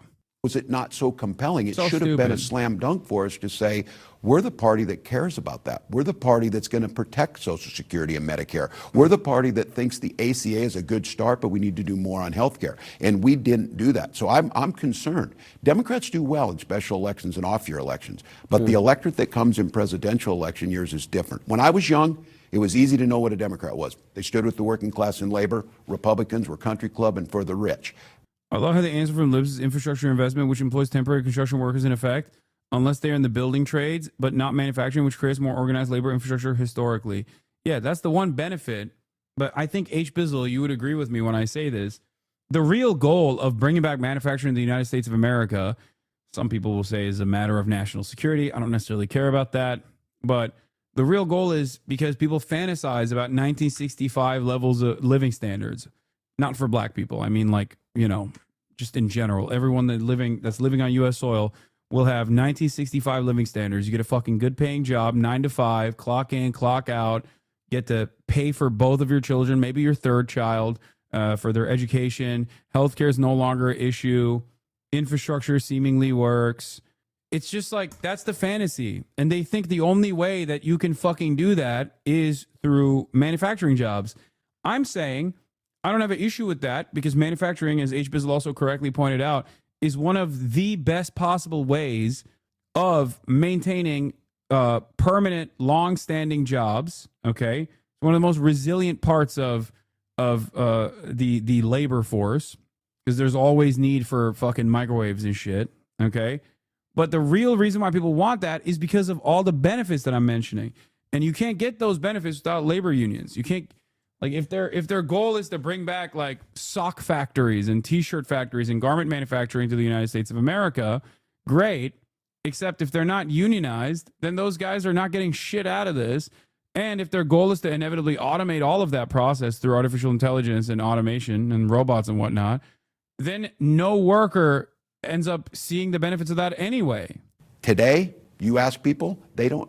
We have a 29% approval rating. Yeah. It doesn't help us any that Donald Trump ends up with a 25% approval rating. We have to get back to the core issues that this is about making America prosperous and stable and innovative for everybody. Well, what do you make of the criticism that one of the reasons why your party was so resoundingly rejected last November is because Democrats were gaslighting the country, saying that inflation was not a big deal, heralding Bidenomics. Not only Biden, but Kamala Harris was heralding Bidenomics, pretending that there wasn't a problem at the border. And then fundamentally, this idea that President Biden was up for another 4 years of the job, while Americans in poll after poll for year after year were saying he's too old to do the job. Yeah. Who else wasn't calling that into question, though? Oh, that's right. You, bro. You and your lackeys. Your party stood against all of those things. Look, Joe Biden coming in and during COVID and being a governor through COVID did a hell of a job. But I think one of the things that we didn't do is we assumed that we said, and it was true, that we were going to have a soft landing and our economy was better than the rest of the world. Better for who? Better for the working class who was saying groceries were too expensive, as they are now and going up. They got to see us talk about things. Again, I go back to this. Don't talk about food insecurity or housing type of issues. Talk about people being hungry and wondering where they're going to live, or about their children's future, about real security. And so I think your question is spot on. I think we got intellectualized on this. I think the fact of the matter is Joe Biden did soft land the economy. He did usher us through COVID. None of us are saying we should be soft on the border, but we allow a vacuum, and Donald Trump fills it, the 800-pound gorilla, and their narrative starts to stick, and we look weak. We look weak like we don't care. We look like look, Jake, I'm not going to say, we need to do is we need to just arrest people and ship them to El Salvador. No, we need to invest the money on border. We need to make sure that we have the judges necessary to adjudicate things faster. We need to make sure if you're going to be in this country here legally, and when you are, you're going to be uplifted, celebrated, and part of this great American tapestry. We didn't do that, and then it fills them. They'll find the example that is horrific where you have someone who's not here legally and they commit a crime.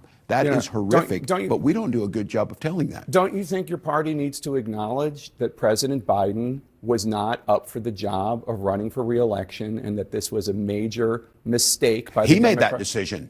I know, but you all went Yeah, along with he the made that idea that he was decision. up for it and he wasn't. And everybody saw it and the country rejected it. Yeah, well, look, history will tell us to go back. What? The problem is there was no underlying counter messaging infrastructure from the Democratic Party, no initiative and no interest in combating the misinformation, and no interest in actually changing policy when they had the power to do so. Look at what Donald Trump is doing with the executive office right now. Okay, he's running his dick through everything.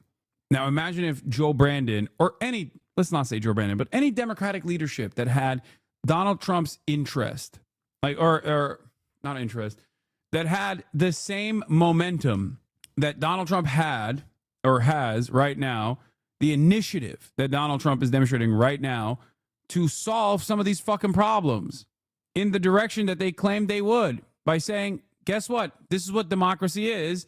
The people voted for me to do this. Donald Trump goes, guess what? This is democracy. The people voted for me to do this. I have the heavens mandate. Okay? I've been touched by God because of the victory that I secured over Kamala Harris and Joe Biden. And look at what he's done in just 3 months. Now imagine if Democrats did do that, if they weren't so fearful to break things every now and then, but in the direction of a greater good. Just be stubborn and consistent and demonstrate your moral compass over and over again. Imagine if they did that. Like we were having a conversation about Brandon not being able to forgive student loan debt.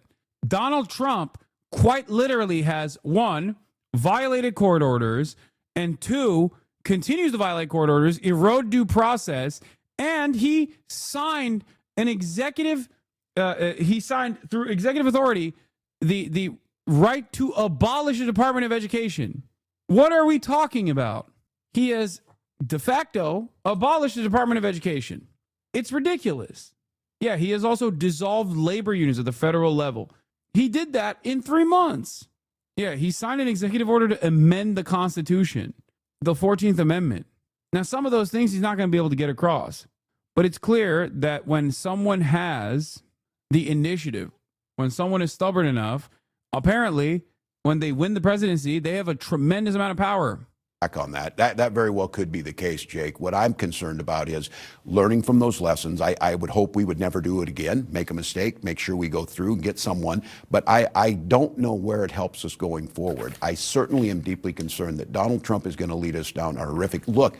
Thank God it's tariffs that he said. Donald Trump listens to no one. Remember, Donald Trump has statements about, I don't think nuclear war would be that bad. I guess we're lucky that he went after tariffs instead of that route. Yeah. We have an issue in this country that is going to impact us. And if there is not a loyal opposition, if there's not some soul searching on our side, if there's not reaching out to those folks who are in the streets, they're leading right now. So quick question. I would tell everybody, you better get with them. Yeah. Quick question, because we got to go. But you said you're not going to run for the Senate seat there.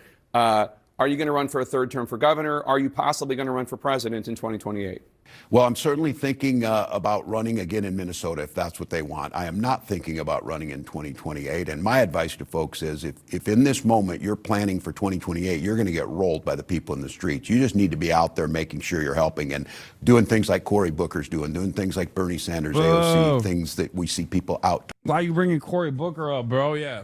Democrats should be doing what Cory Booker's doing, which is yapping for 25 hours and then using the power of the pen to give more weapons to Israel so they can do better genocide. Boo. Bernie Sanders, U.S. under Trump faces unprecedented level of danger. I'm going to skip that. Donald Trump also endorsed sending American citizens to the El Salvador prison. Also, fake Fapper has no leg to stand on here. The whole MSM waited too long to go after Biden's age. Get better. So there is an opportunity every time he goes out, every time Joe Biden goes out. Oof. Age is like a broken bone. Age is not like a broken bone. It doesn't get better. Oof. Damn, I'm kind of mad. That's a banger line. I'm mad I didn't think of it first. Like, I mean, I've been making this same exact fucking joke for a while, but that's like a way more poetic way to put it, you know? Damn, when they want to be, they can actually, When they want to be, the media can actually do their job, and it's fucking annoying. It's so disconcerting though, seeing it happen in like a week. You know, like Yeah, that is overnight. I'm just weird. like, what the fuck are you talking? What have you been doing this entire time? It's very, very frustrating that they didn't do this before, and only now are they attempting to do it. And it's like, where was this fucking energy in 2020, man? Yep, far too late. Yes, I saw the new SCOTUS ruling. Don't worry, I'm gonna get to it. Okay.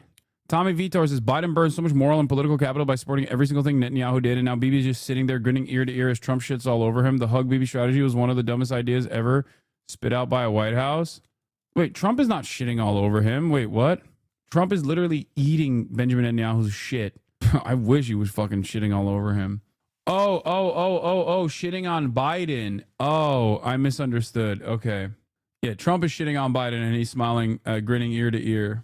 Yeah, Biden was a fucking fool, a decrepit old monster.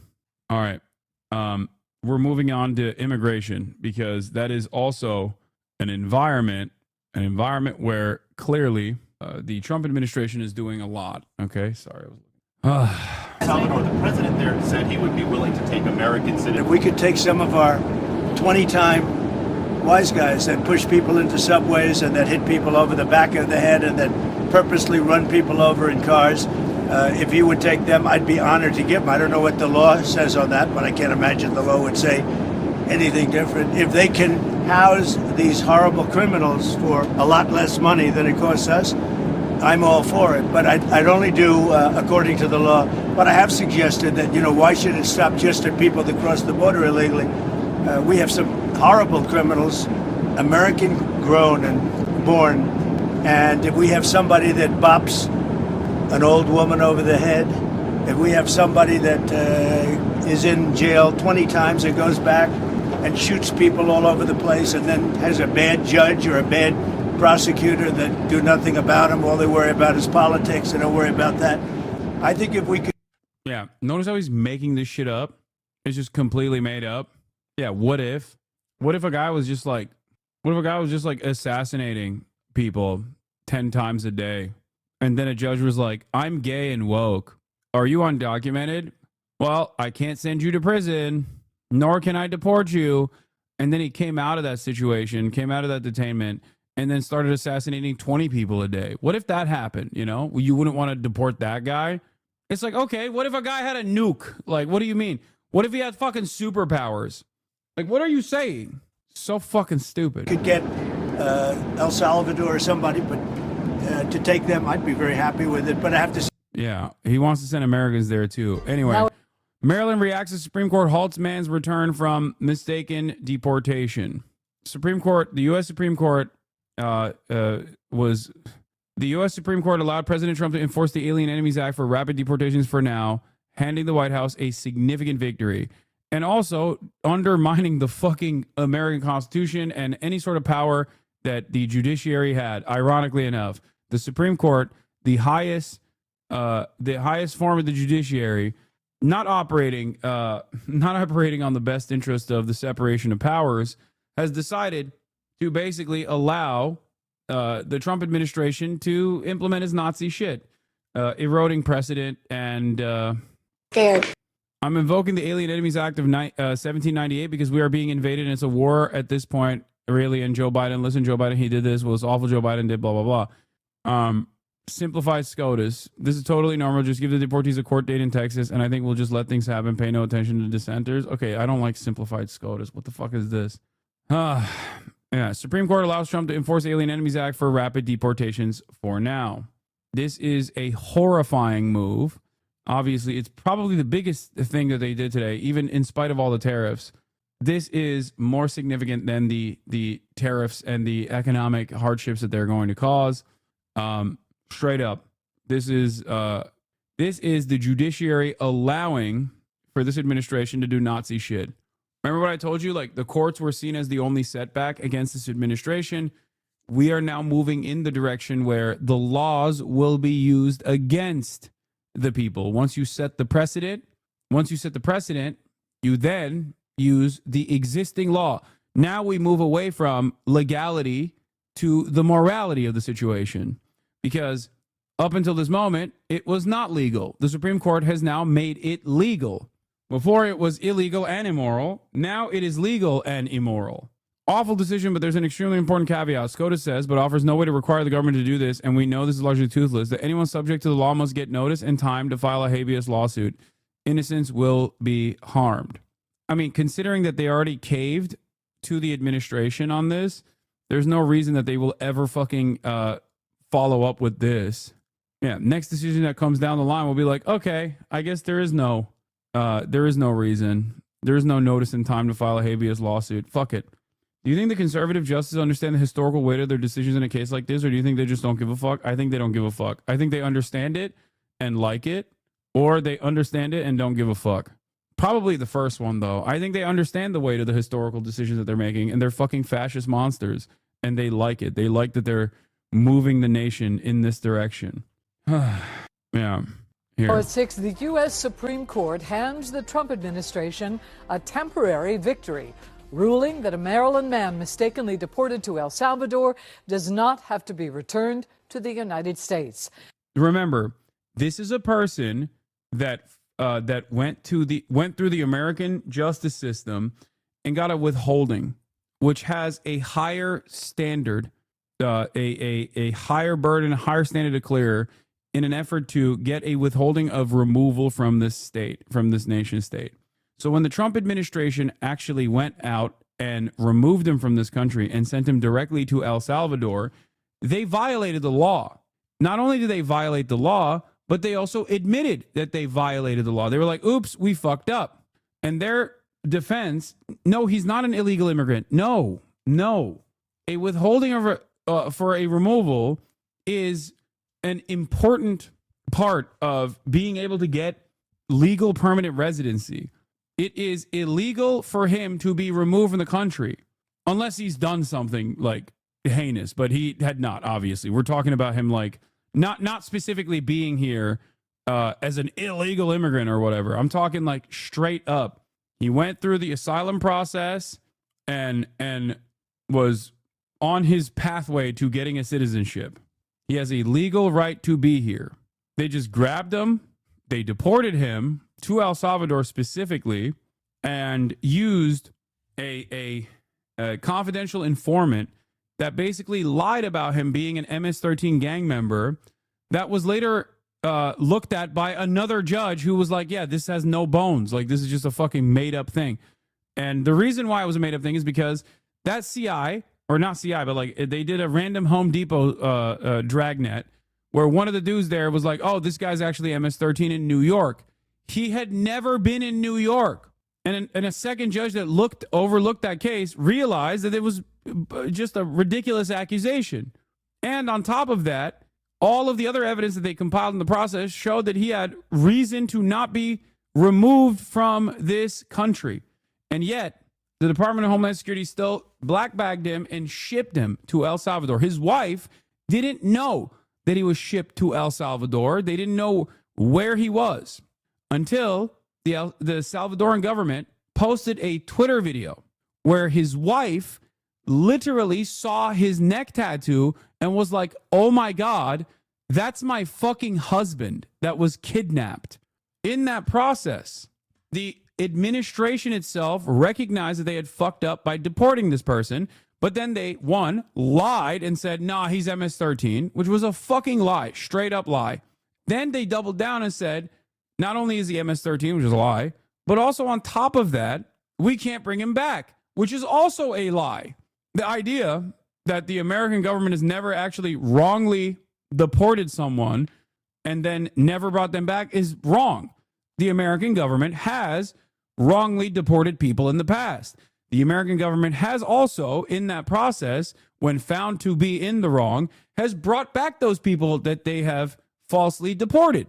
But they claim that this government that we're paying $6 million to warehouse these undocumented migrants and documented legal permanent residents and potentially even American citizens in the future, we have no power over them. We have no power over bringing them back into the United States of America. It's bullshit. It's completely made up. Hello, everybody. I'm Denise Koch, and welcome to WJZ's All Local News at 6. The pause on the deportees' return comes just hours before the midnight deadline to bring Kilmar Abrego Garcia back to Maryland. WJZ investigator Mike Helgren stays on this story for us. He has more on the new order from the nation's highest court. Earlier, Kilmar Abrego Garcia's wife spoke directly to President Trump, saying she hoped her children would be reunited with their father tonight. That will not happen. The Chief Justice himself issued the order, saying he wants more arguments in the case. A victory for the Trump administration, a 3-sentence order from the Chief Justice of the U.S. Supreme Court, ruling the government does not have to bring Kilmar Abrego Garcia back to the United States tonight. The Supreme Court overturned a lower court's decision to bring this person who was illegally sent to El Salvador back. The Supreme Court looked at that and said, nah, they can do it. This is a major, major precedent. It is a major violation of the power of the judiciary because the nation's highest court is completely on board with the administration. Weeks after immigration officials admitted mistakenly deporting him from Maryland to a violent Salvadoran prison. It goes against lower court rulings. We have judges that try and protect these people, but they didn't protect us when the people were being let in. But to get them out is never easy with these people. He is an MS-13. My understanding is that, yes, he shouldn't be deported, but specifically he shouldn't be deported to El Salvador because he would be in a lot of danger. Like if they deport him, they have to do it somewhere else, anywhere else. Dude, if you're from El Salvador and you get a withholding to be deported to El Salvador, that means don't deport this person. You understand that, right? Where else is the government supposed to deport someone from El Salvador to? That's not how that works. Like, are we just deporting people randomly to other countries? I mean, we have done that in the past, and it's a horrific thing that we did. And it's also hilarious because, like, that means there is a higher standard for withholding than a straightforward asylum seeker claim.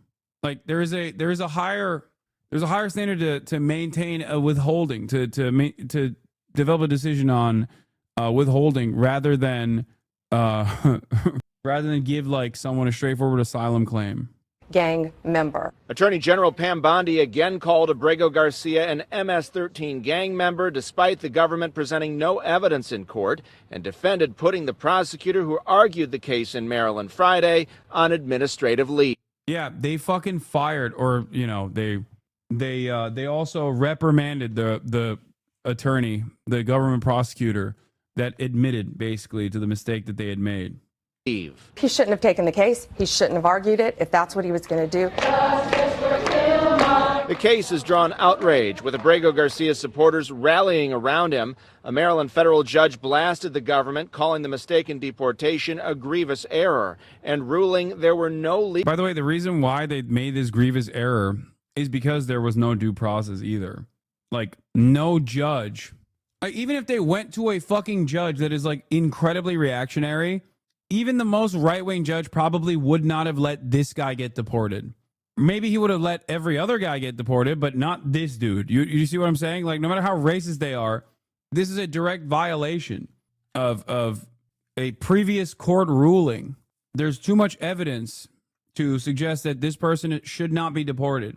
Legal grounds whatsoever for his arrest, detention, or removal. His detention appears wholly lawless. The Fourth Circuit Court of Appeals upheld that decision, writing, Abrego Garcia has no criminal history in this country or anywhere else and is a gainfully employed family man who lives a law-abiding and productive life. Maryland Congressman Glenn Ivey. But it should send a message, I hope, to the Trump administration that you can't just go around grabbing people, and once you realize that you've made a mistake, don't double down on it. The Solicitor General wrote in a successful appeal to the Supreme Court, the United States does not control the sovereign nation of El Salvador, nor can it compel. It didn't send that message to the Trump administration, because the Trump administration got the exact opposite message, because the Supreme Court is like, nah, you can do that. El Salvador to follow a federal judge's bidding. As a former prosecutor who's handled immigration cases, have you ever seen a case like this? I don't think I've ever seen a scenario where the Department of Justice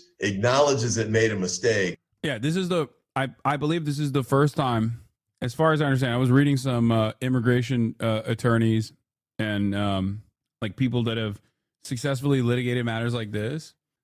This is the first time where the administration recognizes they made a mistake and does not go back and return the wronged party to U.S. soil. Because, like, mistakes like this have happened, even with due process, of course.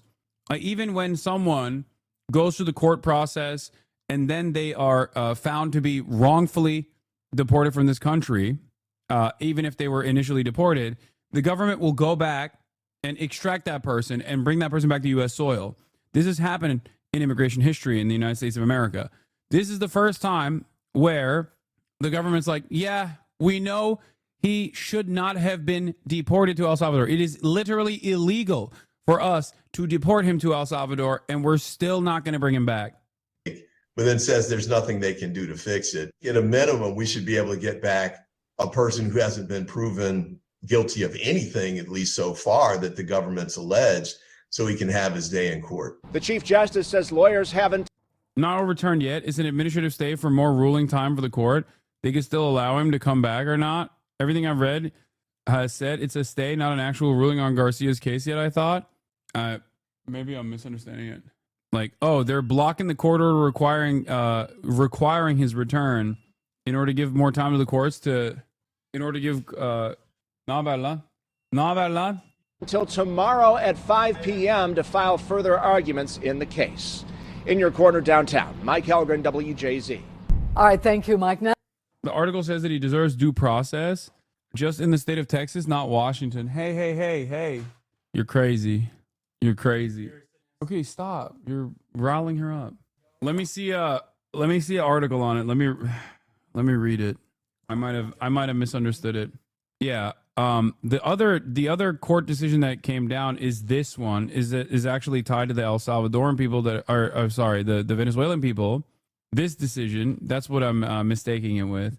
The Supreme Court overturned the lower court's block on Venezuelan deportations. This one is a much larger victory for the Trump administration. This is the other one that is far worse. The Supreme Court on Monday allowed President Donald Trump to enforce the Alien Enemies Act for now, handing the White House a significant victory that will let the immigration officials rely on a sweeping wartime authority to rapidly deport alleged gang members. The unsigned decision in the case, the most closely watched emergency appeal pending at the Supreme Court, lets Trump invoke the 1798 law to speed removals while litigation over the act's use plays out in lower courts.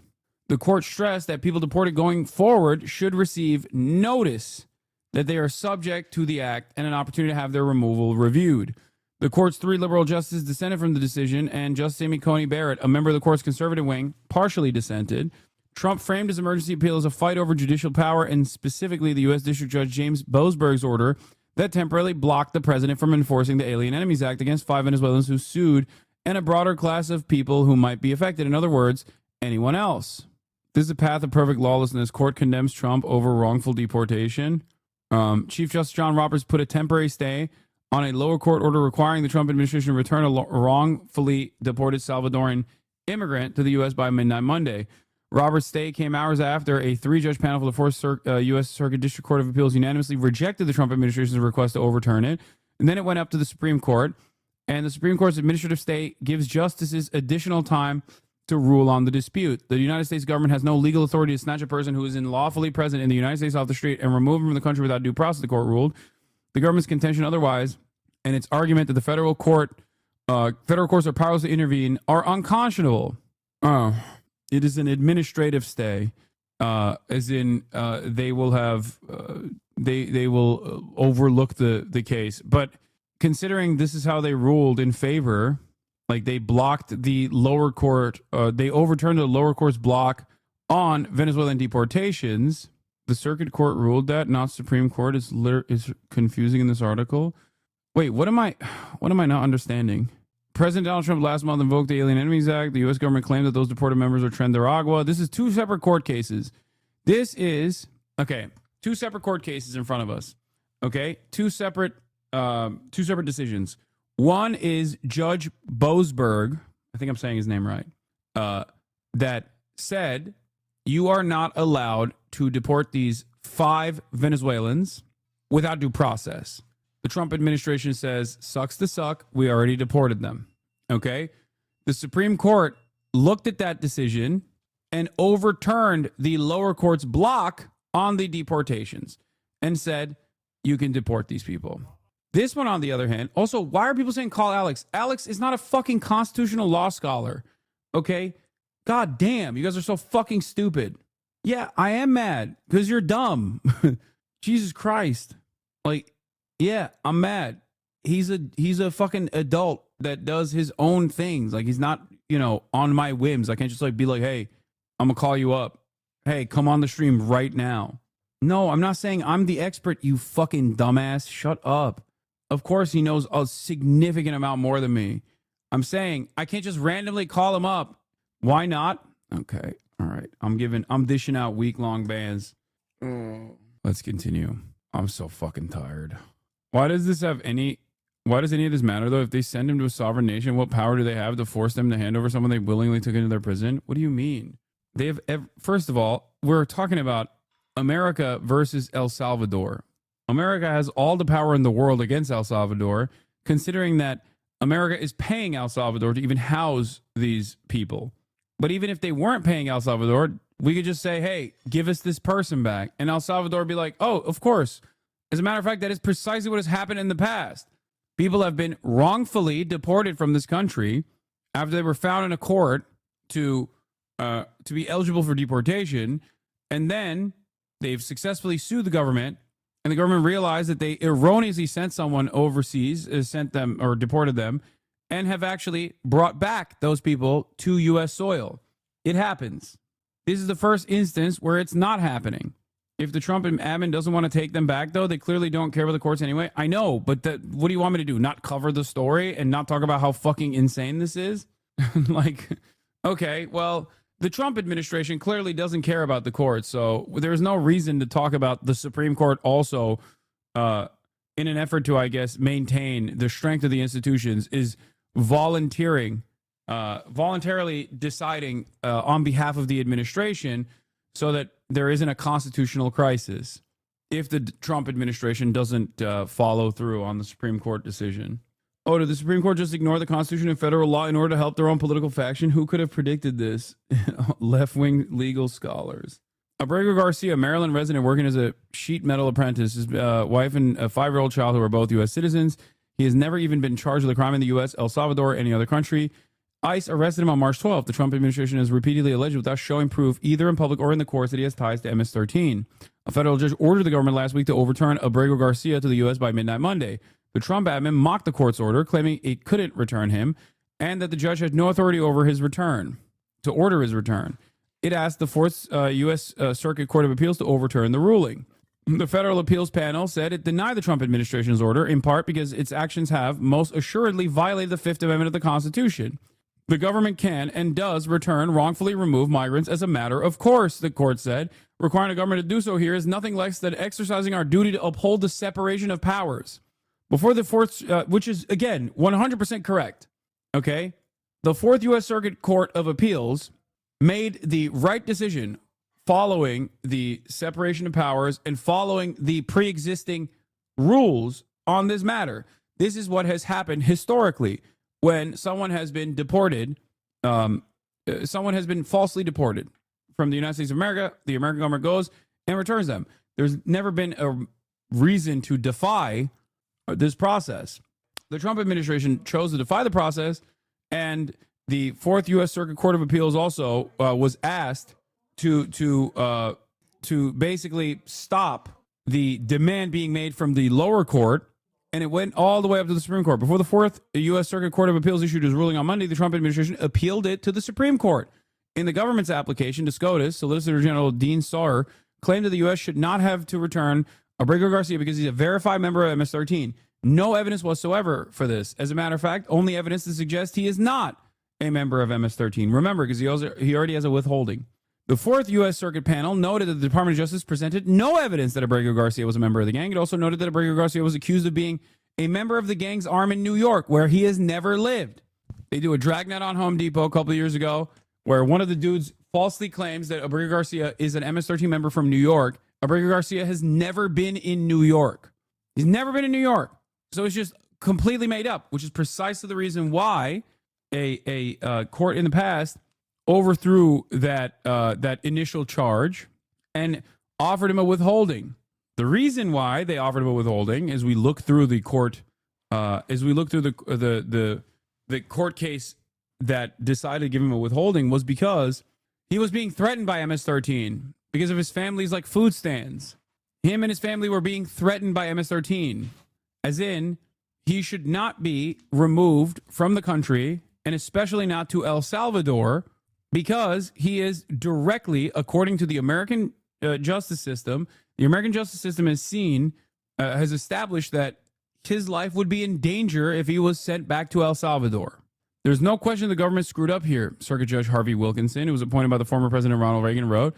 The withholding of removal order was country-specific. It banned the government from removing Abrego to El Salvador and El Salvador only. Wilkinson said, granting the Trump admin's request would create a loophole through which it could whisk individuals to foreign prisons in violation of court orders and then contend, invoking its Article 2 powers, that it is no longer their custodian and there is nothing that can be done. It takes no small amount of imagination to understand that it is a path of perfect lawlessness, one that courts cannot condone, Wilkinson said. Do you understand? The El Salvador part of this process is even scarier than fucking Guantanamo Bay, because Guantanamo Bay is still it's not on U.S. soil, so they can violate your laws or violate your habeas corpus and numerous other human rights laws.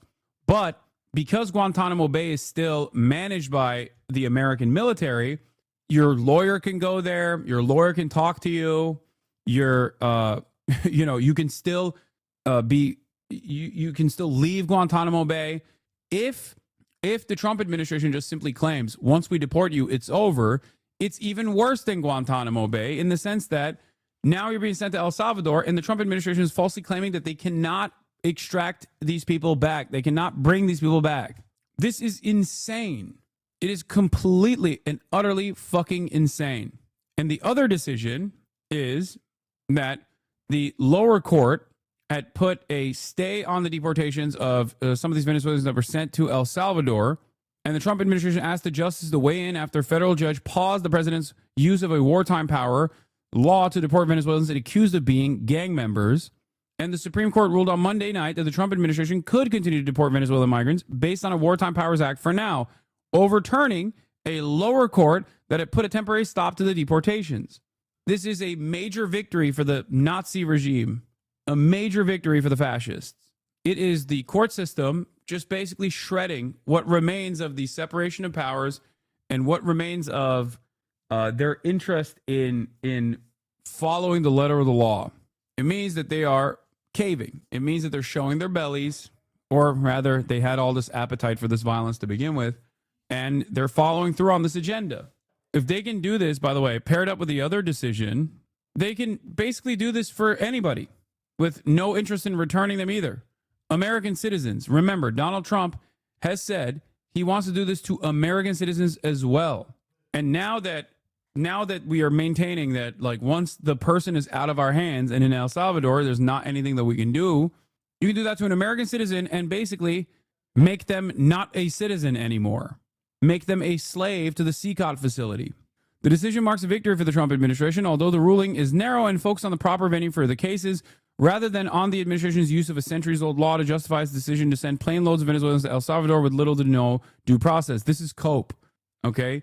The narrow framework doesn't mean anything because they will serially keep violating it, and some judges will continue trying to stop this process, and slowly but surely, the Supreme Court will consistently give the administration everything it wants because this is a major violation, and the Supreme Court basically overturned it. The Supreme Court took away the power of the courts. The justices did not address the question of whether the Trump administration improperly categorized the Venezuelans as deportable under the Alien Enemies Act, finding the migrants had improperly challenged their deportations in Washington, D.C. The justices determined that the migrants should have raised the challenges in Texas where they were being held. It's just like such a fucking cowardly, annoying, process-focused way to, one, simultaneously save face, while two, allowing this administration to continue its deportation agenda. And the reason why they did that was because they did not want They did not want there to be a potential constitutional crisis. The detainees are confined in Texas, so venue is improper in the District of Columbia, according to the court's order, which was brief and unsigned, as is typical in such emergency applications. In a concurrence, Justice Brett Kavanaugh stressed that the justices were in agreement that the migrants should receive judicial review, but that they were divided over where the case should be heard. As the court stresses, the court's disagreement with the dissenters is not over whether the detainees receive judicial review for their transfers. All 9 members of the court agree that judicial review is available. The only question is where that judicial review should occur. They did this thing in the most cowardly way possible, where they wanted to come across like they are, because if they had supported the lower court's decision here, as is what was expected, right, under normal circumstances, they should have, then the Trump administration would find themselves in this constitutional crisis where they had to fucking admit that they made a mistake and go back and extract these people and put them through due process, in which you would most likely find out that they didn't even have any criminal charges. Maybe one of them only had criminal charges and was deportable, but the other ones weren't. You know what I mean? It would be a long, convoluted, drawn-out process that would make the administration look bad. There'd be media coverage on it. There'd be a lot of back and forth where the messaging would absolutely hammer these guys. It would put the fucking dangerous immigration agenda in the forefront of people's consciousness. So instead of allowing that to happen, the Supreme Court found a cowardly way. The Supreme Court found a cowardly way to say, we don't want to have a constitutional crisis here, and we don't want to embarrass the administration. So we're just going to find a process-centered way of just saying the lower court that gave this decision has no power over it. Okay? The institutionalists on the court just want this to run to the Fifth Circuit, where they were being held, which ICE moved to have a better ruling. That fits the precedent on immigration issues as well. No, I'm saying that in and of itself is quite literally a way to pass the buck down and to ensure that they get out of this, they concede to the Trump agenda on deportations without triggering a constitutional crisis. That's what I'm saying. Texas courts or Louisiana courts, there's a reason why ICE rapidly will ship people after blackbagging them to fucking Louisiana, because they know that the judges in Louisiana have this long, arduous process where they will either keep someone in detention for as long as they can, which is another way to torture these people, or expeditiously ship them out of the country and sign off on a deportation when most other judges would not. Problem here is that this was a federal immigration judge that intervened in the process and issued a court order, and the Trump administration refused to follow the court order.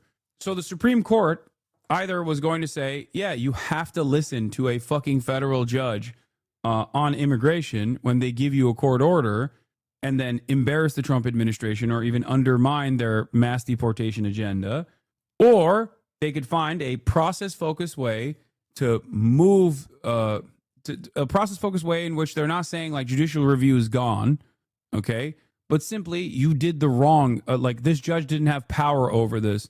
Only the state where they were held, do the federal judges have power over it. The administration has asked the justice to weigh in on its effort to use the Alien Enemies Act to deport more than 100 Venezuelans to a prison in El Salvador.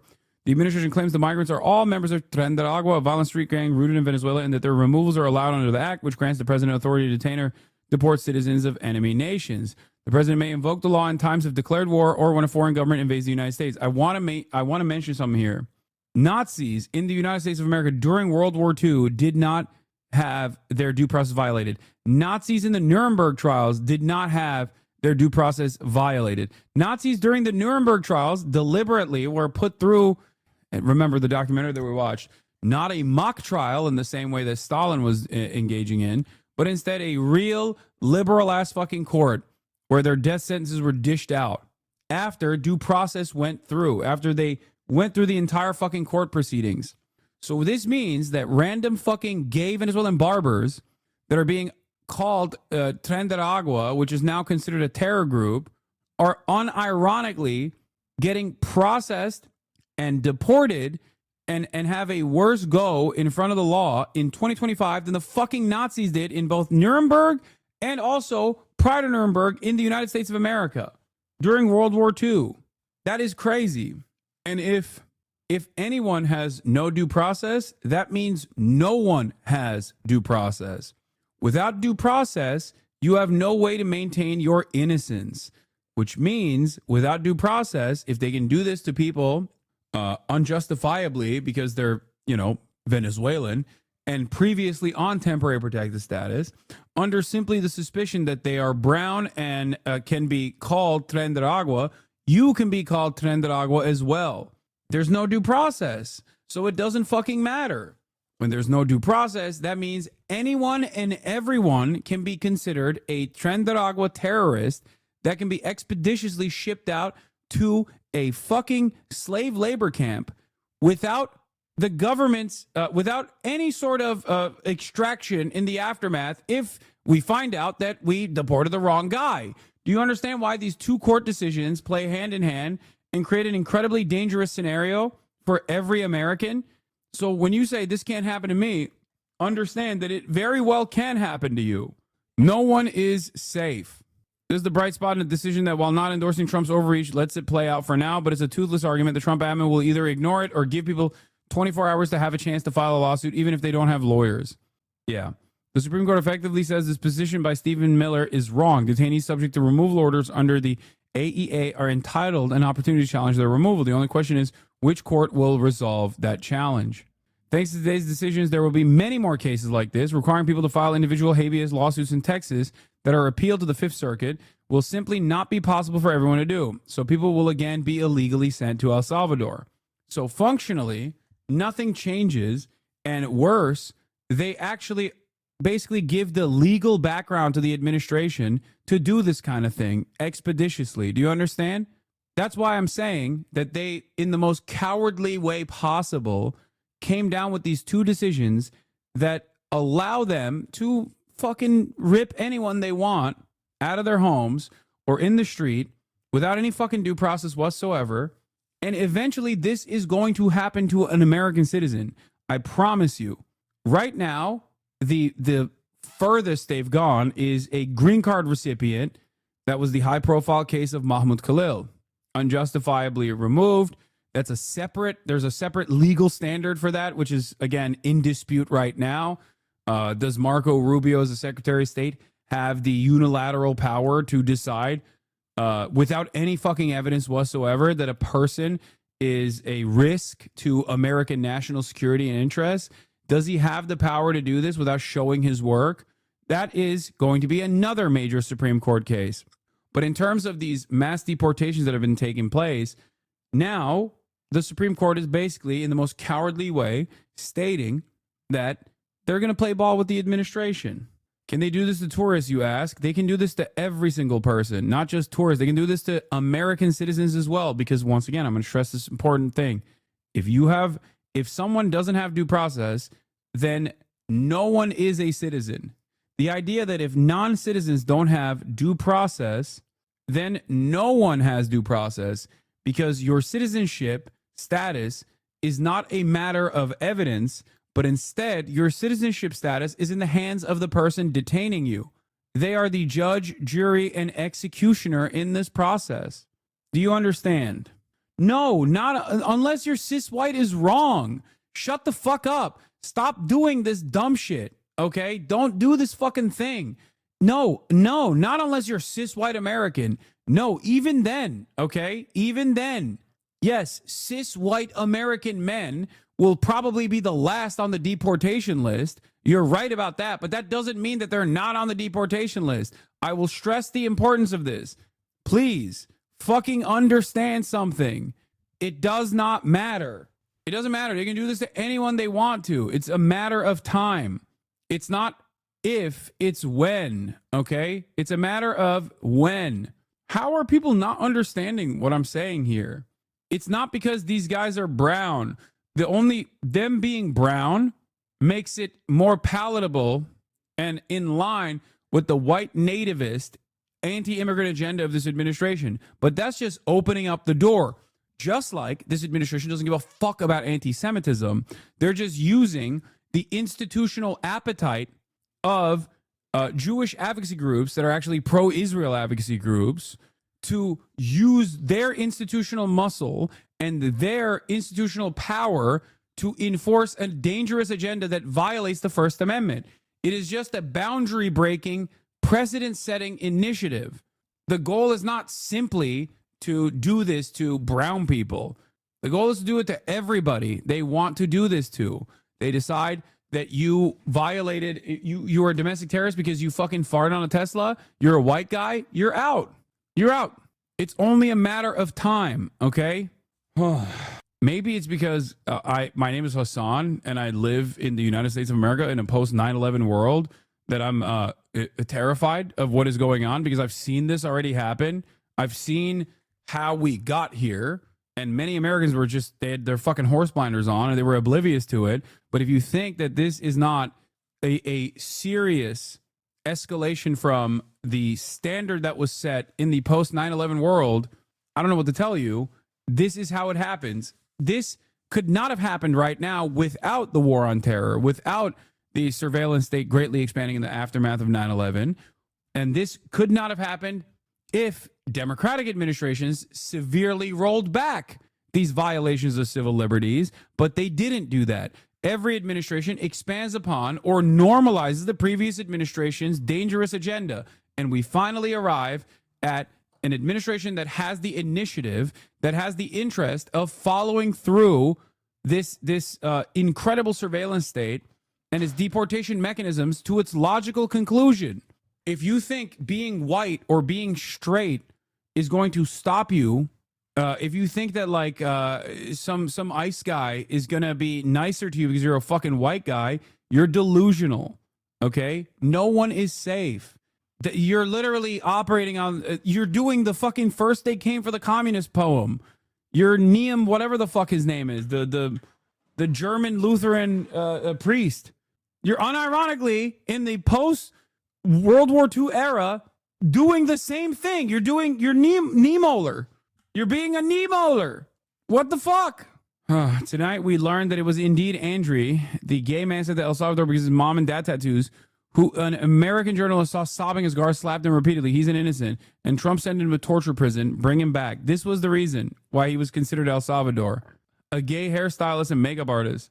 If they could do this to Andy, an innocent man who did nothing wrong, he came to a port of entry seeking asylum. Think what else they could do. He never saw a judge. They just threw him on a plane without even telling him where he was going. This is why due process matters. Andrea entered the U.S. legally at a port of entry to seek asylum after registering with the Customs and Border Patrol and waiting in Mexico for an appointment. But even if he had entered illegally, it would not justify being sold to a prison in El Salvador with no due process. If you hyper-focus on this dude's tattoos, you're also fucking stupid. It's not because he has tattoos. It's not because he's Venezuelan. It's because this administration wants to do this, and they know that this is the weakest link. They're recognizing the appetite that the broad majorities in American public have for the time being for enacting this dangerous deportation agenda, this white nativist immigration agenda. That's why they're starting with people that they're claiming falsely is Trenderagua. She knows perfectly well that the guy with the autism awareness tattoo and the gay hairdresser are not heinous, violent foreign terrorists. Not sure how these people sleep at night, and they proudly call themselves Christians too. Yeah. This is how the administration is defending the Supreme Court decision right now, by the way. This is a massive legal victory, Jesse, a massive victory for law and order and for our constitutional republic and the sovereignty of the United States of America. We called on the Supreme Court to rein in these activist judges like Judge Boasberg, who was completely out of line in trying to say that the president didn't have the executive authority to deport foreign terrorists off of our soil. We have always maintained the position at the White House that the president was well within his constitutional authority to do so. And this decision proves that President Trump and our administration have always. Yeah, the dumbass Supreme Court handed this major W to the fucking Trump administration, and process perverted liberals will still look at this and be like, well, the focus is narrow. No, this is why they did it. So that Caroline Leavitt can go on fucking Jesse Waters and be like, yeah, that's right, we will deport you, and there's nothing you can do about it. And also, lo and behold, turns out even if we deport you falsely, okay, and you had a previous order to be here, whether you were an American citizen or you had a withholding, for example, we can violate that. We can violate that. We won't even take you back. Because guess what? Once it's out of our hands, it's out of our hands as a sovereign nation. How can people not understand this? It's fucking insane. He's been right from the beginning. He will continue to utilize the Alien Enemies Act to remove foreign terrorists and Tren de Aragua members, vicious gang members from... They're not fucking Tren de Aragua. American communities. And because of this ruling, the United States of America is a much safer place. Our team... It's not. It's the exact opposite. It is a less safe place. On March 14th, President Trump signed a proclamation that targeted members of Tren de Aragua. We already covered this. The same day, plane loads of deportees were sent to El Salvador, which entered an agreement with the Trump administration to take Venezuelans and detain them. A federal judge, James E. Boasberg, directed the administration to stop the flights. He subsequently issued a written order temporarily pausing the administration's plan while the court cases proceeded. The Trump administration appealed Judge Boasberg's temporary restraining order, and a divided panel of 3 appellate court judges in Washington sided with the migrants, keeping the pause in place. One judge wrote that the government's deportation plan had denied the Venezuelans an even gossamer thread of due process, which it did. At that point, the Trump admin asked the Supreme Court to weigh in, arguing in its application that the case presented fundamental questions about who decides how to conduct sensitive national security-related operations in this country. Lawyers for the migrants responded sharply, arguing that the temporary pause by Judge Boasberg was the only thing standing in the way of the government sending migrants to a prison in El Salvador, perhaps never ever to be seen again without any kind of procedural protection, much less judicial review. The ACLU and Democracy Forward, groups representing the Venezuelan migrants, said that the president had bent the law in an effort to shoehorn a criminal gang into a wartime law manner in a manner that was completely at odds with the limited delegation of wartime authority Congress chose to give him through the statute. Lawyers for the migrants said the migrants sent to El Salvador have been confined incommunicado in one of the most brutal prisons of the world, where torture and other human rights abuses are rampant.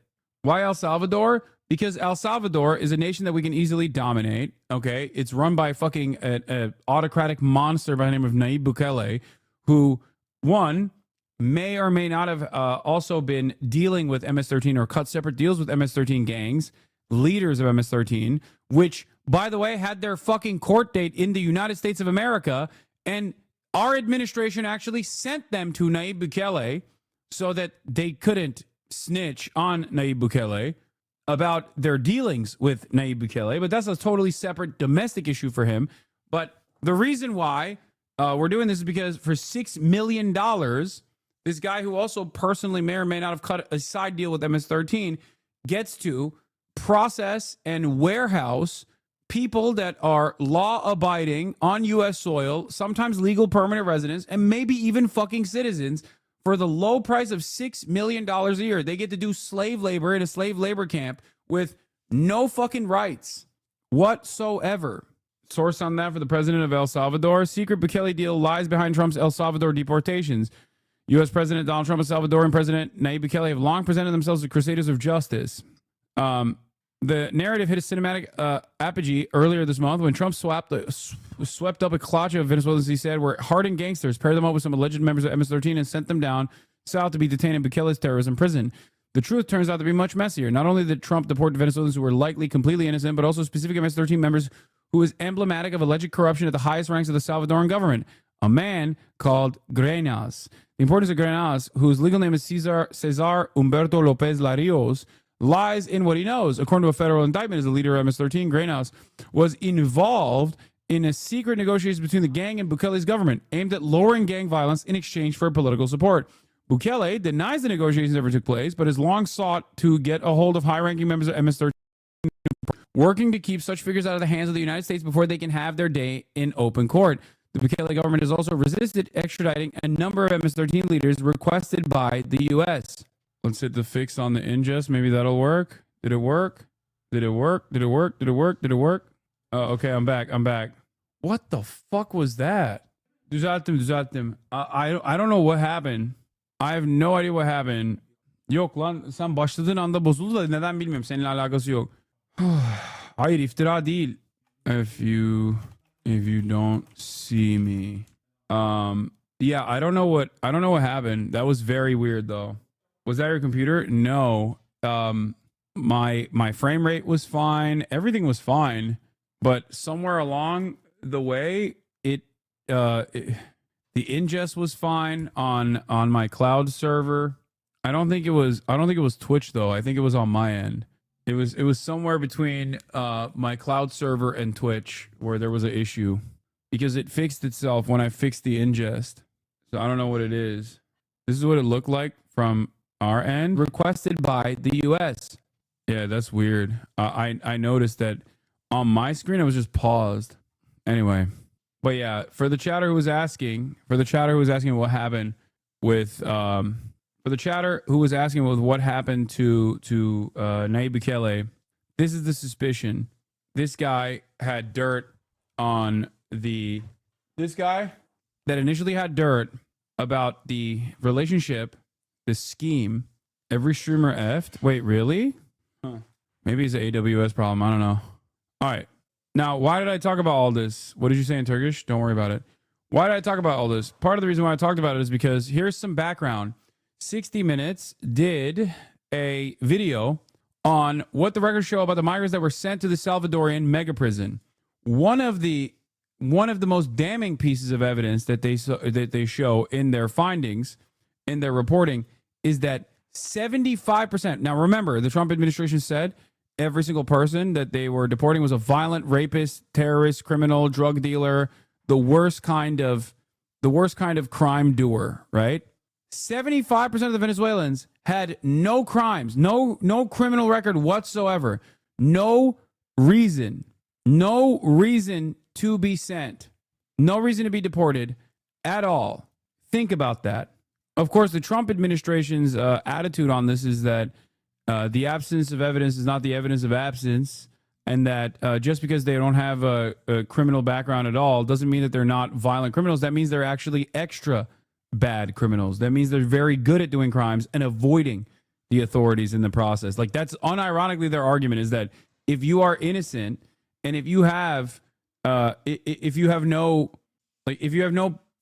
previous brush with the law, that means you're even worse than like a regular criminal. You're just like really good at hiding your crimes. That's the fucking take. Stop sending me Bernie Sanders talking about Gaza right now. I'm covering something else, okay? It's so over, dude. We've outsourced our concentration camps, like, in a way that this also pairs alongside the administration stating their desire to set up concentration camps along the southern border on the Mexican side, so that they can basically. I don't think Claudio Sheinbaum would play ball, but also more student visas have been revoked. 13 international students at UW-Madison have had their visas terminated by the U.S. government. At least 13 international students, 6 current students, and 7 alumni on employment extensions at the University of Wisconsin-Madison have had their student exchange visitor information system records terminated by the U.S. government, according to the university. SEVIS termination generally requires individuals to leave the U.S. immediately. UW-Madison stated that it played no role in the terminations. The university has not seen any related federal law enforcement activity on campus and does not believe the terminations are linked to political activity or free speech events. However, the specific reasons behind the terminations remain unclear. It's insane. Here's another fun fact you'll like. Germany started doing this too now. Great. Apparently, deeply unsettling. Stanford, Berkeley students hit by mass visa revocation. At least 4 international students at both Stanford and UC Berkeley had their visas abruptly revoked. Officials of both universities confirmed this week. 4 current Stanford students and 2 recent graduates were among those impacted, the university said in a statement. Stanford discovered the cancellations during a routine check of the Federal Student Exchange Visitor Information System. According to the statement, as of now, federal authorities have not given any official reasons for the revocations. We understand that these developments may be deeply unsettling for our members of our community, the university said in a statement, directing students to resource available through the Bechtel International Center. Meanwhile, UC Berkeley confirmed to SF Gate that 6 members of its campus community also had their visas terminated. This is an opportunity for Governor Gavin Newsom to fucking step in and not allow ICE to operate inside of any of the fucking campuses inside of its state. Toker Joker, what did he say? I'm not American. I agree with that. Illegals should get deported and violent criminals who are citizens should go to American prisons. American taxpayers shouldn't be responsible. Okay, stop. Stop. Let me read the fucking thing he's saying. Okay, calm down. The real issue is that everyone deserves due process, and most are not given that right. Snatching people up because they match a description, aren't carrying proof of legal citizenship is outrageous. Ban me if you must. It's fucking so dumb. He's a due process guy. This is liberalism through and through. He's like, listen, I hate him. I'm not a citizen. I'm not an American, but fuck those people. Okay. While you're in the process of talking about people having their citizenship revoked for demonstrating free speech. Now, maybe you're Canadian and you don't understand this concept, but in the United States of America, none of those students had their student visas revoked for a good reason. As a matter of fact, it is illegal for the federal government to revoke their student visas for exercising their First Amendment rights. Okay? Maybe you don't understand that in the fucking communist nation state of Canada, where you guys don't have that thing. You guys don't have free speech.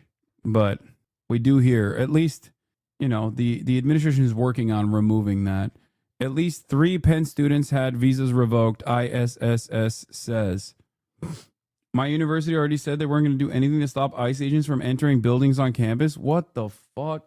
Dude, no one should come to college in America. If you're an international student, I swear, don't come to college here. Don't go to school here. This country does not deserve your brain power. Straight up. This is so insane. By the way, there's some analysis on this 13% drop on foreigners coming into the country in the past couple of months. Like, there has been a major dip in the number of foreigner visitations. At least 50 international students at Arizona State had their visas revoked, with at least 3 facing detention. An attorney representing the students say all the students she has worked with are from India, China, or Muslim majority countries, leading her to believe that political activism, particularly related to the genocide in Gaza, may be a factor in the revocations. One student has been detained for over 10 days. Students were notified of the revocations via email and are described as really, really afraid and confused, unsure whether to continue attending classes or prepare for self-deportation. Many still believe the revocations were errors. ASU has reportedly been supportive, covering part of the consultation fees of the affected students. Deported over a speeding ticket. Dozens of U.S. students' visas abruptly revoked. Nearly 40 students report canceled visas over minor infractions as Trump intensifies crackdowns on universities. Lisa was eating takeout at a friend's place when the email from her university landed. She clicked on her inbox, skimmed the message. ISS informs you that your CVIS record was terminated. The wording felt unfamiliar. She read it again, but it still sounded like a scam, absurd but unreal.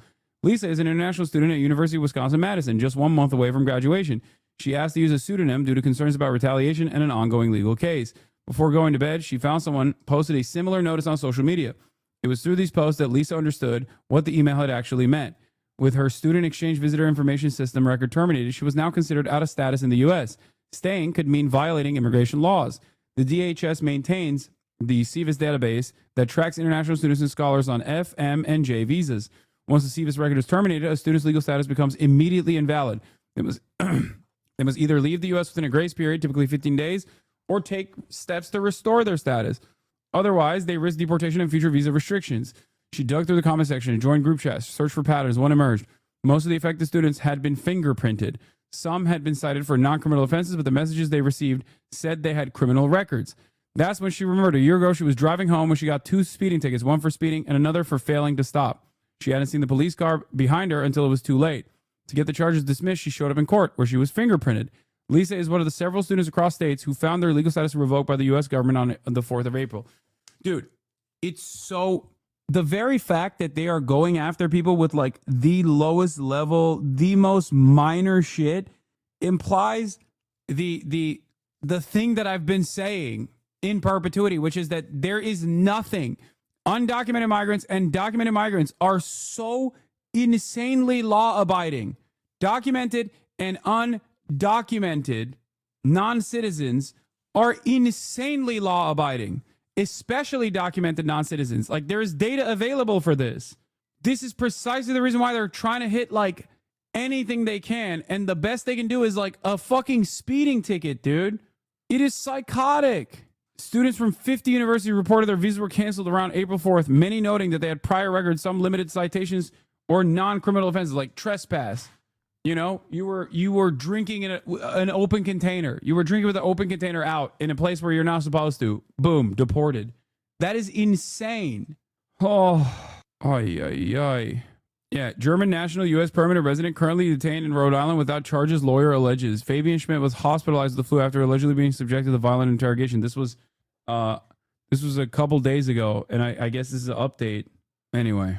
Literally broken window policing? No, this isn't even broken window policing. This is something even more dire than that.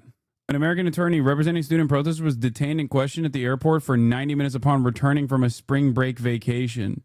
Lawyer for a UN protester detained at airport after spring break trip with family. Jesus Christ, dude. Anyway, this is so insane. All right, this is all I got for today, Chad. I'm going to go spend time with my family. I'm fucking pissed off. I'm tired. Jesus Christ, this is fucked up. Anyway, I'll be back tomorrow. Hopefully with some better news. Jesus Christ.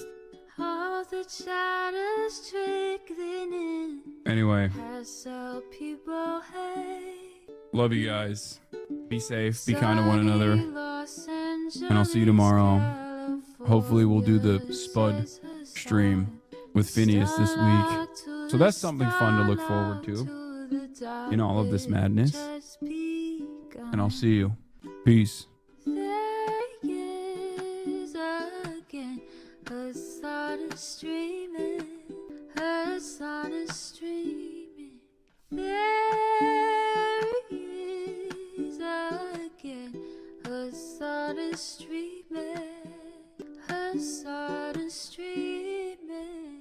Reviewing the P.O. box, Uncle Uger's face. Sudden discord at your prop, great names take embrace. Tiny Bernie Sanders, LGBTQ Air Force.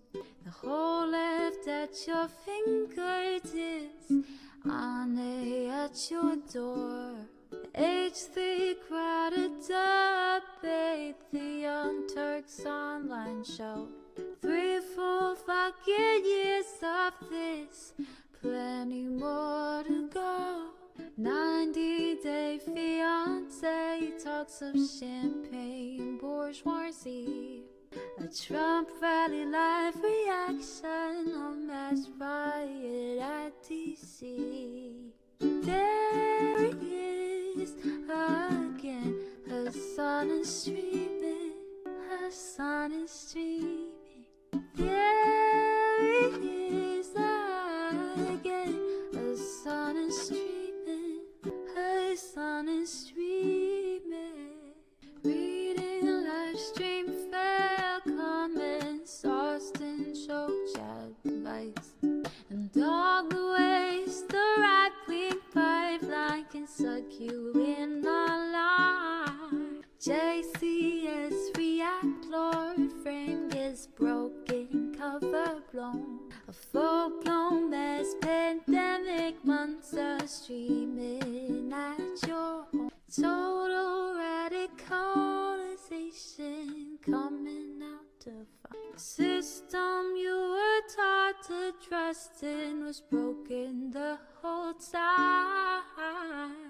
All these daily streams, whether big or whether small, have helped me and so many find the meaning through it all. There he is again, Hasan is streaming, Hasan is streaming. There he is again, Hasan is streaming.